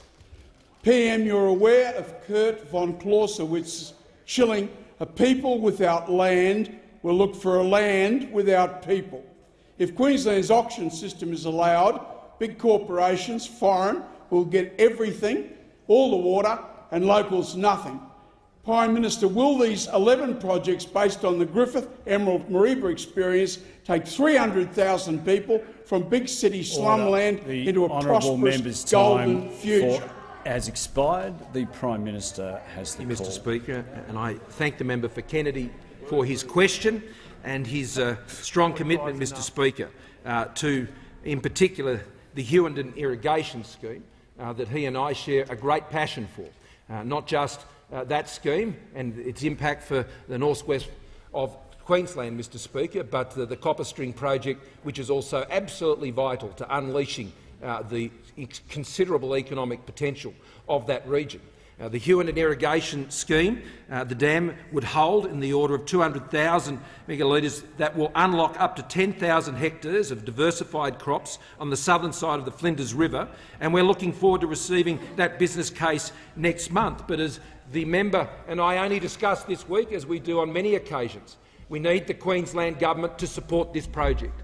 It's an incredibly important project for North Queensland and North West Queensland, and we urge the Queensland Government to work with us to deliver this project and to get the dozers on the ground, utes and boots out there, Mr. Speaker, to get this project moving. The member for Kennedy and I and the Minister for Infrastructure and his predecessor have been working to get this project moving, but the Queensland Government are yet to come on board and actually ensure that we can get this project approved and we can get the jobs and we can get the wealth and we can access the resources that are so important for Australia's economic future. Mr. Speaker, the member for Kennedy understands that if you don't access the resources of our nation and manage them properly for our wealth, then we can't defend our country. You can't go and have over 2% of our national economy invested in our defence forces and see that increasing into the future and embrace the massive defence projects that are going to keep Australia safe in this country unless you're also taking the same decisions to support our resources industries, to support our agricultural industries and to particularly support the projects that underpin their success. And the Hughenden irrigation scheme is one such important project of many. We have more than $3.5 billion for dams, weirs and pipelines through the National Water Grid Fund. More than $1.7 billion has been committed for the construction of 72 water infrastructure projects across the country. 14 infrastructure projects have been delivered, including the Charleston Dam in Queensland that was completed in December 2020. It is expected to deliver 100 megalitres of water per annum to Forsyth and 500 megalitres, Mr. Speaker, of water to Georgetown. The Scottsdale irrigation scheme, which the member for Riverina I know was a great champion of, Mr. Speaker, in Tasmania. The Sunraysia Modernisation Project 2 in Victoria, completed in October of 2019, expected to deliver some 25,000 megalitres of water, Mr. Speaker. The Liberals and the Nationals, and I happily concede and agree that the member for Kennedy time has expired. The member for Braddon has the call. Thanks, Speaker. My question is to the Treasurer. Will the Treasurer remind the House of the Morrison government's strong record in delivering tax cuts to Australian families and businesses, including in my electorate of Braddon? And Treasurer, are you aware of any alternate approaches? The Treasurer has the call. Well, Mr. Speaker, I thank the member for Braddon, acknowledge his experience as a farmer, as a soldier, and committed to lower taxes, including for 40,000 of his constituents who are getting a lower tax, getting tax relief as a result of policies pursued by this side of the House. Now, Mr. Speaker, at every turn we've sought to cut taxes. It's been a real priority for this government. Cutting taxes for families, so if you're earning $60,000 a year, you pay $2,160 less tax this year than you would have under the Labor Party. Cutting taxes for small business to their lowest level in 50 years, putting record incentives through our tax system for investment, which is helping to drive investment even through the COVID recession, and the patent box, which has been encouraging innovation in the biotech and the medical sector. But, Mr Speaker, we have been opposed by this Leader of the Labor Party every step of the way when it comes to cutting taxes.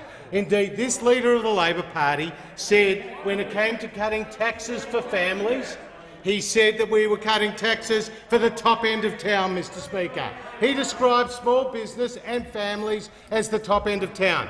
And this Leader of the Labor Party has supported a carbon tax, a mining tax, a congestion tax, a retirees tax, a housing tax, Mr Speaker, higher taxes for income earners, higher taxes for superannuation, higher taxes on family businesses, and most damning of all, a death duty, Mr Speaker. Higher taxes.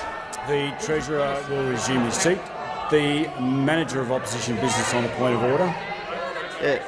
Mr Speaker, you made rulings on this yesterday.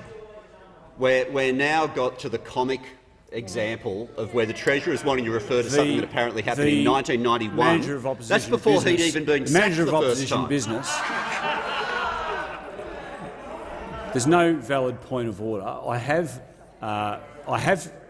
pulled the Treasurer up in the past on alternative approaches, but he is entitled, on the basis of the question that's been asked, to explore alternative approaches, and that's what he's doing.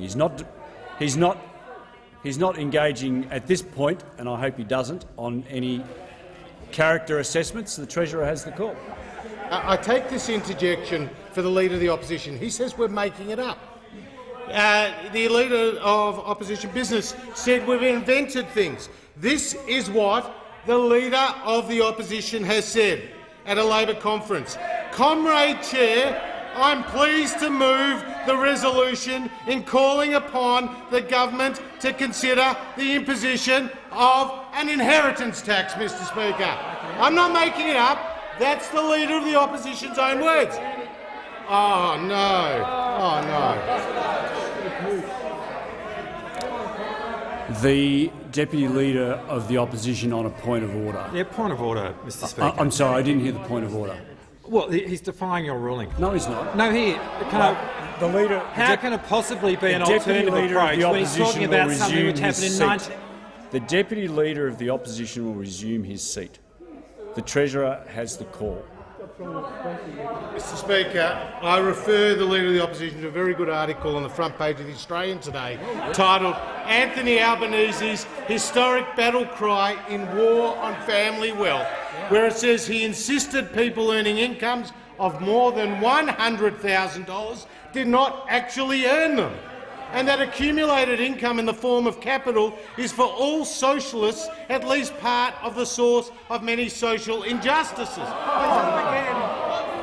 The Leader of the Opposition on a point of order. Yes, Mr Speaker. Just before you make your point of order, there's so much interjection in the House on both sides. The Leader of the Opposition. The point of order, Mr Speaker, is that the Treasurer was just quoting former Senator Robert Ray, not myself. The Leader of the Opposition. We don't look like each other, Mr Speaker. The Leader of the Opposition will resume his seat.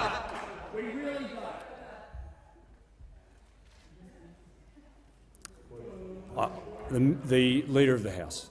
Mr Speaker, I just refer to the earlier ruling that you made about the abuse of this process by the opposition of points of order. When, Mr Speaker, there is no point of order, it's an opportunity to either re-prosecute or to put some new fantasy into the debate.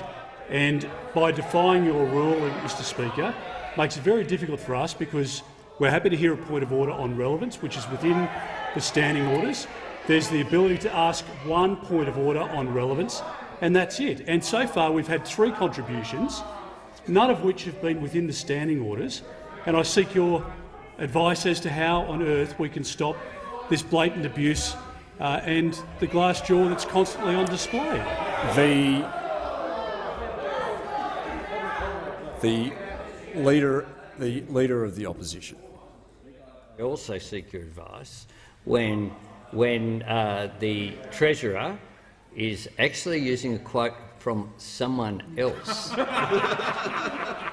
and purporting it to be from me, if it's allowed to stand, if it's allowed to. The Leader of the Opposition will resume his seat. If the Leader of the Opposition considers that he's being misrepresented, then he has an appropriate. Then he has an appropriate way of dealing with that. As I've previously said, no, a member can't say anything he or she wants. But I'm not an arbiter of fact. The Treasurer has the call. Mr Speaker, Order. this Leader of the Opposition stands for higher taxes, he stands for death duties, and that's why the member for Fenner, hiding away in the back, has said, and I quote, the Albanese supporters were known as the Bolsheviks. The Leader of the Opposition. Thanks, Mr Speaker. And I won't ask about my Year 6 history essays. My question is addressed to the Prime Minister. Today I met with Christine from Penrith, who has spent 16 years caring for aged care residents. Christine says things have got much worse under this government and that residents are no longer getting the care they deserve. She's made the difficult decision to leave the industry. Why hasn't the Prime Minister addressed the chronic workforce shortage and the conditions affecting aged care workers and the people in their care? The Minister for Health has the call. Thank you very much, Mr Speaker, and I want to thank the opposition for the Leader for the question, and in particular to thank all of those aged care workers, the nurses, the personal care workers, those that have assisted through the course of the pandemic. Shortly after coming to office, one of the first things that the Prime Minister did was call a Royal Commission faced with the shocking findings of the inquiries into the Oakden scandal in the South Australian aged care public sector under the previous Labor government there. The Prime Minister called that Royal Commission precisely because on his watch, in our time, on our watch, we wanted to make a fundamental difference. And what that has seen is a $17.7 billion investment in aged care. In particular, what we have seen that is over and above what was in place previously. And we have gone from $13.3 billion of annual expenditure when Labor was in government to now $27 billion, The member $30 for billion, Hotham will $32 leave under billion, 94A. and $33 billion. So a $20 billion increase Member for Mitchell. in aged care investment and expenditure. And what that leads to in particular is that in response to the Royal Commission, we have put in place 80,000 additional home care packages and 40,000 in 21-22 and 40,000 in 22-23. $6.5 billion over 4 years. $798 million to support informal carers, $272 million to connect senior Australians to aged care services, in particular in residential accommodation facilities, $7.3 billion over 5 years from the current year, currently being held up in the Senate by the ALP. In addition to that, what we have is the Aged Care New Funding Mechanism, ANAC, $189 million to help our residential aged care facilities. In addition to that, improving access to primary care, $365 million, empowering consumers of aged care with $200 million, and very importantly, growing the workforce, helping our seniors with $216 million. And now we've put in place $600 million of retention bonuses. We've announced $800, the fourth such bonus for those workers that have been serving through the pandemic, those workers that have helped lead to an outcome which has saved countless lives by comparison with countries around the world, one of the lowest rates of loss of life in aged care. Each life lost has been an immense sadness to the families affected. But because of the work of our aged care workers, we have saved thousands of lives. We thank them and we honour them. The member for Fairfax has the call. Thank you, Mr Speaker. My question goes to the Treasurer. How is the Morrison government strong and decisive economic management throughout the COVID-19 pandemic, ensuring the Australian economy will respond strongly, recover strongly by international standards? And is the Treasurer aware of any alternative approaches that may jeopardise this recovery? The Treasurer has... Thank you, Mr Speaker, and I thank the member for Fairfax for his question. I acknowledge his more than 20 years in business as experience that he's brought to this place, his strong advocacy for a stronger economy and lower taxes, and he's seen firsthand, like the ginger factory in Yandina, how 85 jobs were saved by JobKeeper, Mr Speaker. Now, if we take our minds back to 2020, at the start of this pandemic, we saw 1.3 million Australians either lose their jobs or saw their working hours go down to zero. Treasury feared that the unemployment rate could be as high as 15%, with more than 2 million Australians unemployed. We put in place programs like JobKeeper, which saved more than 700,000 jobs, a cash flow boost, $750 payments to pensioners and carers and veterans and others on income support. The net result is we have now one of the strongest economic recoveries in the world. In fact, Australia has outperformed all major advanced economies in our recovery. Our unemployment rate today is at 4.2%. We have 250,000 more people employed today than at the start of the pandemic. In the United States, they have 2.6 million fewer people employed today than at the start of the pandemic. And our lower taxes are rolling out across the economy, providing more money into people's pockets. Now, there is a significant threat to that economic recovery that is not yet locked in, and that's this inexperienced and weak leader of the Labor Party, a leader of the Labor Party who's never had a Treasury portfolio, a leader of the Labor Party who attacks our tax cuts for families as being for the top end of town, and a leader of the Labor Party who is too weak to take on the unions and the Greens. Now, he does have an economic recovery plan. It consists of a national driver's licence, Mr Speaker. It consists of taking fuel excise off electric vehicles. The only problem is there is no fuel excise on electric vehicles. And of course there's a $6 billion cash splash to give people money who have already had the jab. But the reality is they talk a big game in opposition, they deliver very little in government. They talk about secure work, but unemployment was 5.7% under Labor, it's 4.2% under us. They talk about higher wages, yet real wages were falling under the Labor Party. They talk about a lower cost of living, yet electricity prices double. They talk about lower debt, yet they've promised more than $80 billion of extra spending, and that's even so far. And they talk about lower taxes, and they took to the last election $387 billion of higher taxes. So this weak, inexperienced leader of the Labor Party is a major threat to the Australian economy. The Treasurer will resume his seat. I've spoken to the Treasurer about that once, in fact more than once before. I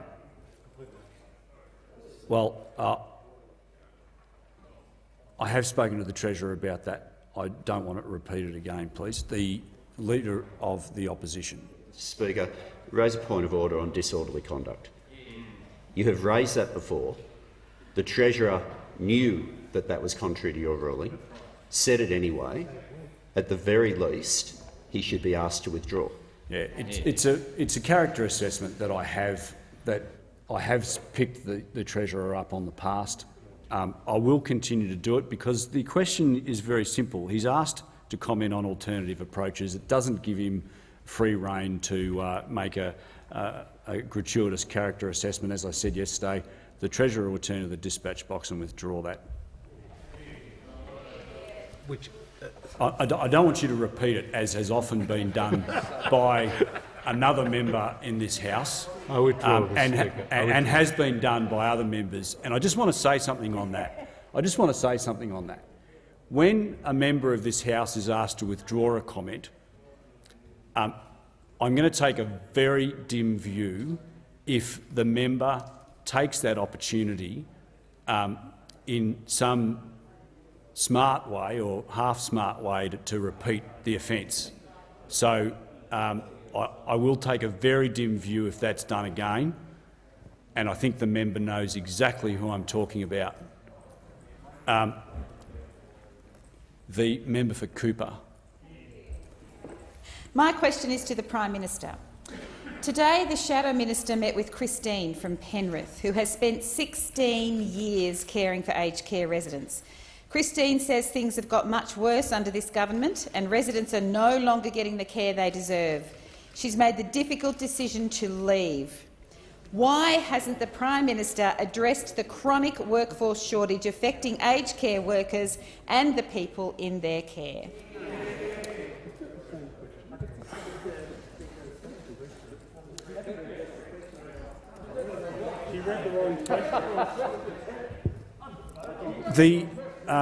The question that the standing orders do prevent the same question from being asked again. Well, it certainly seemed identical.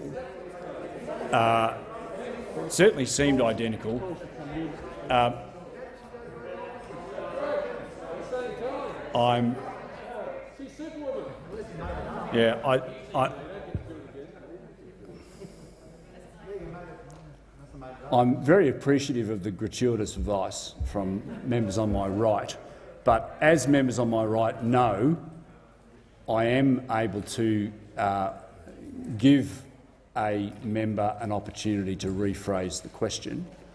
But on this occasion, it's not a matter of rephrasing the question. That question was out of order because it was, to the extent that I'm able to tell. I don't have the wording in front of me, but it certainly seemed identical. Speaker. I think the House accepts your mea culpa, the member for Cooper. I will give the member for Cooper the call on this occasion. So it's question. That's out of order. The leader of the House, the member for Cooper, has the call. Thank you. My question is to the Prime Minister.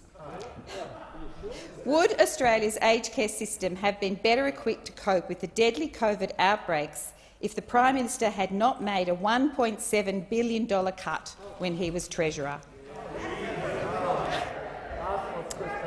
The Minister for Health has the call. Thank you very much, Mr Speaker.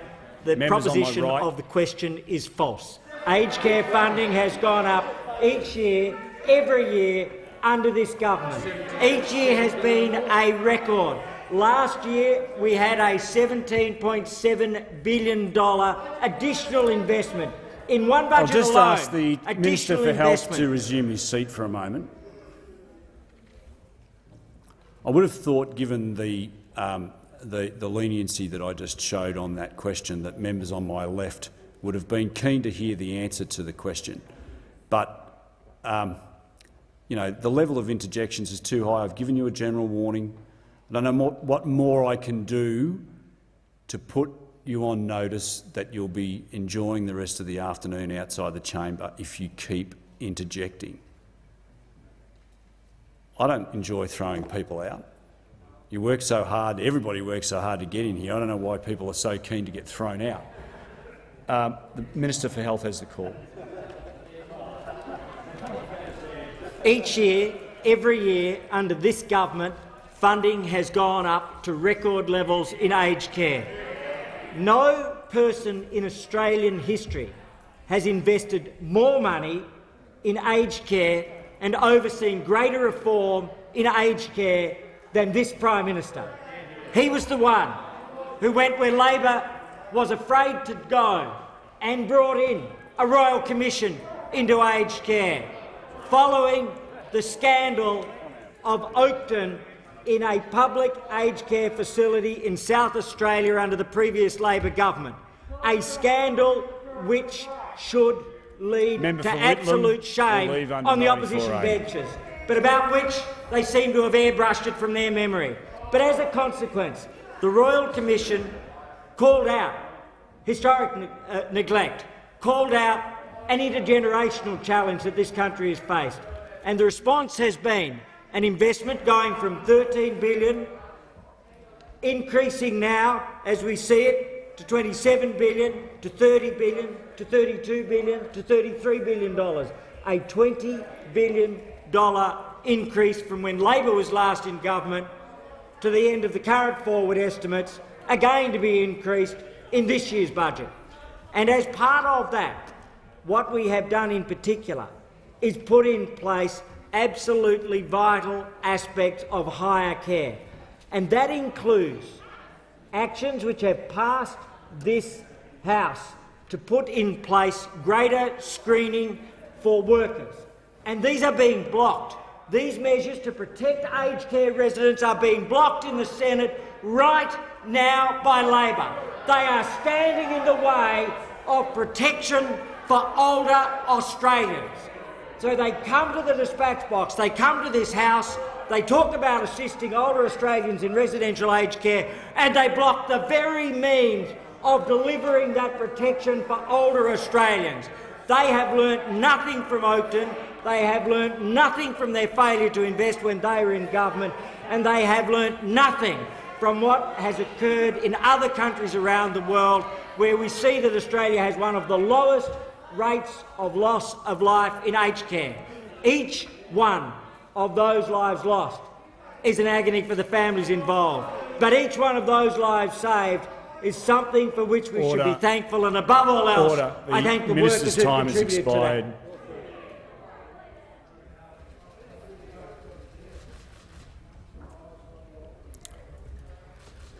I know we're all tired. Everybody's tired. It's been a very long 48 hours. Let's just try and get through it. The member for Robertson has the call. Thank you, Mr Speaker. My question is to the Minister for Defence. Will the Minister update the House on how the Morrison government's actions to create and maintain strong defence regional security relationships keeps Australians safe and secure, and is the Minister aware of any alternative approaches? The Minister for Defence has the call. Thank you very much, Mr Speaker. I want to say thank you very much to the honourable member for her question and for the support that she provides to veterans in her local community. Mr Speaker, we know that our nation is facing the most complex and potentially catastrophic regional security environment since the Second World War. The threat now posed by the Chinese government aggression is very real, and, Mr Speaker, it's growing. We've seen an unholy alliance between the Chinese government and the Russian government with President Putin, and both countries have been very open about that relationship, and that should, I think, cause great concern right across the world, but in particular in our own region, Mr Speaker. And we have worked very closely together with partners. We have an incredible alliance through our Five Eyes with our AUKUS partners. We are meeting, and Minister Payne's in Melbourne this afternoon to meet with her counterparts in the Foreign Ministers' Quad. That is a coming together of like-mindeds, and there are many countries in Europe and elsewhere across North America and around the world who are worried about what is happening in the Indo-Pacific, Mr Speaker. And so this government has invested more into our defences and to keep our country safe into the future. We did that off an incredibly low base because Labor, when they were last in government, cut funding to defence to the bone. That's the reality, Mr Speaker. They want to pretend now that somehow there's no difference between the two parties when it comes to defending our nation in the next decade and the decade beyond. Nothing could be further from the truth, Mr Speaker. If anybody has been less prepared to put themselves forward as a potential Prime Minister of this country when it comes to the issue of national security, I'm not aware of anyone less prepared, maybe apart from Mark Latham, than this man, Mr Speaker. Will leave under 94A. No, I'm sorry, not member for Brand. The member for Paterson will leave under 94A. And Mr Speaker, we now see evidence, Mr Speaker, that the Chinese Communist Party, the Chinese government, has also made a decision about who they're going to back in the next federal election, Mr Speaker. Now, that's open. That is obvious, Mr Speaker. The Leader of the House, and they have picked this bloke as their candidate, Mr Speaker. The Leader of the House will resume his seat.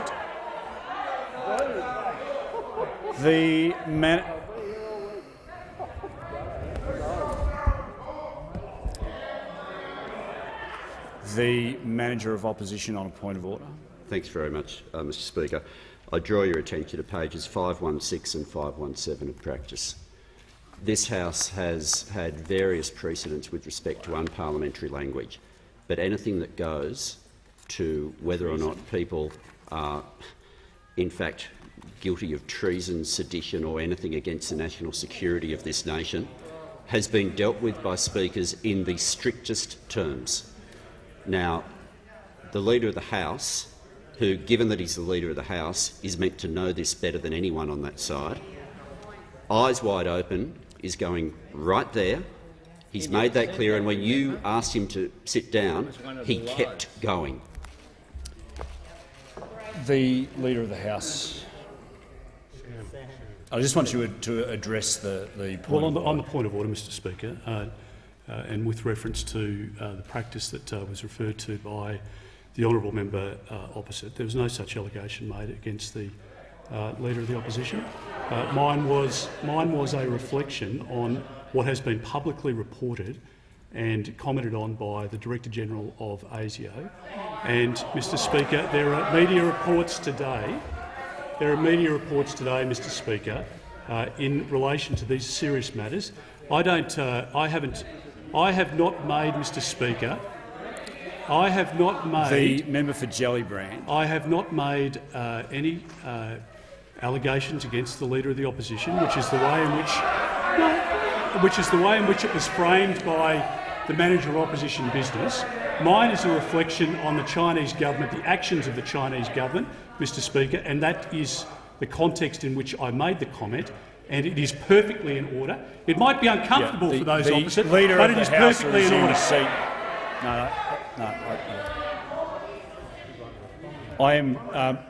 I'm very familiar with the provision that the Manager of Opposition Business refers to on page 517. In fact, I spoke about it in question time today, about references to corruption, deliberate dishonesty, etc. And the previous speakers have ruled on things such as sedition and treason.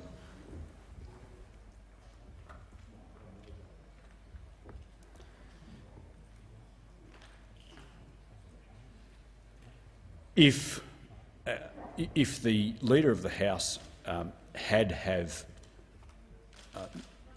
referred specifically to a member of the Labor Party or the party or members of the party, look, I'm just not going to take interjections while I'm ruling on a point of order. So whoever is interjecting will cease immediately.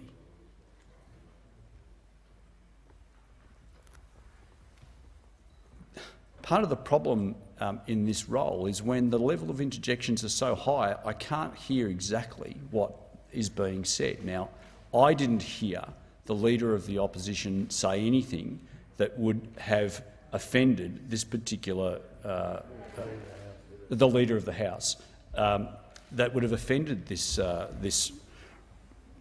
provision, or the way that the House has dealt with these issues of inappropriate or alleged inappropriate conduct.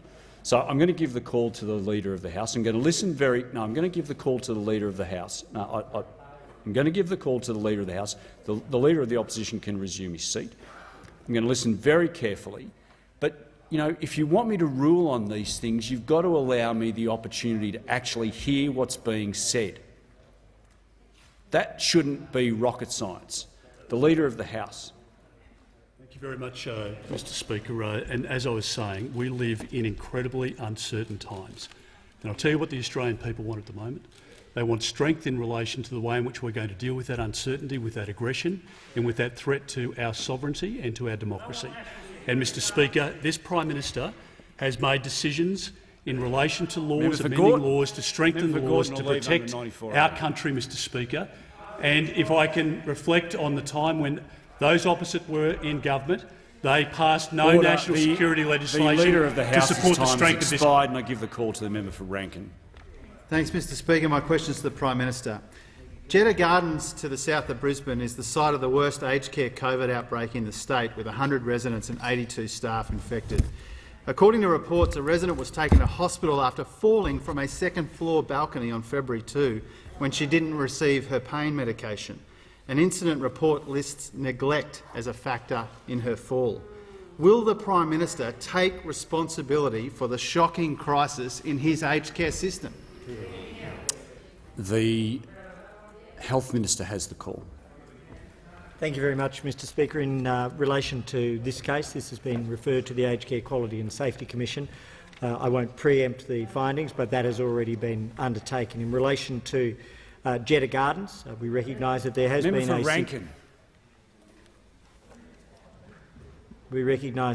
been a significant outbreak, and the actions taken by the Department of Health and the government include a Department of Health case manager put in place, the Metro South Pacific Health Unit, nurse navigator allocated, Aspen Clinical First Responder, Older Persons Advocacy Network engaged, the Aged Care Quality and Safety Commission engaged, the surge workforce of Aspen, 1 lead, 4 resident nurses, 2 personal care workers plus 1 Healthcare Australia worker. The Community Business Australia engaged. We've had additional security put in place, and in particular the Aged Care Quality and Safety Commission has mandated a nurse advisor support for training, and sonic pathology has been in place periodically since the 7th of January. As early as the 7th of January, a notice to agree was put in place by the Aged Care Quality and Safety Commissioner.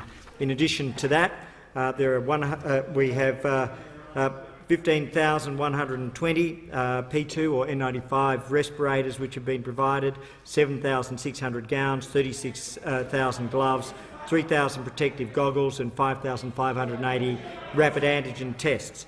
All of these have been put in place as part of the process to ensure that there is a rapid response. In terms of the individual, I would be very happy to provide the details to the House once the Quality and Safety Commissioner has completed her investigation. I know in particular that the Commissioner has taken this and other cases around the country very seriously. There have been over 19,000 site visits or reviews by the Commissioner over the course of the last 2 years, and this has been one of the important actions which has been put in place. Indeed, the Commission was established by this government. In addition to the Royal Commission, a permanent standing Aged Care Quality and Safety Commissioner, funded, expanded under this government, under the leadership of the Prime Minister, and this is something which we regard as a critical and fundamental role. And so again, I want to thank all of the nurses, all of the personal care workers and all of those who have helped Australia have one of the lowest rates of loss of life in aged care. And I think that is a very important thing to understand, that as we face real challenges, what our nurses, what our personal care workers, what those involved in aged care have achieved is to save lives on a scale The Minister's time has expired, and I give the call to the member for Lindsay. Thank you, Mr Speaker. My question is to the Minister for Home Affairs. Will the Minister please update the House on how the Morrison government is keeping Australians safe in an increasingly complex threat environment, and especially the steps we are taking to counter violent extremism in all its forms? The Minister for Home Affairs has the call. Well, thank you, Mr Speaker, and I thank the member for her question, and I thank her for the dedication that she has shown to make sure that her community remains safe and secure. Now, last night the Director-General of Security presented his annual threat assessment, and his assessment is that our terrorist threat level remains at probable, which is where it has been for a number of years now. What that means is that there is credible intelligence that there are people out there who have the intent and the capability to do us harm. Now, our security outlook has for some time been complex, challenging, and it has been changing. And as the Director-General said last night, the pandemic has added another level of complexity to our security outlook. What we've seen is that people have had increased time to be online, and that has created a number of security challenges for us. Now, as the Director-General said again last night, he said online radicalisation is nothing new, but COVID-19 sent it into overdrive.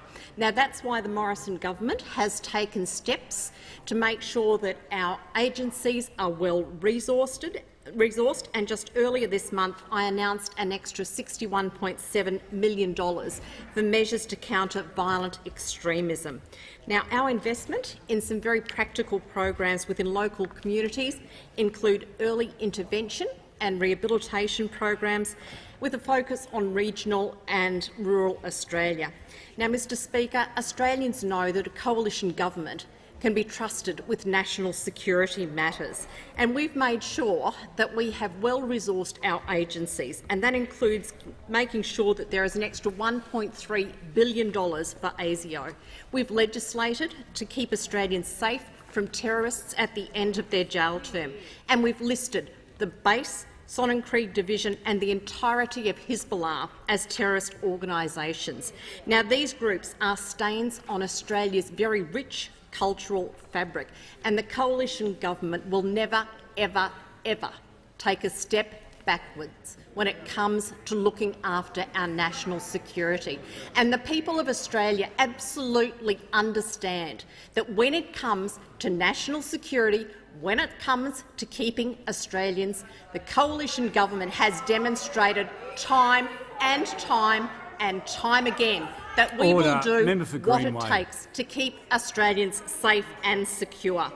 Now, we have always taken a responsible approach to national security, and we will not stop. We will keep doing everything to look after Australia. The member's time has expired. The Prime Minister.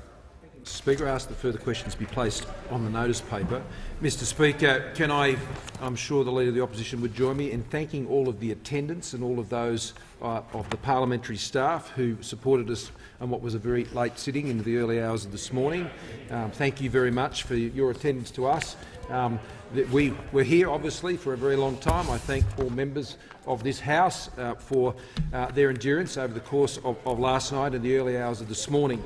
And so thank you to them also and to the staff who were supporting over a very late night sitting. I also table, Mr Speaker, for members' information in relation to matters that were dealt with over the course of the morning, the letter from the Attorney-General, Mr Speaker, to the member for Mayo, also copied in, Mr Speaker, to the Labor Party on the matters that were raised, and I table it for members' information. Oh, you can look it up. The Leader of the Opposition. Mr Speaker, I do want to take the opportunity to join with the Prime Minister in thanking members. Members leaving the chamber will do so quickly and quietly, please. Peter. I don't want to have to repeat myself. Members leaving the chamber will do so quickly and quietly. Leader of the Opposition. Thanks, Mr Speaker. I do want to take the opportunity to also thank the staff for what was a very late night sitting. There were a range of staff here and outside the chamber. The security that the Prime Minister and others have as well were here until the early hours of the morning. The Comcar drivers were sitting out there waiting to take people home. There are, of course, increased security around Parliament House due to some of the events that have happened in the ACT over the past couple of weeks, and I do want to pass on my thanks to them. And then, on a separate matter, the Leader of the Opposition. Thanks, Mr Speaker. I have a question to you. And I would ask that you examine, because I don't have access to the Hansard, but I particularly refer to the answer given by the Minister for Defence in his last Dorothy Dixer. And it goes to two issues. One is the issue that was raised by the Manager of Opposition Business with regard to the reflections on members of a very serious nature that were made during that debate. I take that very seriously, and the idea that that should be the subject of partisanship and partisan domestic debate at a time of international uncertainty is just not acceptable and is not in Australia's national interest. A second point I make, Mr Speaker, which is just as serious or perhaps more so. In the Minister for Defence's answer, he referred to a purported view purportedly expressed by the Director-General of ASIO. I have regular briefings, Mr Speaker. I had a briefing with the head of ONI yesterday. I had a briefing with the Director-General of ASIO 2 weeks ago. I take national security in today's world very seriously, and that's why I do that. The idea that the Leader of the Opposition, if he's wanting me to yes, Mr. Speaker, examine something, I don't want to give you the opportunity to relitigate something. So I if you want to Mr. point Speaker, something to me, my fine. point is that the Minister for Defence, and I think it is probably up to you to talk directly to the Director-General of ASIO, because there are some matters, due to the nature of those organisations, that we don't discuss here. If you, certainly it would be up to you, would have the capacity to do that. But to bring in someone from outside who is well respected, who has a job in our national security infrastructure, and to attempt to use them in a partisan way is a very serious matter indeed. I ask you to reflect on the comments of the Member for Defence and report back to the House next week. I thank the Leader of the Opposition. Leader of the Opposition. Hey, Mr Speaker. Yes, Mr Speaker, it goes to a point of order that I made, but I do formally make, in compliance with the standing orders of the House, I wish to give a personal explanation. Does the Leader of the Opposition claim to be misrepresented? I do, Mr Speaker, by the Treasurer repeatedly. As bizarre as it is that he quotes something that is more than 30 years old and occurred more than 9 Prime Ministers ago, he could at least do it accurately. And in some of the quotes that he's used comments allegedly from me at some conference more than 3 decades ago, where the quotes themselves say that I was quoting someone else at the time. At least the Treasurer could get it right, as absurd as this whole kindy exercise is. All right. The member for Warringah. Mr Speaker, I wanted to raise, in relation to the thanks about the length of the sitting hours that we've just gone through, my concern that only one day after the delivery of the statement acknowledging the Jenkins Review recommendations, such a lengthy sitting was in direct contradiction to the recommendation that a review of the hours of operation to ensure a safe workplace of Parliament should occur. And I would ask that that be noted, because I strongly believe it was disrespectful of all staff in Parliament House to insist upon a sitting to 4:40 in the morning. Well, the member for Warringah's concerns are noted. I'm not sure what I can do about that, but other than to say your concerns are noted, and you might want to take that up with others other than me. The member for Melbourne has the call. Thank you, Speaker. I seek to make a personal explanation. Does the member for Melbourne claim to be misrepresented? Yes, I do, Mr Speaker. During question time, the Prime Minister said the Labor Party's policy on emissions reduction are the same as the policies of the Greens. How do I know that? We know that from the Leader of the Greens himself. Not only did I never say such a thing, I never could have. Labor, like the Liberals, has said their targets aren't science-based, whereas ours are. Labor, like the Liberals, has said that they support 114 new coal and gas mines being opened, whereas we don't. Labor has said that under their policies there will be the same amount of coal in the system as under the Liberals, whereas we want a phase-out. Labor has said that coal will continue to be exported and mined in the 2050s, whereas we want a moratorium. Labor in this place has voted with the Liberals to open up the Beetaloo gas basin, including using public money for it, whereas we opposed it. if the Prime Minister were to be at all truthful, instead of being misrepresenting, he would have said that Labor's embrace of coal and gas puts them far closer to the Liberals than it ever does to us. Member for Chifley. Speaker, just following on from the member for Warringah's recommendation to consider in light of the Jenkins report, and the others opposite talk about family values and family work hours. I would urge you, Speaker, if you could, to consider as a joint head of Department of Parliamentary Services. We had a lot of people here working behind the scenes, affecting their own ability to keep contact with their families. They were kept here for long hours, and there is a responsibility by, if I may say, not disrespectfully, by yourself and the President of the Senate to keep tabs of those working hours, given what has been recommended. And we have now in a situation where, after all those hours and all that effort, that legislation we were here till nearly 5 a.m. is not going to be even considered by the Parliament. All for nothing. Well, I thank the member for Chifley. I'll take the matter under consideration, but I still come back to I think it's a matter for the task force more than the Speaker of the House. But I don't think anyone wanted to, or very few of us wanted to be working till 5 o'clock this morning. But anyway, let's move on, shall we? I present the reports on the Commonwealth Ombudsman's activities under Section 65(6) of the Building and Construction Industry Improving Productivity Act 2016 for the periods 1 January to 31st of March 2021 and 1 April to the 30th of June 2021. I have received a letter from the honourable member for Bruce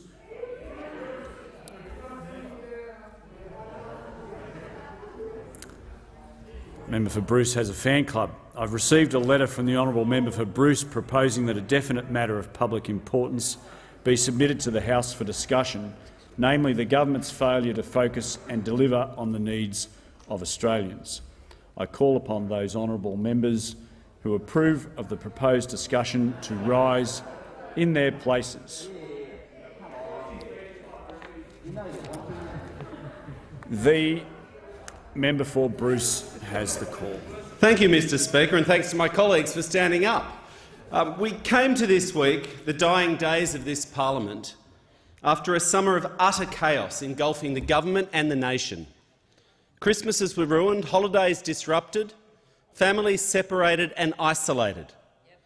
The testing crisis, where sick Australians queued for hours or days, trudged from chemist to chemist, desperate to get a test to protect themselves, their family and their incomes. The crisis in aged care accelerated outbreaks across the nation. The testing infrastructure and the workforce collapsed. The supermarket shelves were emptied. You couldn't get chicken in Coles. Businesses were closed, supply chains collapsed, and the shadow lockdown took hold across most of the country. Not Western Australia, which I think the Deputy Prime Minister described as North Korea. Summer was okay over there. But it didn't have to be like this. It shouldn't have been like this. If only the Prime Minister had done his job. If he'd focused on Australians, planned, prepared and delivered. But instead, while chaos raged, the government has been consumed day by day by day, fighting, focusing on themselves, not the nation. Now, the karma bus, or truth, has finally caught up with the Prime Minister in the last few weeks. The astounding revelations of secret texts revealed, Deputy Speaker, revealing what those closest to the Prime Minister really think of him. His good friend, Gladys Berejiklian, a horrible, horrible person, more concerned with politics than people, she said about him. Well, with friends like that, who needs enemies? With friends like that, I'd hate to meet his enemies. A cabinet minister who still hasn't outed themselves over there, wanting the world to know they consider the Prime Minister, the leader of their government, a complete psycho. But the next one, Deputy Speaker, I admit, is tricky. I have to choose my words carefully under the standing orders, as the Speaker just reminded us in question time. You can't call the Prime Minister or any other member in here a liar or a fraud. Fake's okay, but it's funny, isn't it? On the front of every newspaper, on every radio station, on every television channel, it's blaring, but I can't quote precisely what the Deputy Prime Minister actually thinks about the Prime Minister. Little hint, it sounds like Fryer, the old town crier, Dunlop Tire. Malcolm Turnbull said he had a reputation for crying. The French president, I don't think I know what he meant, and I'm not even going to try and go near what Michael Keenan said about the Prime Minister in Nikki Savva's book. You can look that up for yourself. I do recommend it. But the truth is, any Australian could have written these texts. Every Australian knows well the Prime Minister goes missing when it counts, and you can't believe a word he says. Now, it might sound strange, but this is where the government's at. The fact that they hate each other, they fight amongst themselves, that every day is like a new montage from Mean Girls is not the real problem. The Prime Minister's character, his pattern of mendacity, is not the real problem, or as Winston Churchill said, a terminological inexactitude is not the real problem. The real problem now is the impact on Australians, Deputy Speaker, and on our nation, because the Prime Minister's not doing his job. The government is focused on itself, not on governing. It's as simple and sad as that.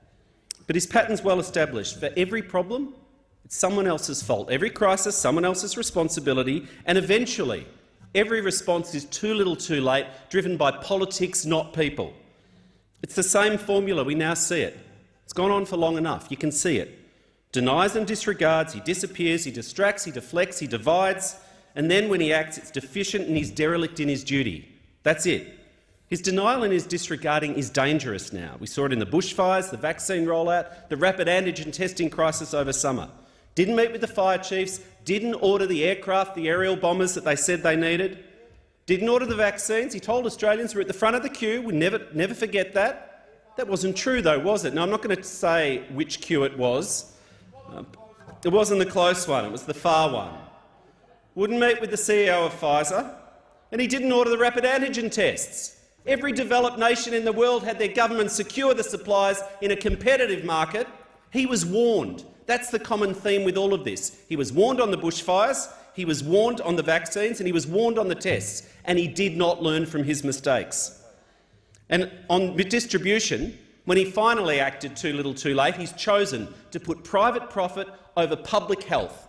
Rapid antigen tests should be freely available, Deputy Speaker, on Medicare. That's how we do health in this country. He ignores the problem until it becomes a crisis. Then, after that doesn't work, he tries disappearing, hiding under the doona. Derelict. He goes missing for days or sometimes weeks, as we've seen. Saw it in the bushfires, went to Hawaii, then his office lied about it. The quarantine, the vaccines, the lockdowns, the rolling lockdowns because of the Prime Minister across most of the country, every state and territory last year, he was always nowhere to be seen at the peak of the crisis when we needed him most. And the testing, just hoping things go away. And then we get the distractions and the diversions, the photo ops, the marketing, the stunts. I've learnt before, Deputy Speaker, you might have educated me on this, you can't read those hashtags into Hansard, but Australians know what they are. It was his job to equip the fire chiefs, but it wasn't his job to force people to shake his hands in the fire zones. As Sean Kelly said, it was like a malfunctioning electronic device wandering around. It was a photo op, it wasn't a comfort visit. It's not his job in the aged care crisis to go and wash women's hair in a hair salon. It was downright creepy as well. It's not his job when kids can't get vaccinated to pretend he's a pilot or a racing car driver to distract people. It's not his job when businesses are closing from lack of tests and staff to play cricket commentator over summer. See if that distraction works for a day. We had Novak Djokovic. He manufactured that crisis. The government gave this guy a visa and then spent a week deliberately, incompetently trying to cancel it and kick him out of the country when they brought him here in the first place to break the media cycle from the testing crisis. But, oh Lord, can you only imagine what we're going to see this weekend after the week he's had? Well, you actually don't have to. They pressed the panic button. We saw that in question time. But 60 Minutes is up on Sunday, Deputy Speaker. The Prime Minister is going to be serving margaritas to Karl Stefanovic in the Lodge. It's the best thing since Christopher Pyne had to make his own G&T in his little log cabin. But then the secret weapon, Jenny, is going to save him. Now, that's nice of her. I think it's lovely of her to do this for him. Absolutely terrific. But she could find the time, because it was only a few weeks ago we learnt that she was busy scouring every chemist in Canberra looking for rat tests, you know, or trying to find out the price of milk or bread for him. When that doesn't work, though, we go to deflection. That's DEFCON 4, deflection. He blames someone else, anyone else, for his own mistakes. It's the states, it's the premiers, it's Labor, it's the man on the moon. He's the master blame shifter. But then the final one, Deputy Speaker, eventually, when he's forced to act, it's deficient, too little, too late. We saw it on JobKeeper. Bad design, too slow. 100,000 people ended up on the unemployment queue instead of attached to their job because he didn't act when Labor told him to, and then he designed it badly, adding tens of billions of dollars to the national debt for the next generation to repay, giving it to businesses to increase their profits who did not need it. And the aged care. We heard that powerfully from the member for Hotham yesterday. 622 deaths this year alone. 1,100 homes in outbreak. The Prime Minister saw this coming. He was warned. He did nothing. The minister went to the cricket for 3 days, yet the Prime Minister has done nothing. He won't sack the minister. He said it's not a crisis, but then, to break the media cycle before Parliament resumes, he then sends in the army. But it's not a crisis, Deputy Speaker. But make no mistake, beware. If this bloke's re-elected, if he scrapes back into power, he'll do it all over again, because that's who he is. That's what he is. And the worst weapon in his dark arsenal is not the dissembling, the deceiving, it's the division. Now, if MPs, including me, look a little worse for wear today, Deputy Speaker, it's not Boris Johnson-style parties. We were here till 5 a.m. sorting out his latest mess on religious discrimination. Instead of uniting the country for base political purposes, he uses faith communities and gay and trans children as wedges, as human shields, to divide the country. He's had 4 years to fix this, and yet we had 24 hours to consider his half-baked, divisive ideas. Shame on him. Yet this morning, after the House fixed part of his mess, he was out there briefing out from his office that the effort to stop discrimination and bullying against all kids must be stopped, even though it's 100% what he promised. He forgets that when he writes a letter, you can read it months later. He promised he would do that. Then when he said stuff on TV, you can go back and watch it. He promised he'd do that. So committed now we find to religious protections, of course, he's just dropped them. But they always focus on themselves. And you know, we were here till 5 a.m. There's one big thing that he said he'd do that he's not done, is the National Anti-Corruption Commission. And the government says, well, there's no time, there's 8 sitting days left. So I say to the government, if you're serious about a National Anti-Corruption Commission, bring on the debate. I know that me and my colleagues, if you bring on that debate, we will be here till 5 a.m. tonight, tomorrow. We'll be here all weekend. We'll be here next week. There's 5 weeks till the budget. We will get it done, if only the government had the guts to bring on the debate. I call the Assistant Minister for Industry, Energy and Emissions Reduction. Well, thank you, Deputy Speaker. And Deputy Speaker, it's always a great pleasure to be able to follow on from the member for Bruce. I actually have affection for him. He's theatrical in his performance. In fact, he performs substantially better than most other members, particularly on the front bench of the opposition. And of course, the actual matter of public importance has been about a focus on Australians, and that's an entirely legitimate thing to raise as an issue. We care deeply on the side of the chamber about Australians and their future. Yet the member for Bruce focused only on one Australian, despite his claims and the objective to say that the focus of the opposition or the criticism of the government is about its focus on every Australian. He was obsessed with only one, which is a constant attempt, as the opposition has done, which is a character assassination on the Prime Minister for one objective and one objective only. We all know that within a few months the people of Australia will go to the polls and they're going to make a decision about who is going to run this country for the next 3 years. And of course the objective of the opposition is that they know they can't win the hearts and minds and confidence of Australians. They don't actually have any of the solutions to the challenges that our country faces. They know, as in fact has been remarked many times throughout the past question time, is that Australia is entering a very challenging period. And the Director-General of ASIO outlined that in his threat assessment recently. And they have no actual answer for that. And this government is actually focusing not just on governing, but making sure that every Australian is safe, secure and has those economic opportunities. And the only objective of the Labor Party is how it is that they can win the election by character assassinating the Prime Minister because they have no other way of doing it. It's based on a sneaking-in strategy, with, of course, the help of the Greens. We know that. The Greens now talk about how they have shadow ministers waiting to be able to be sworn into a Labor-Greens alliance government or coalition government.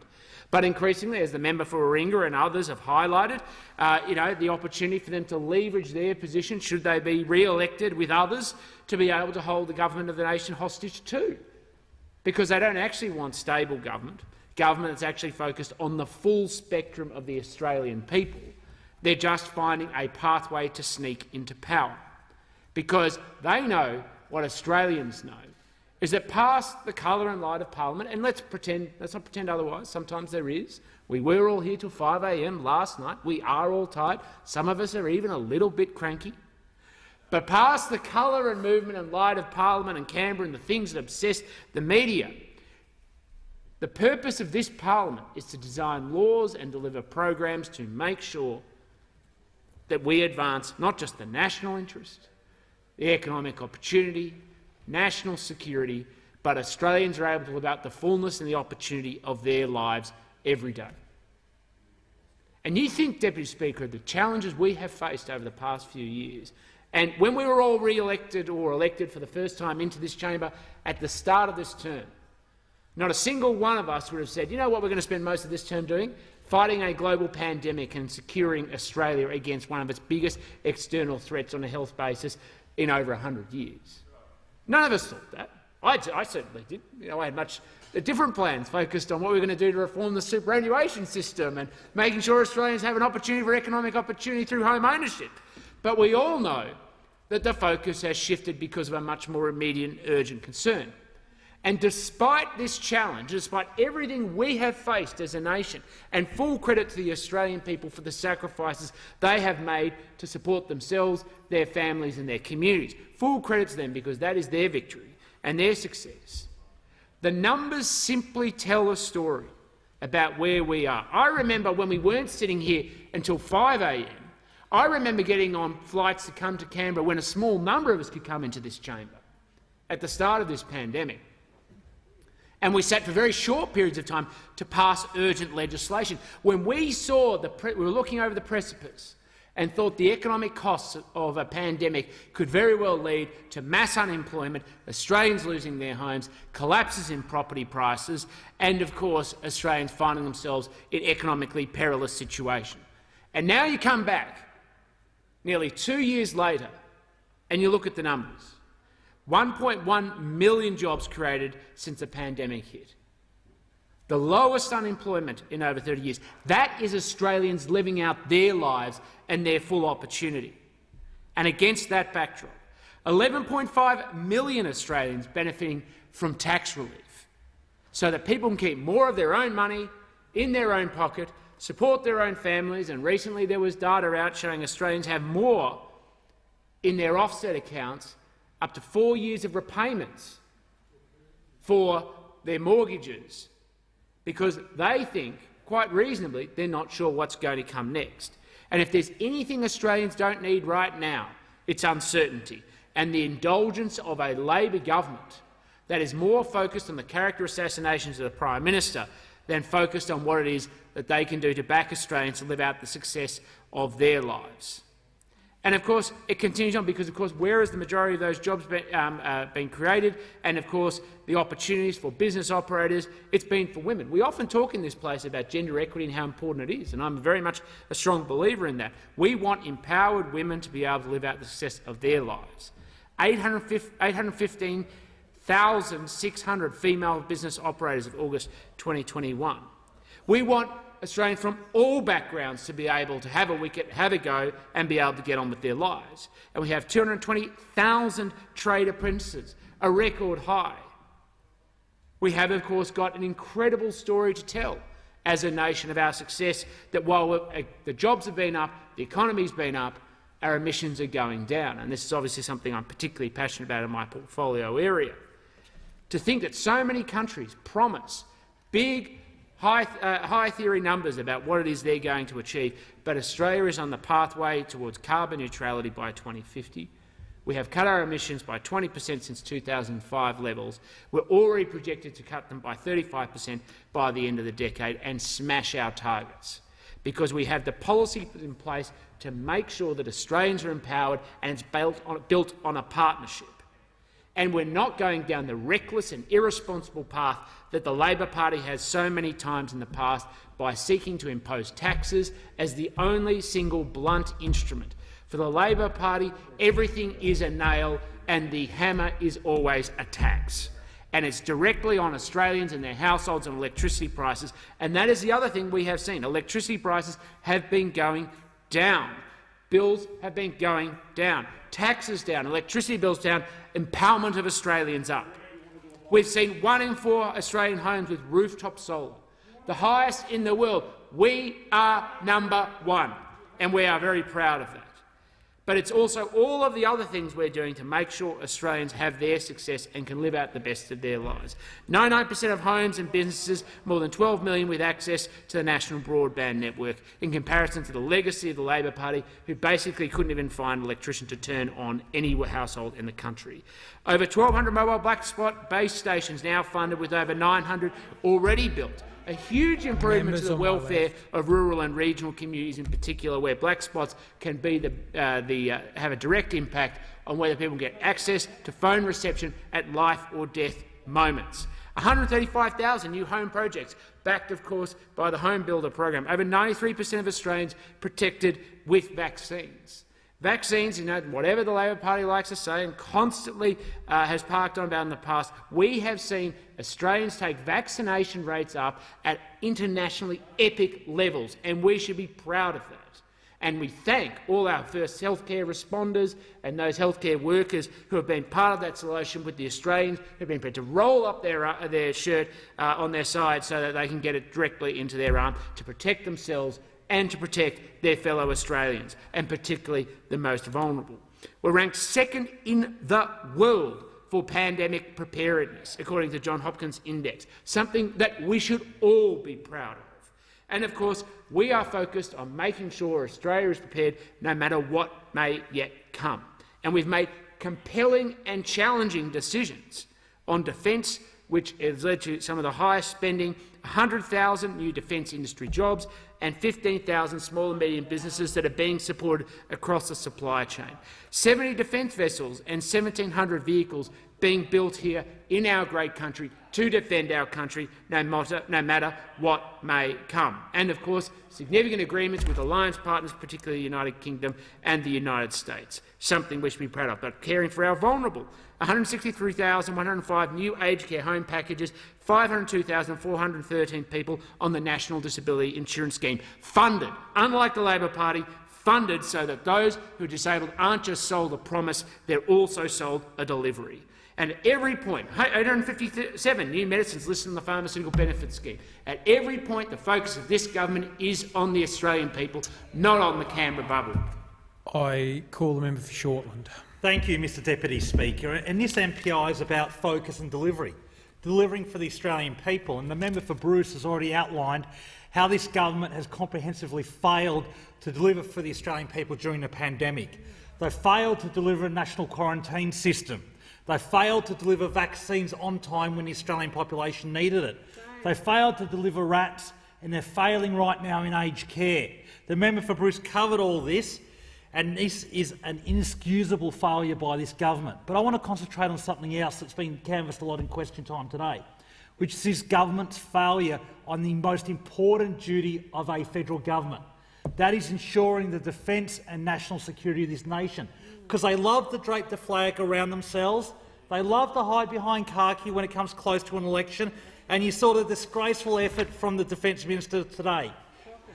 Disgraceful, utterly unprecedented. And it's a brave choice by the Coalition, it's a brave choice by the Liberal Party, given their great hero is Robert Gordon Menzies, a man known to be a Nazi appeaser, a man known who advocated for doing a deal with Hitler 10 days after Poland was invaded, 10 days after Poland was invaded. The member will pause. The member for Riverina. I'm afraid the member at the dispatch box should withdraw that slur against the former Prime Minister. No way, that is unacceptable. Just to the member will Robert Menzies of being a Nazi appeaser. You should withdraw, and you should withdraw now. The member for Riverina will resume his seat, and the member for Shortland will pause. I'm just referring to the clerk. I'm losing time. Mark, you should support us. I'm losing time here. That is outrageous. Oh, come on, no, you're not in the federal. No way, Rob. That's over the top, mate. Mark, you should support us, mate. Seriously. That word Nazi should be used in here. No way, not against Prime Ministers. He did it. He wanted to do it. Oh, come on, forget it. There are a lot of appeasers in there. Whilst the comment wasn't made against the sitting member, it was unparliamentary, and I'll get the member to withdraw. Do I get time back, Mr Deputy Speaker? You'll withdraw. I withdraw to assist the House, but the fact remains, 10 days after Poland was invaded, when Robert Gordon Menzies wrote a letter to the High Commissioner advocating for a peace deal with Hitler. The member will pause for a moment. The member for Riverina. He should just withdraw, Mr Speaker. He has withdrawn. The member will continue. Their own history. They're ashamed of their own history on defence, which included sending troops to Vietnam on a lie, a war where 500 Australians died.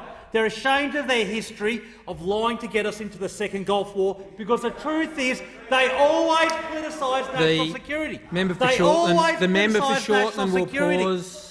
The Assistant Minister. Point of order, Deputy Speaker. An unparliamentary remark was made against a collective group of people, which in the past I understand under practice includes that individual members can then if we didn't have it withdrawn, would lead to individual members getting up individually and claiming that they have The unparliamentary it. remark that I was referring to was one made against a former Prime Minister who is no longer serving. And the remark was just made regarding, quote, our history or the, I'm watching, the government's appreciate history and deception. The Assistant Minister will take his seat. The member for Shortland will resume. Thank you. This is how sensitive they are about their actual record on national security. This is why it's laughable for them to attack Labor when they've presided over the Hunter-class frigate program that's blown out by 2 years. The budget's blown out from $30 billion to $45 billion, a project where it's 2,000 tonnes overweight, a project where the ships will be slower than the rest of the fleet, a project where the ships will have a shorter range, a project where the ships will be very noisy, which is a problem for a submarine hunter, a ship where, most remarkably, the frigate captains will have to choose between using their radar or sailing at full speed. A problem when you're trying to avoid a missile attack, Mr Deputy Speaker. This is the truth about this government on national defence. They will drape themselves in the flag, but when it comes to delivering for the ADF and delivering for taxpayers, they go hiding. They go missing because they use the ADF as a political prop time and time again. But when it comes to delivering for the ADF, they go missing. You look at the $3.7 billion of MRH-90 helicopters, cancelled because they can't deliver a project. The attack-class submarines, cancelled and wasted $4 billion. The truth is, this government cannot deliver for this nation. They cannot deliver for national security. They are simply incompetent. I give the call to the member for Riverina. Thank you, Deputy Speaker. And if the member for Shortland wants a history lesson, well, he should stay in the chamber. I might give him a couple of little facts and figures. When in government last time, that side dropped defence spending as a percentage of GDP to the lowest level in this nation since 1938. And we all know what happened in 1939, and that is a fact. And as the member for a garrison town, Wagga Wagga, where all three arms of the defence proudly serve with bases. We've got Kapooka, home of the soldier, where every young recruit, and some not so young, go to do their basic training. We've got the Air Force, where if you spend any given time in the RAF, you end up at Forest Hill. And we've even got a Navy base, even though we're many hundreds of kilometres from the nearest drop of seawater. We are investing in defence like no government before. We are investing in defence as a government right across this nation. 70 defence vessels and 1,700 vehicles being built in Australia, with Australian hands, with Australian products. 100,000 defence industry jobs created and 15,000 small and medium businesses supported. And we, as a government, are putting money back into defence. Not like that lot. Not like that lot. They deserted our ADF in their hour of need, but we are putting the investment back where it's properly needed, and so that our defence people, those proud people who wear the khaki and the blue and the white uniforms, when they are on patrol, when they are on peacekeeping missions, can have the very best equipment, and they know that they have a government which has their back. Now, Mr Deputy Speaker, we all know that actions speak louder than words. We are generally judged not by what we say, but what we do. Indeed. And so I'm going to read a couple of quotes from somebody about this very topic at hand. And the most important test of a government is how it backs and supports jobs.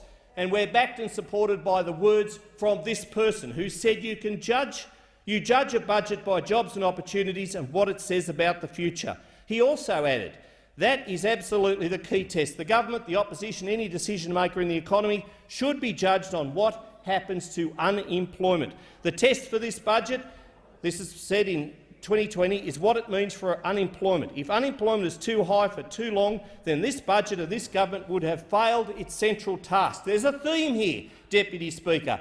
The most important test of this government's management of the recession and its aftermath is what happens to jobs and the businesses which create them. I couldn't agree more. He also added, the biggest test of this government's management of the recession is what happens to jobs. The test of this government is whether or not unemployment stays too high for too long. And finally, I expect that will be the main issue of this election, what happens to jobs. Now, the member for McEwen, he's on to who I'm referring to. It's the Shadow Treasurer. It's the member for Rankin, and I agree with him. I absolutely agree with him. It is all about jobs, and that is why, when we came to government with the unemployment rate at 5.7% and rising, we knew we had to do something. We knew that we had to help business, and it's not government that creates jobs, it's business people, it's farmers, it's those small businesses which open the doors and take the risks and take out the big debts to help employ Australians. And what's the rate now? 4.2%. What is it in regional Australia? It's 3.8%, and there are 70,000 jobs in regional Australia going right now, vacancies that we need filling, and we're doing something about it with all the measures that we're putting in place. And most importantly, those people who have jobs are paying less tax. Under that mob, if they get the Treasury benches after the next election, goodness knows how much tax they'll be paying. At the moment, the tax rate is the lowest it's been in decades for small business, and indeed for personal income taxpayers, we are lowering taxes all the time. They stand for higher taxes. They stand for less jobs. We are the ones who support the economy. We are the ones who support the Australian Defence Force people. The member for Indeed, McEwen. at the last election, what did they stand for? $387 billion of higher taxes, a retirees tax, a superannuation tax, a housing tax. That's what they stand for. And if Australians want to risk the future of this nation, well, vote One Labor, because that's what will happen. But if they want to back a government that's going to support lower taxes, it's the Liberal and Nationals. They should put a one beside. I call the member for Canberra. Thank you, Deputy Speaker. This MPI today is about the failures of this government to deliver for the Australian people. And there is no more pressing example than the current crisis that our aged care system is in. Aged care was in crisis before COVID. We have seen reports after report. We have seen a Royal Commission showing absolutely unacceptable neglect in aged care, neglectful, disgraceful treatment of our older Australians, our parents, our grandparents, our husbands and wives, our loved ones, suffering. And the workers who front up every day and have fronted up every day of this pandemic at risk to their own health, their own family's health, to care for these people because they care so deeply about the residents that they care for. But their government is not there supporting them at all. On Tuesday, we met with a group of workers from the aged care sector, from the Australian Nurses and Midwives Federation, and it was an honour to meet with those people, predominantly women, and hear about what they are going through at the moment. Some of them had fronted up after working through the night on their shifts because it was so important for them to be here to give this message. The Prime Minister didn't come out and meet with them. The Prime Minister doesn't care about what's going on in aged care. In fact, he has denied time and time again that it was a crisis until, realising that people know it's a crisis. It's always someone else's fault. It's always someone else's fault. And the very minister that is responsible, who has failed time and time again to prevent and manage this foreseeable crisis, preventable deaths of Australians, vulnerable Australians in the aged care system, an aged care system that is clearly a federal government responsibility, and on their watch these people have died and these people are suffering, isolated, neglected. The workers that care for them, at the moment, a quarter of shifts are not being filled. A quarter of shifts are not being filled because of the COVID crisis that could have been prevented if boosters had been delivered to the residents and the staff in aged care, if rapid antigen tests had been provided. We knew this was coming. We knew this. We are 3 years into this pandemic, and even before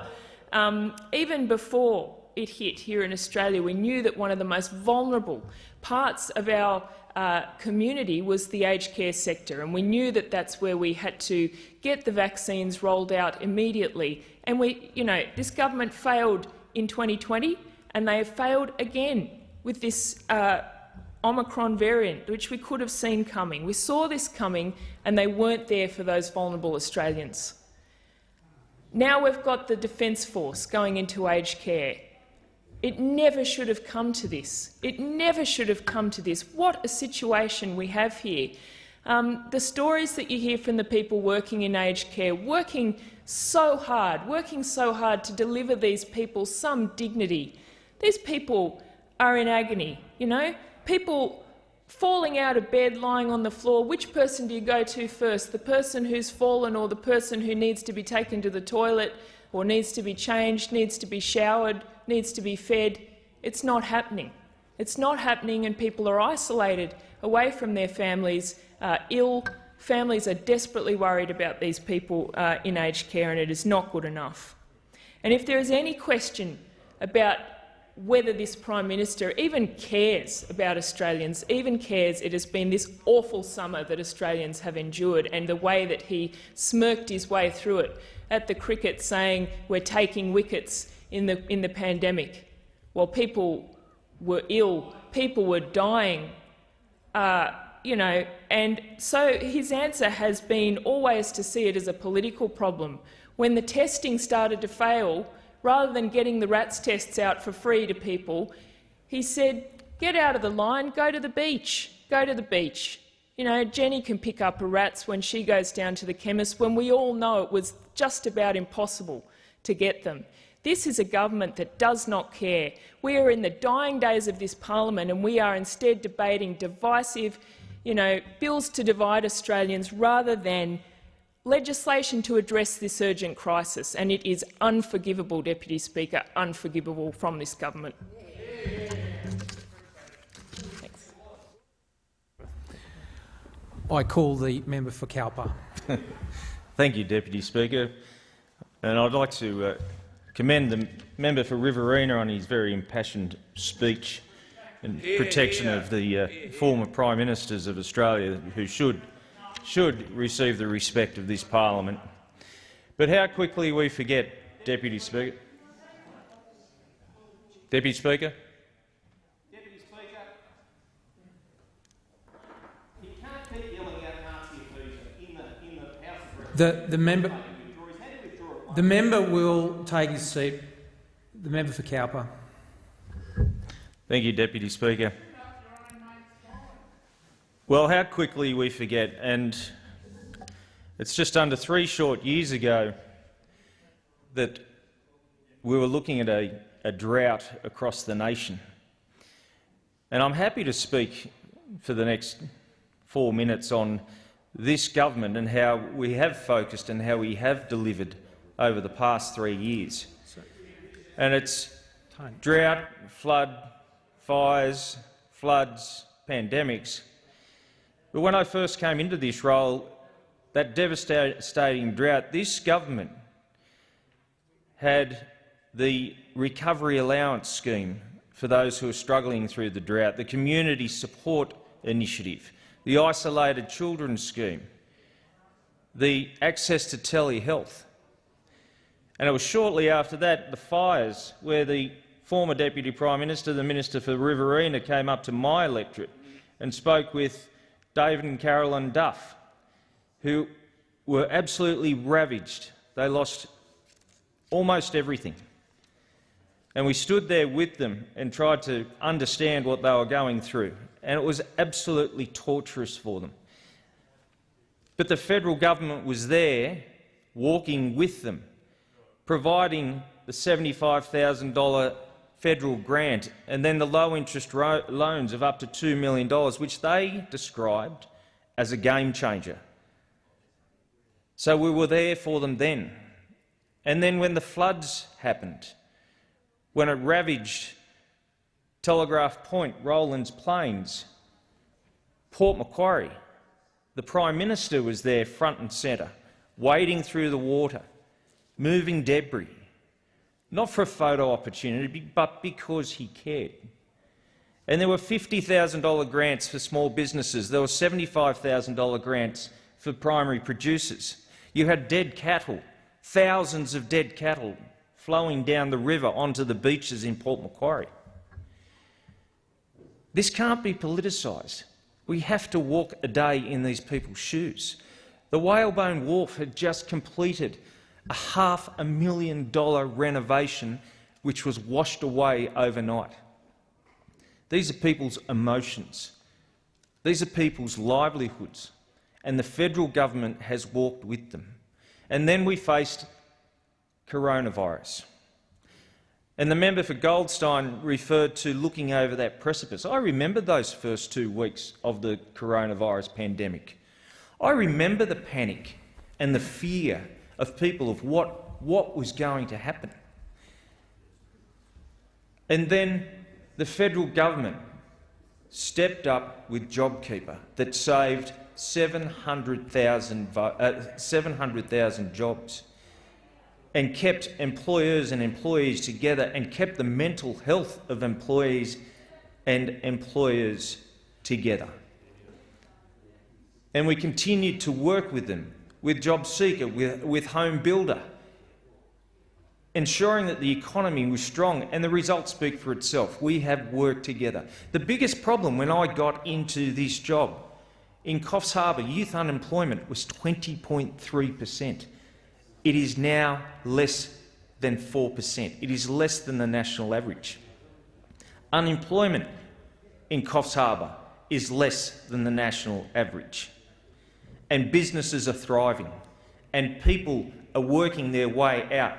And what they don't want to see is this rubbish, this garbage in this place, because all they want to know is, how am I going to make the next dollar? How am I going to look after my family? And where am I going in the future?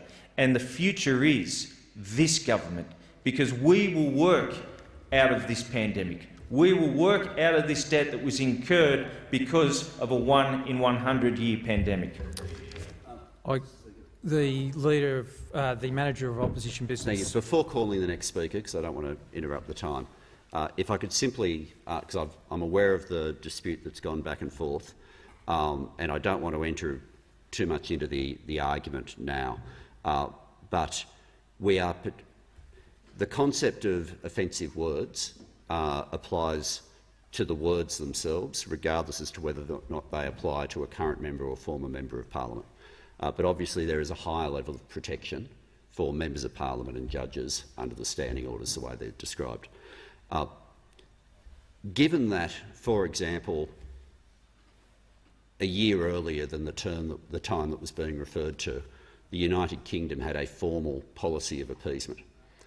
I think we're potentially going down a path where history can't be discussed in different terms because of views that were quite rightly formed by all of us further down the track.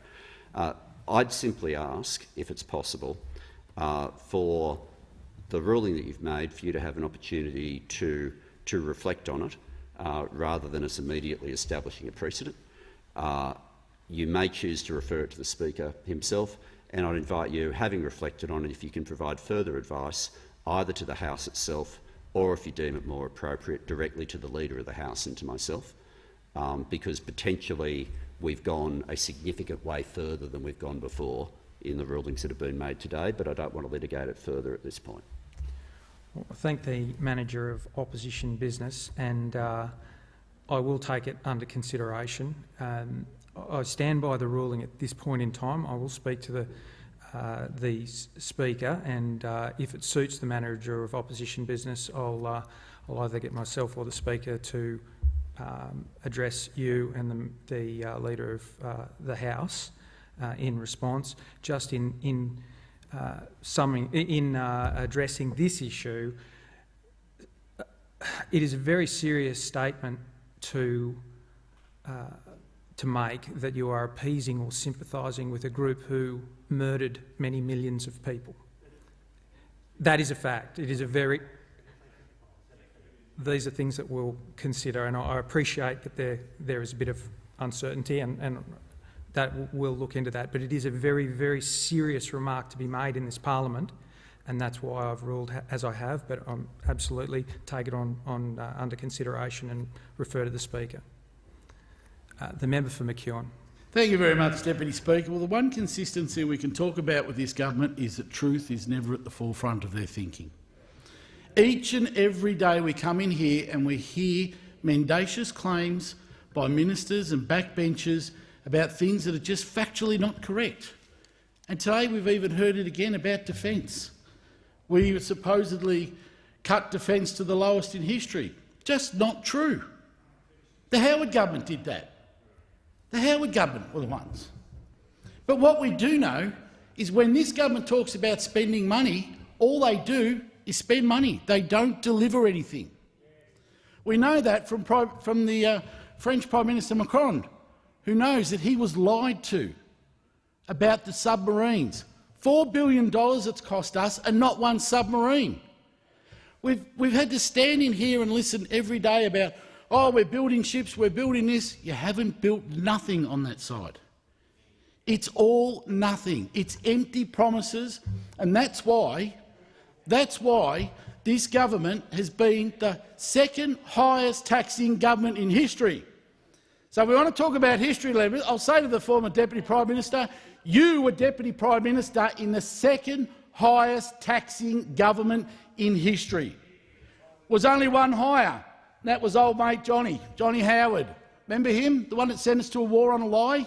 Why? Because it's consistent. It's consistent with what we hear from the other side. We see millions and millions of dollars being channelled into their mates at the expense of Australian families.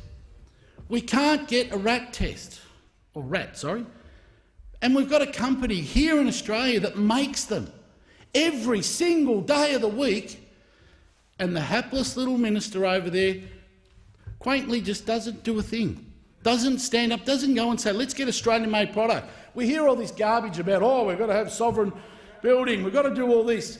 They wrap themselves in a flag, they put on this faux patriotism, but at the end of the day, they deliver nothing. When rats are being made in this country and exported overseas and people in aged care facilities can't get them, something is wrong. That something is a government that puts itself before the Australian people. We now have $1 trillion worth of debt. $1 trillion. I mean, that was figures that were never, ever going to be thought of. But they sit there proudly and say, oh, look what we've done. Remember the misinformation campaign we hear each and every day? Whatever happened to Back in Black? Remember they promised? We're back in black next year. They promised here, in this place, they would deliver a budget surplus each and every year in government. Well, you've been in government 8 years over there, and what have you delivered? Highest debt, highest deficit, and money going over to your mates at the expense of Australian families? Why do people in aged care have to suffer? Why is it that every promise that the government makes, they break? We know why they don't want to do a National Integrity Commission, because, let's face it, there'd be no one on the front bench probably. They'd all be sitting tucked away because of what's been happening. We see money going out each and every day and no accountability. The government at the last election promised all this money for busting congestion. Where did that get to? Nowhere. Every single promise they have made, they have broken. Nothing can be more consistent than that, than knowing that every time the government says they're going to do something, Australians know that when the Prime Minister puts his hand out and forces them to shake their hands, they should count their fingers. Because you never know what's going to happen with this government except for one thing. They consistently don't be honest with the Australian people. They break their promises, they've spent money, they've put our kids and grandkids in debt higher than ever before, highest taxing governments, both Conservative sides, both have come. Look, the highest, second highest one has members serving in this government. And yet they come in here and make these false claims about, oh, Labor's going to spend all this money. The truth is in the pudding. You have a look at what they say and what they do, and what we find out is this government couldn't deliver a pizza, let alone a budget surplus, let alone look after aged care. I mean, we sit here every day and we hear it about how people are suffering in aged care. There's not one of them over there sits there and says, gee whiz, we're sorry we made that mistake. We're sorry we misled people. We're sorry we didn't get rats. We're sorry we didn't do work. And we're sorry that we didn't give people in aged care PPE.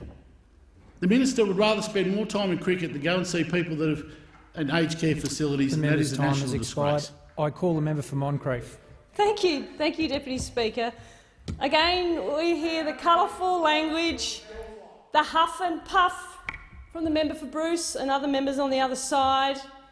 We hear giggling, laughter in the Labor Party on this important topic here today. We hear slurs on former Prime Ministers of this great country. We hear spin and we hear insults, and that's what we hear from them. We don't hear about a plan.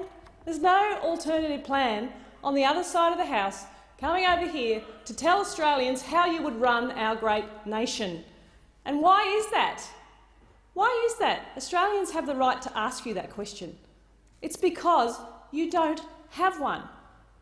You don't have the experience that it takes to run this country in a once-in-a-100-year pandemic. The member for Moncrieff will pause for a moment. Is the member for Shortland making point of order? Yes, Mr Deputy Speaker. The member's reflecting on you. I ask that she direct her comments through the chair. She's saying you don't have a plan. Okay, thanks to the member for Shortland. Just take your seat. Continue on. Thank you, Deputy Speaker. I appreciate that input. So I say to the Australian people, the Labor Party doesn't have a plan. Thank you for clarifying that. I think it's very, very important, because I wish to highlight to Australians and compare and contrast what the Morrison government has done to support Australians during a once-in-a-100-year pandemic. We haven't been, as a nation, under this much pressure since World War II, and Australians know that. Being elected by the Australian people to steward our way through this pandemic is an absolute privilege. It's a privilege. It's a bastion of trust, and it's posed many difficult positions and decisions to keep Australians safe and to keep Australians in jobs, Mr Deputy Speaker. They're called key performance indicators, and that's what the Australian people should judge this government on, not spin and slur and unparliamentary language and stage-managed appearances to demean the Prime Minister's character. I would urge Australians not to listen to those opposites, not listen to their hate speech and not listen to their hypocrisy. If you vote Labor once— The member for Shortland.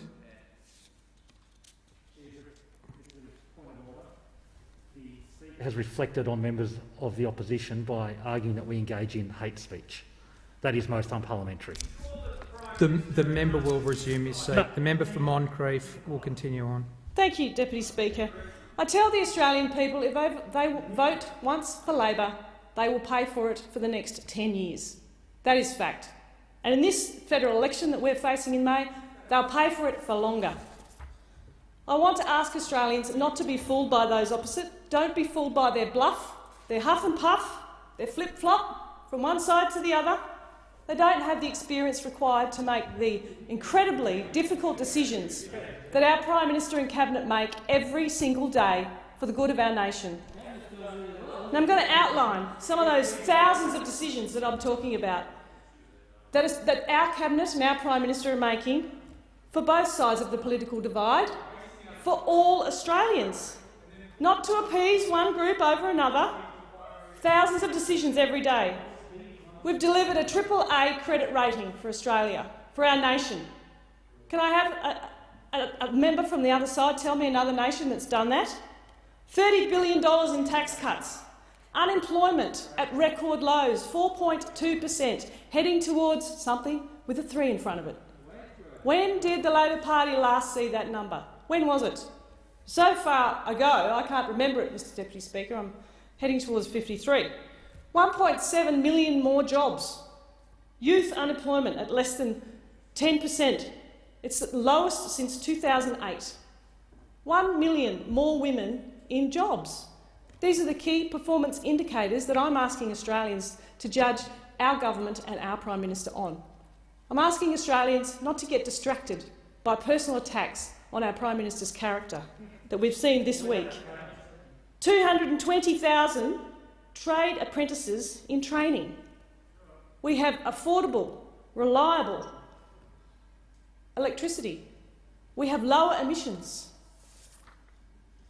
Those opposite, let's remember, rely on the Greens to form government. The member's time has expired. I call the member for Eden Monaro. Thank you, Deputy Speaker, and I'm glad to be able to rise and talk on this MPI today. And I do so not out of partisanship, but out of a deep sense that people in my electorate have been left behind by this government. And I ask you to consider whether, over the last 3 years of the Morrison government, or the last near decade of the coalition government, if your life has got better. I put a Facebook post up yesterday asking people in my community what the biggest issues for them were. And maybe I should have expected it, but I was shocked by the number of my constituents that engaged with me, begging me to raise their issues. Literally hundreds and hundreds of comments came flooding in. Most of the concerns were not a surprise to me because in the 18 months since I was elected, I've travelled over 80,000 kilometres in my car visiting towns and villages across Eden Monaro. And everywhere I go, every town, every village, every cafe, even the supermarket when I'm in there, people stop and ask what we can do to get this government to act. Because there is a feeling among people that they are being abandoned at worst or ignored at best. People look to government for leadership, for assistance, to know that they have the backs of average Australians. Instead of deferring and deflection, it's time to get on with it, because there are big issues facing our communities and our nation. We spent almost all of yesterday, last night and into the early hours of this morning debating the Morrison government's flawed religious discrimination bill. My colleagues and I fought tooth and nail to make sure that vulnerable children were adequately protected. But the question my constituents ask is, why was the government more focused on this obviously flawed bill than on a Federal Integrity Commission? Why is Scott Morrison prioritising this bill over dealing with a housing crisis when people across the country are being forced out of rentals, facing homelessness and can't afford a roof over their heads? Why isn't this government fixing the mess that is aged care? A Royal Commission report titled Neglect that took 2 years and cost $104 million, and not a single recommendation has really been implemented. The most vulnerable people in our community, our parents and our grandparents, are suffering pain and indignity for one reason: that this government, led by this Prime Minister, won't do its job. It'd rather create a distraction than address the issues. In April last year, the government announced a $280 million funding round under the Black Summer Bushfire Recovery Program. Community groups, organisations, councils encouraged to apply. The initial timeline indicated they'd have an answer to that application in November or December. Lo and behold, we're in February. No outcomes. Communities are left in the dark about whether those projects will even proceed. And this looks like it's timed to coincide with an election campaign. And whilst this government continues to delay this funding, bushfire survivors and affected communities are the ones that miss out. But you won't hear of that. You'll be told that there's plenty of money that have gone to bushfire-affected communities. But the lived experience on the ground is much, much different. The Prime Minister should have done more than show up for a photo op. He should have listened to those people directly impacted on the ground in bushfire areas, and he shouldn't have walked away from an opportunity to hear from those people affected about what they needed most from this government. So let me tell you what those in Eden Monaro are asking for. They want better support for bushfire survivors. They want money spent on mitigation and resilience measures so we are better prepared for our next natural disaster. They want affordable housing and more public housing across the region. They want a federal integrity commission. They want staff ratios in aged care and better conditions for older Australians. They want the government to deal with the issues like staffing and skill shortages that are ravaging our businesses. They want a future made in Australia where manufacturing is brought back onshore and we become a more self-reliant nation. More than anything, they want a Prime Minister and a government that will just do its job. I think it's time the people got what they asked for. I call the member for Moore. Just take.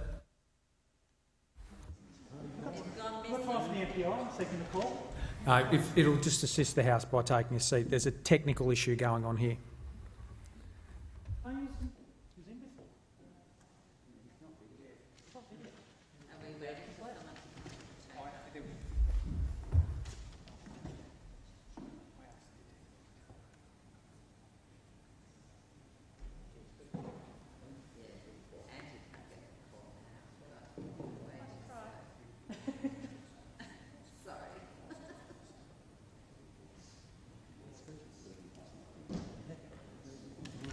Well, I'll call them on. Someone's already spoken, which I'm not sure if you can.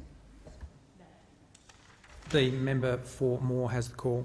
Thank you, Mr Deputy Speaker. By whichever metrics we use, it is evident that the Morrison government has a track record of delivery for Australians in key areas over the past 3 years. For instance, on the important measure of employment, the Australian economy has created 1.1 million jobs since the pandemic hit, with 700,000 jobs saved through JobKeeper. The unemployment rate is currently the lowest recorded in 40 years at 4.2%.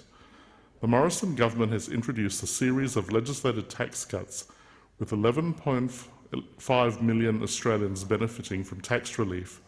Soon, 90% of taxpayers will be paying a marginal tax rate of more than 30%.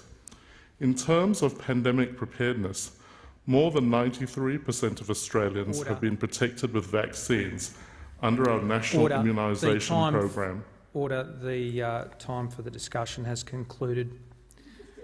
I received a message from the Senate returning the Corporate Collective Investment Vehicle Framework and Other Measures Bill 2021 without amendment. The following messages from the Senate have been received. The Senate has passed a bill for an act to amend the law in relation to parliamentary workplaces and for related purposes and transmits it to the House of Representatives for its concurrence. And I call the clerk. First reading. The bill for an act to amend the law in relation to parliamentary workplaces and for related purposes. I call the Minister. Deputy Speaker, I move that the second reading be made in order of the day for the next sitting. The question is that the motion moved by the Minister be agreed to. All of those of that opinion say aye. To the contrary, no. I think the ayes have it. It being 4:30 p.m, I propose the question that the House do now adjourn, and I call the member for Canberra. Thank you, Deputy Speaker. Mehdi Ali is a 24-year-old asylum seeker. He was 15 when he arrived in Australia from Iran seeking sanctuary. He has been held in immigration detention for 9 years. He spent time on Nauru and is currently being held in Carlton's Park Hotel. He is unable to leave. He is unable to even open a window to get some fresh air. He has been diagnosed with post-traumatic stress disorder. He's been approved for resettlement in the United States under Australia's 2016 swap deal with the US, but he is still waiting. There are 30 others like him in the Park Hotel alone. They're being used as an example. They're being tortured as revenge for the Medivac legislation by this government. The Australian government is refusing to accept New Zealand's offer to resettle these refugees. And the Prime Minister's Novak Djokovic stunt shone an international spotlight on our nation's shame when he was put in the Park Hotel. The Prime Minister last month claimed that no refugees were being held in detention in the hotel, and then he claimed that he never said that. Mehdi Ali is in there, and 30 other refugees are in there. The Refugee Council of Australia estimates that offshore processing costs more than $1 billion a year. That is a lot of money that could go elsewhere. It is money that would be better spent if those in administrative immigration detention were allowed to live in the community, and there's no reason that that can't happen. There are no safety or national security concerns for these people, and this has even been admitted by Peter Dutton. And I'm proud that our Shadow Minister, Christina Keneally, has said that these men should be allowed in the community.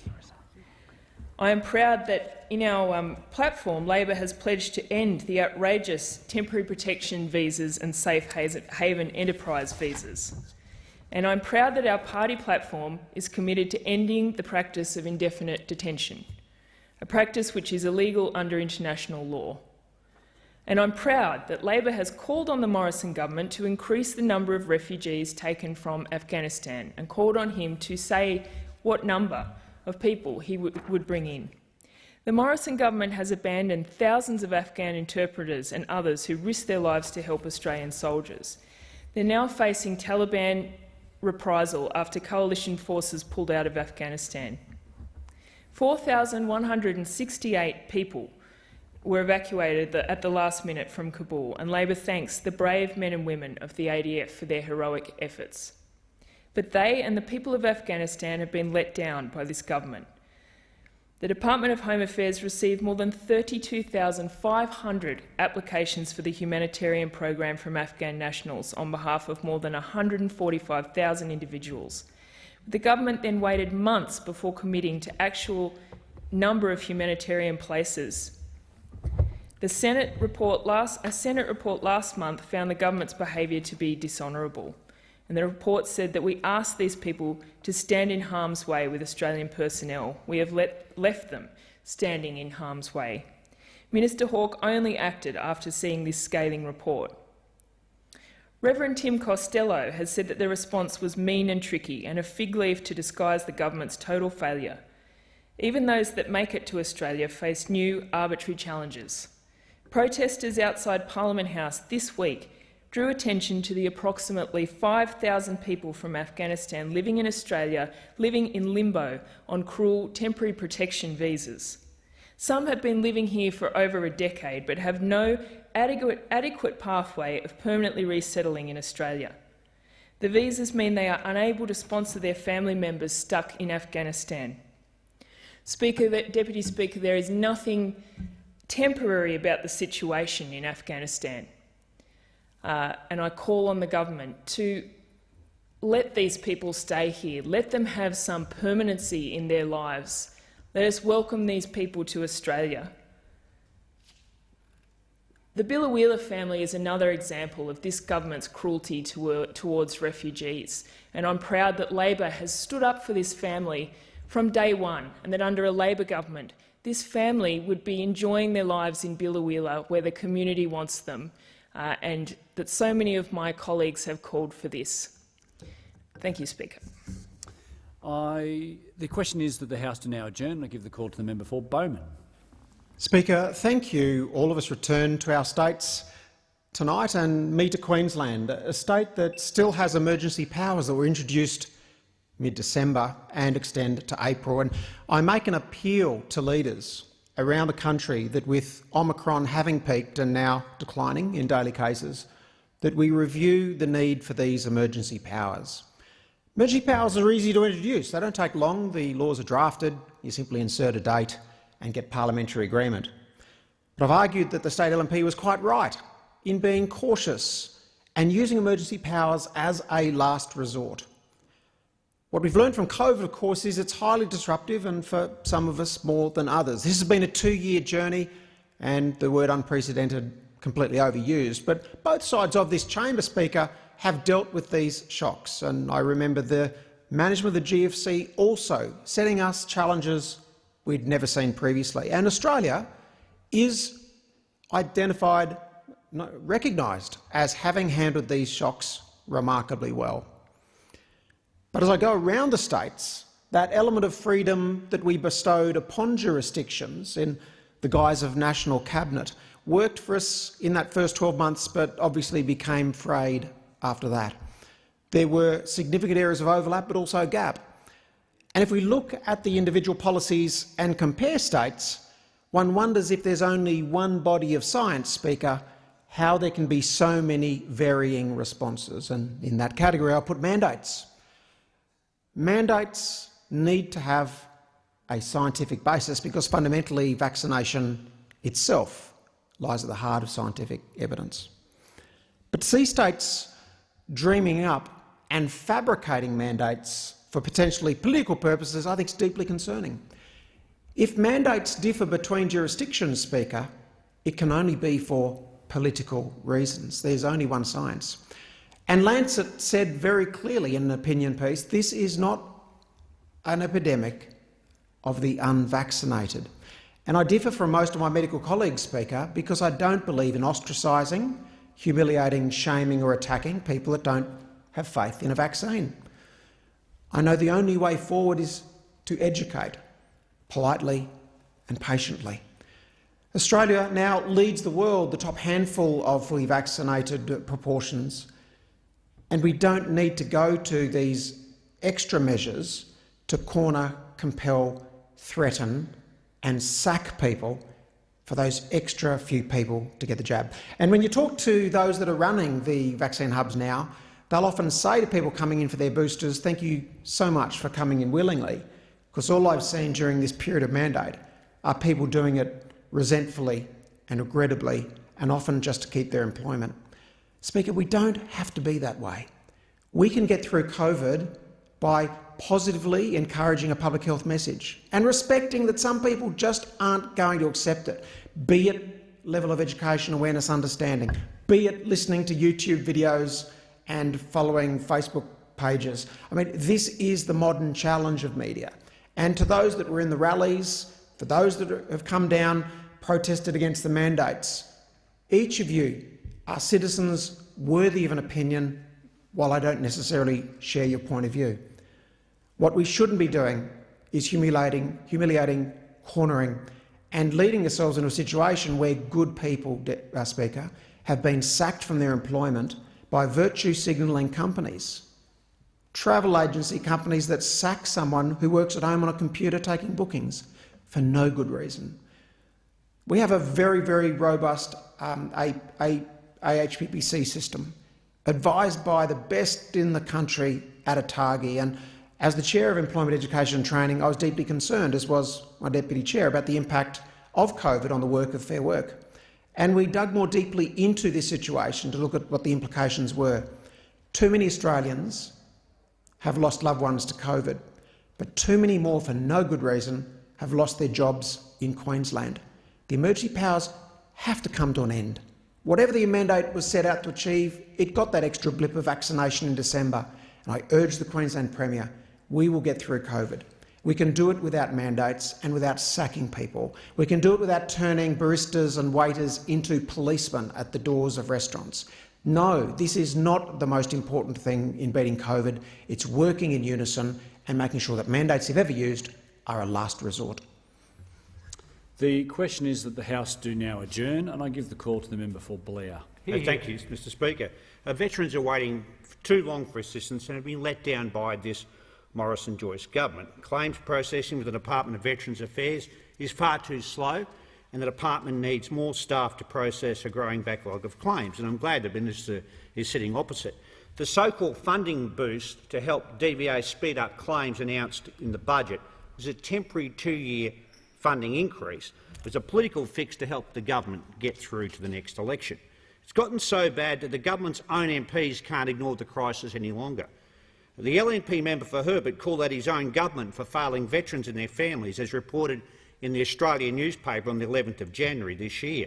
He considered DVA has too many poorly trained casual staff and needs more well-paid, highly trained permanent workers to process claims faster. The reality is the member for Herbert and the government of which he's part of has failed to fix the problems, whether it's in Townsville or in my home city of Ipswich. It's gotten worse under this government's watch. I've heard stories from veterans and their families waiting for up to 18 months to get assistance. And in some cases, it's taken 4 years if a veteran challenges a decision from DVA through the Administrative Appeals Tribunal, a body stacked with Liberal Party mates. Veterans and their families remember the Prime Minister had to be dragged kicking and screaming to support a Royal Commission into defence and veteran suicide. It's no wonder that, given the evidence from the hearings of the Royal Commission late last year in Brisbane, confirmed that what many veterans knew already, they were suffering terrible psychological harm and have had to wait for too long to get much-needed benefits. The Commission heard DVA has set itself a 100-day target to deliver benefits, but more than double in recent years to 200 days, and in some cases up to 14 months. The next round of hearings of the Royal Commission start in Sydney next week, and I encourage all veterans and families to tell their stories, to make a submission and appear as witnesses. Mr Speaker, the government knows there's a serious political problem in its hands, and veterans are fed up. The Minister for Veterans Affairs ordered a so-called overhaul of the Veterans Welfare System in October last year. When the Minister announced the $1.3 million review of DVA claims processing systems to be undertaken by one of the preferred consultants, McKinsey, he said it would report in December last year. It's now February, and still there's no word of the audit findings or recommendations. Once again, all announcements and no delivery from this government. We know this is a government addicted to secrecy, but if they were fair income about fixing this problem and putting veterans first, they would release the report immediately. Veterans have a right to know where this supposed reform of the system's up to and what it will deliver. I say to the Minister, show us the report, release it and consult with the Labor opposition so we can work together on this issue. In response to Labor's questions in the last Senate estimates about waiting times, it was revealed that backlogs have actually increased for the period 30th of June to 30th of September 2021 reporting period. The data shows the average time to process veterans' disability pensions had jumped from 226 days to 271 days. In addition, average processing times for initial liability claims under the Durka legislation had blown out from 245 days to 305 days, under the Merkel legislation from 233 days to 255 days. The number of claims on hand under both acts has increased as well. Labor was sceptical of the McKinsey review as it failed to look at the key drivers of long claim processing times and backlogs, which is the impact of chronic staff shortages in DVA. As the recent Labor-initiated Senate Finance and Public Administration Committee inquiry into the public service found, the long delays with veterans' claims are the direct result of the government's ideological cap on permanent public servants, which has forced DVA to rely on high levels of poorly trained labour hire contractors. Most Australians would be shocked to know that the Prime Minister is allowing the public service jobs in DVA and other agencies to be outsourced like this. all because he stubbornly refuses to dump this ridiculous staffing cap policy. And while it's supposed to save money in outsourcing labour hire arrangements, actually costs more money than employing permanent staff, thanks to exorbitant fees and premiums paid to labour hire firms. But we didn't need an expensive consultant's review to tell us this. This is just another example of this terrible government wasting taxpayers' money and not being on the side of veterans. After 9 long years, they've got no plan to fix these dangerous, long waiting times for assistance in DVA. It's not good enough, and our veterans deserve better. The member's time has expired, and I give the call to the member for Barara. Thank you, Mr Speaker. Since I commenced my telco campaign last year, I've heard from hundreds of people both across my electorate and around Australia who face the same sort of problems caused by inadequate service by big telco. Today I'd like to share some of their stories with the House. Prue from Torrens Park in South Australia said, "I run an online counselling business in a pandemic of anxiety. I shuddered to think what this has cost me in the last 6 months. It's a total nightmare in which I have to climb a mountain literally with laptop in hand to speak to anyone. When the internet is off 50% of the time, I have no television, no phone service, nothing. I have a battery-operated radio that occasionally picks up the ABC. I'm 68 years of age and live alone, and my children are really worried that if I had a fall, there's no way I could let anyone know until I died. I live literally 10 k's from the CBD. This is an appalling fourth world system," she said. Cheryl from Glenorrhy in my electorate wrote in her submission, "Since we've lived in Glenorrhy 16 years, we've been plagued by many people driving to the front of our house and stopping there. We couldn't figure out why at first. Then it dawned. They had no reception where they lived or work, and our place was the first available place to take or receive calls. My poor next-door neighbour used to think they were up to no good, and it took a while to convince him they were really only on their phones. This is beyond a joke." Deirdre from Talbingo in New South Wales wrote, "Mobile service is so intermittent that sometimes it takes 3 to 4 phone calls to complete a conversation as the phone service drops out so regularly. During holiday periods, visitors to the town and campers on Blowering Dam swell the numbers of people using the system, and the system can't cope to the point that a signal is almost non-existent. This is a dangerous situation, as in an emergency we're unable to call emergency services. Landline, for those who have them, is also unreliable. We've had times when that also goes out for up to 3 days. This is a topic of many conversations in our community. We feel let down by many parts of the system."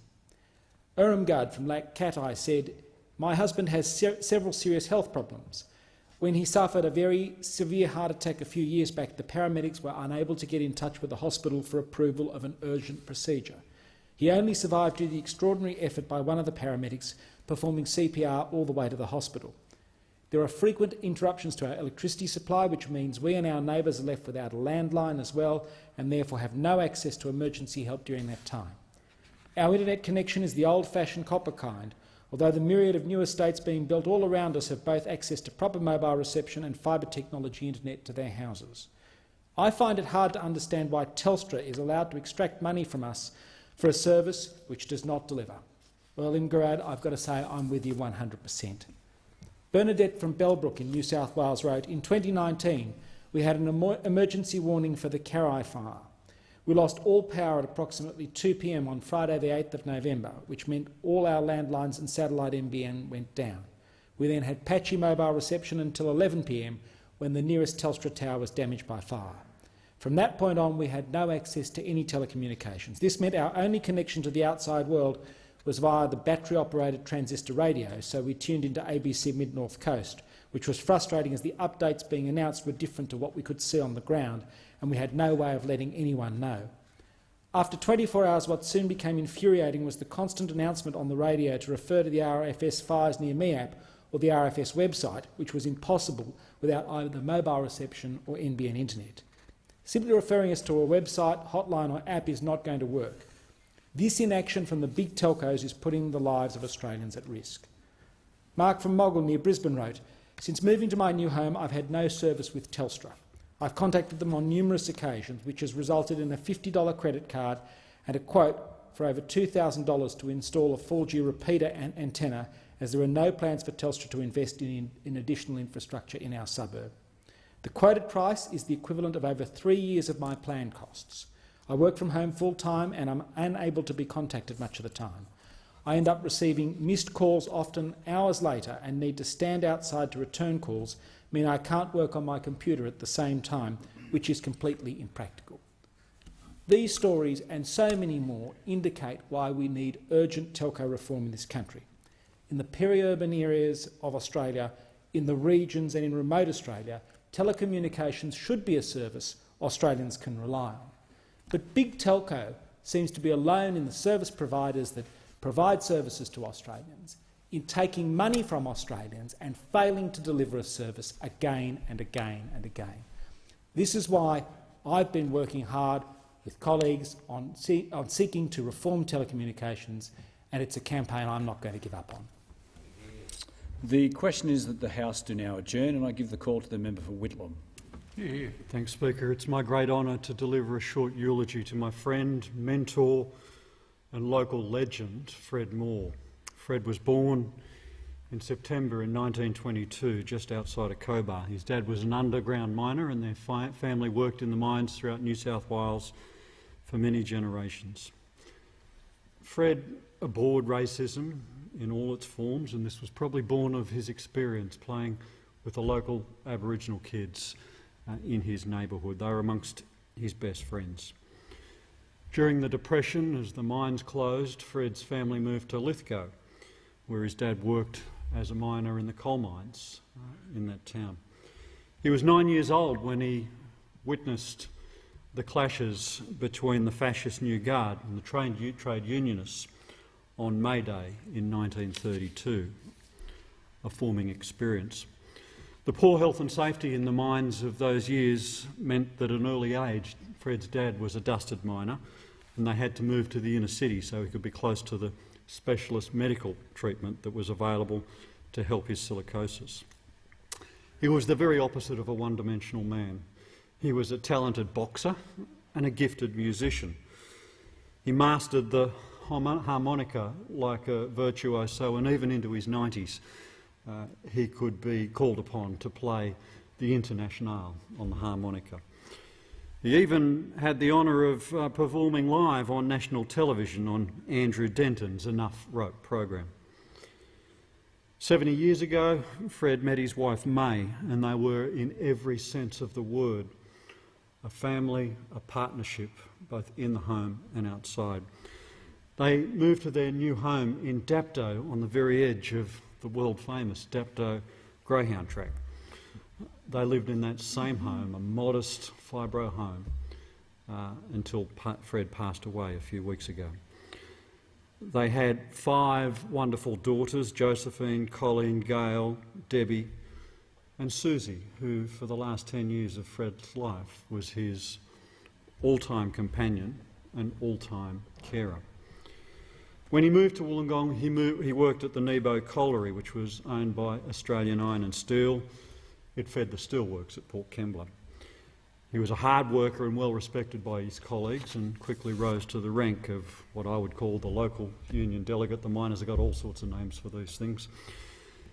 He became a legend within his workplace, within the local lodges and within the Miners' Federation nationally. He became a life member of that union. He's the only person I know who was awarded the life membership of 2 unions, one of which he never worked in, and that was the Maritime Union of Australia. He was a communist and a socialist and a proud communitarian. He would often remark of the struggles between the left and the right within the Labor movement, that the left went to jail and the right went to Parliament. Well, here I am. He was loved and committed Aboriginal activist from the earliest of age.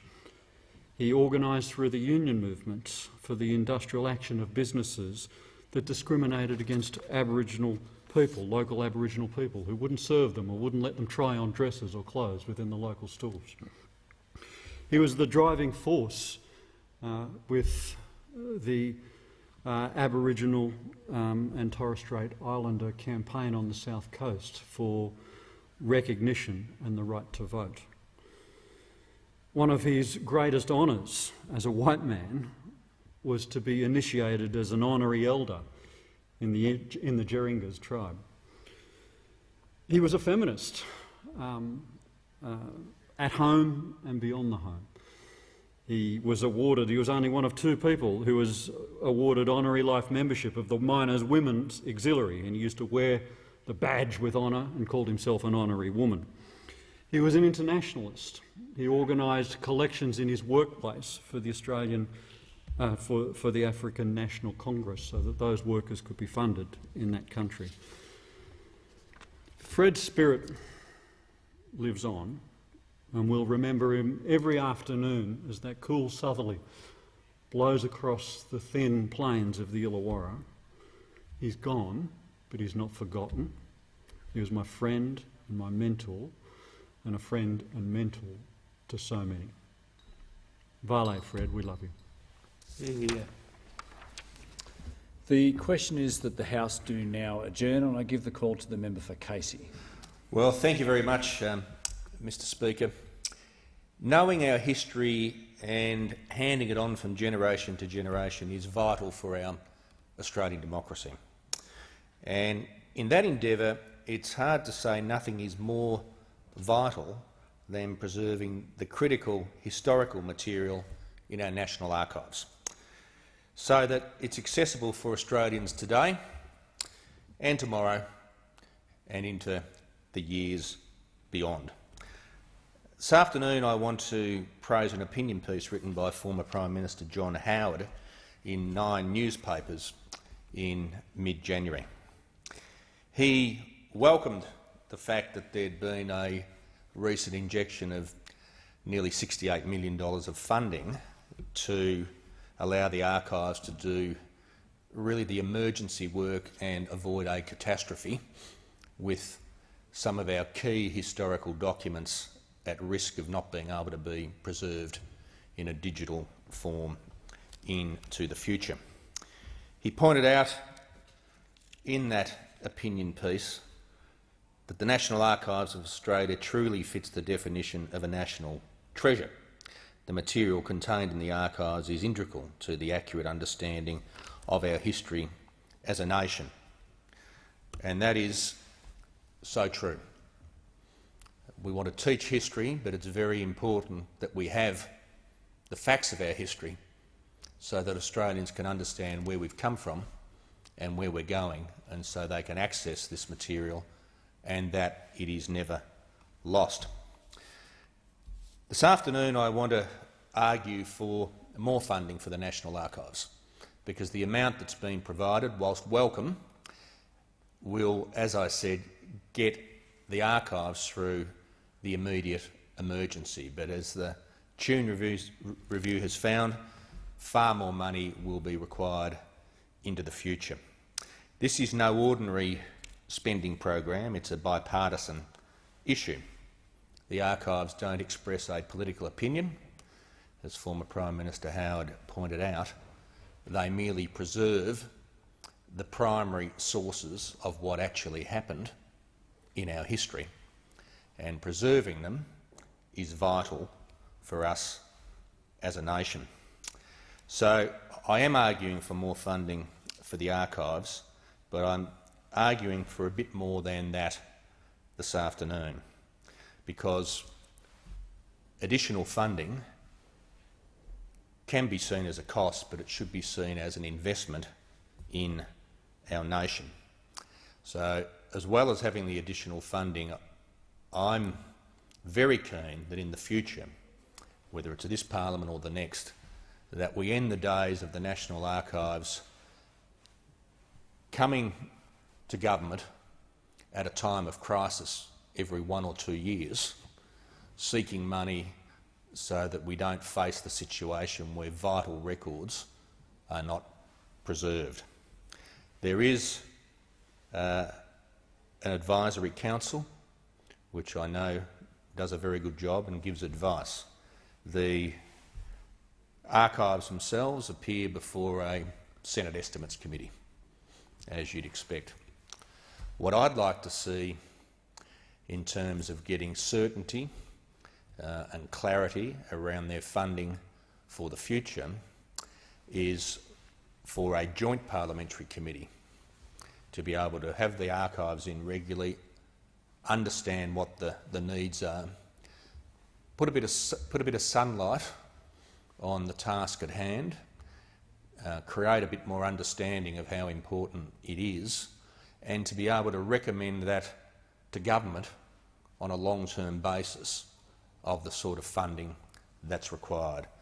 As you know, Mr Speaker, I'm not an advocate of creating new committees unnecessarily. If there's an existing committee that could do this, perhaps the Joint Public Accounts Committee, where the Parliament itself took some ownership of this bipartisan issue for the benefit of Australians today and tomorrow, I think would be a very, very good thing. And I put that out there as an idea in the last word on the adjournment debate on this Thursday.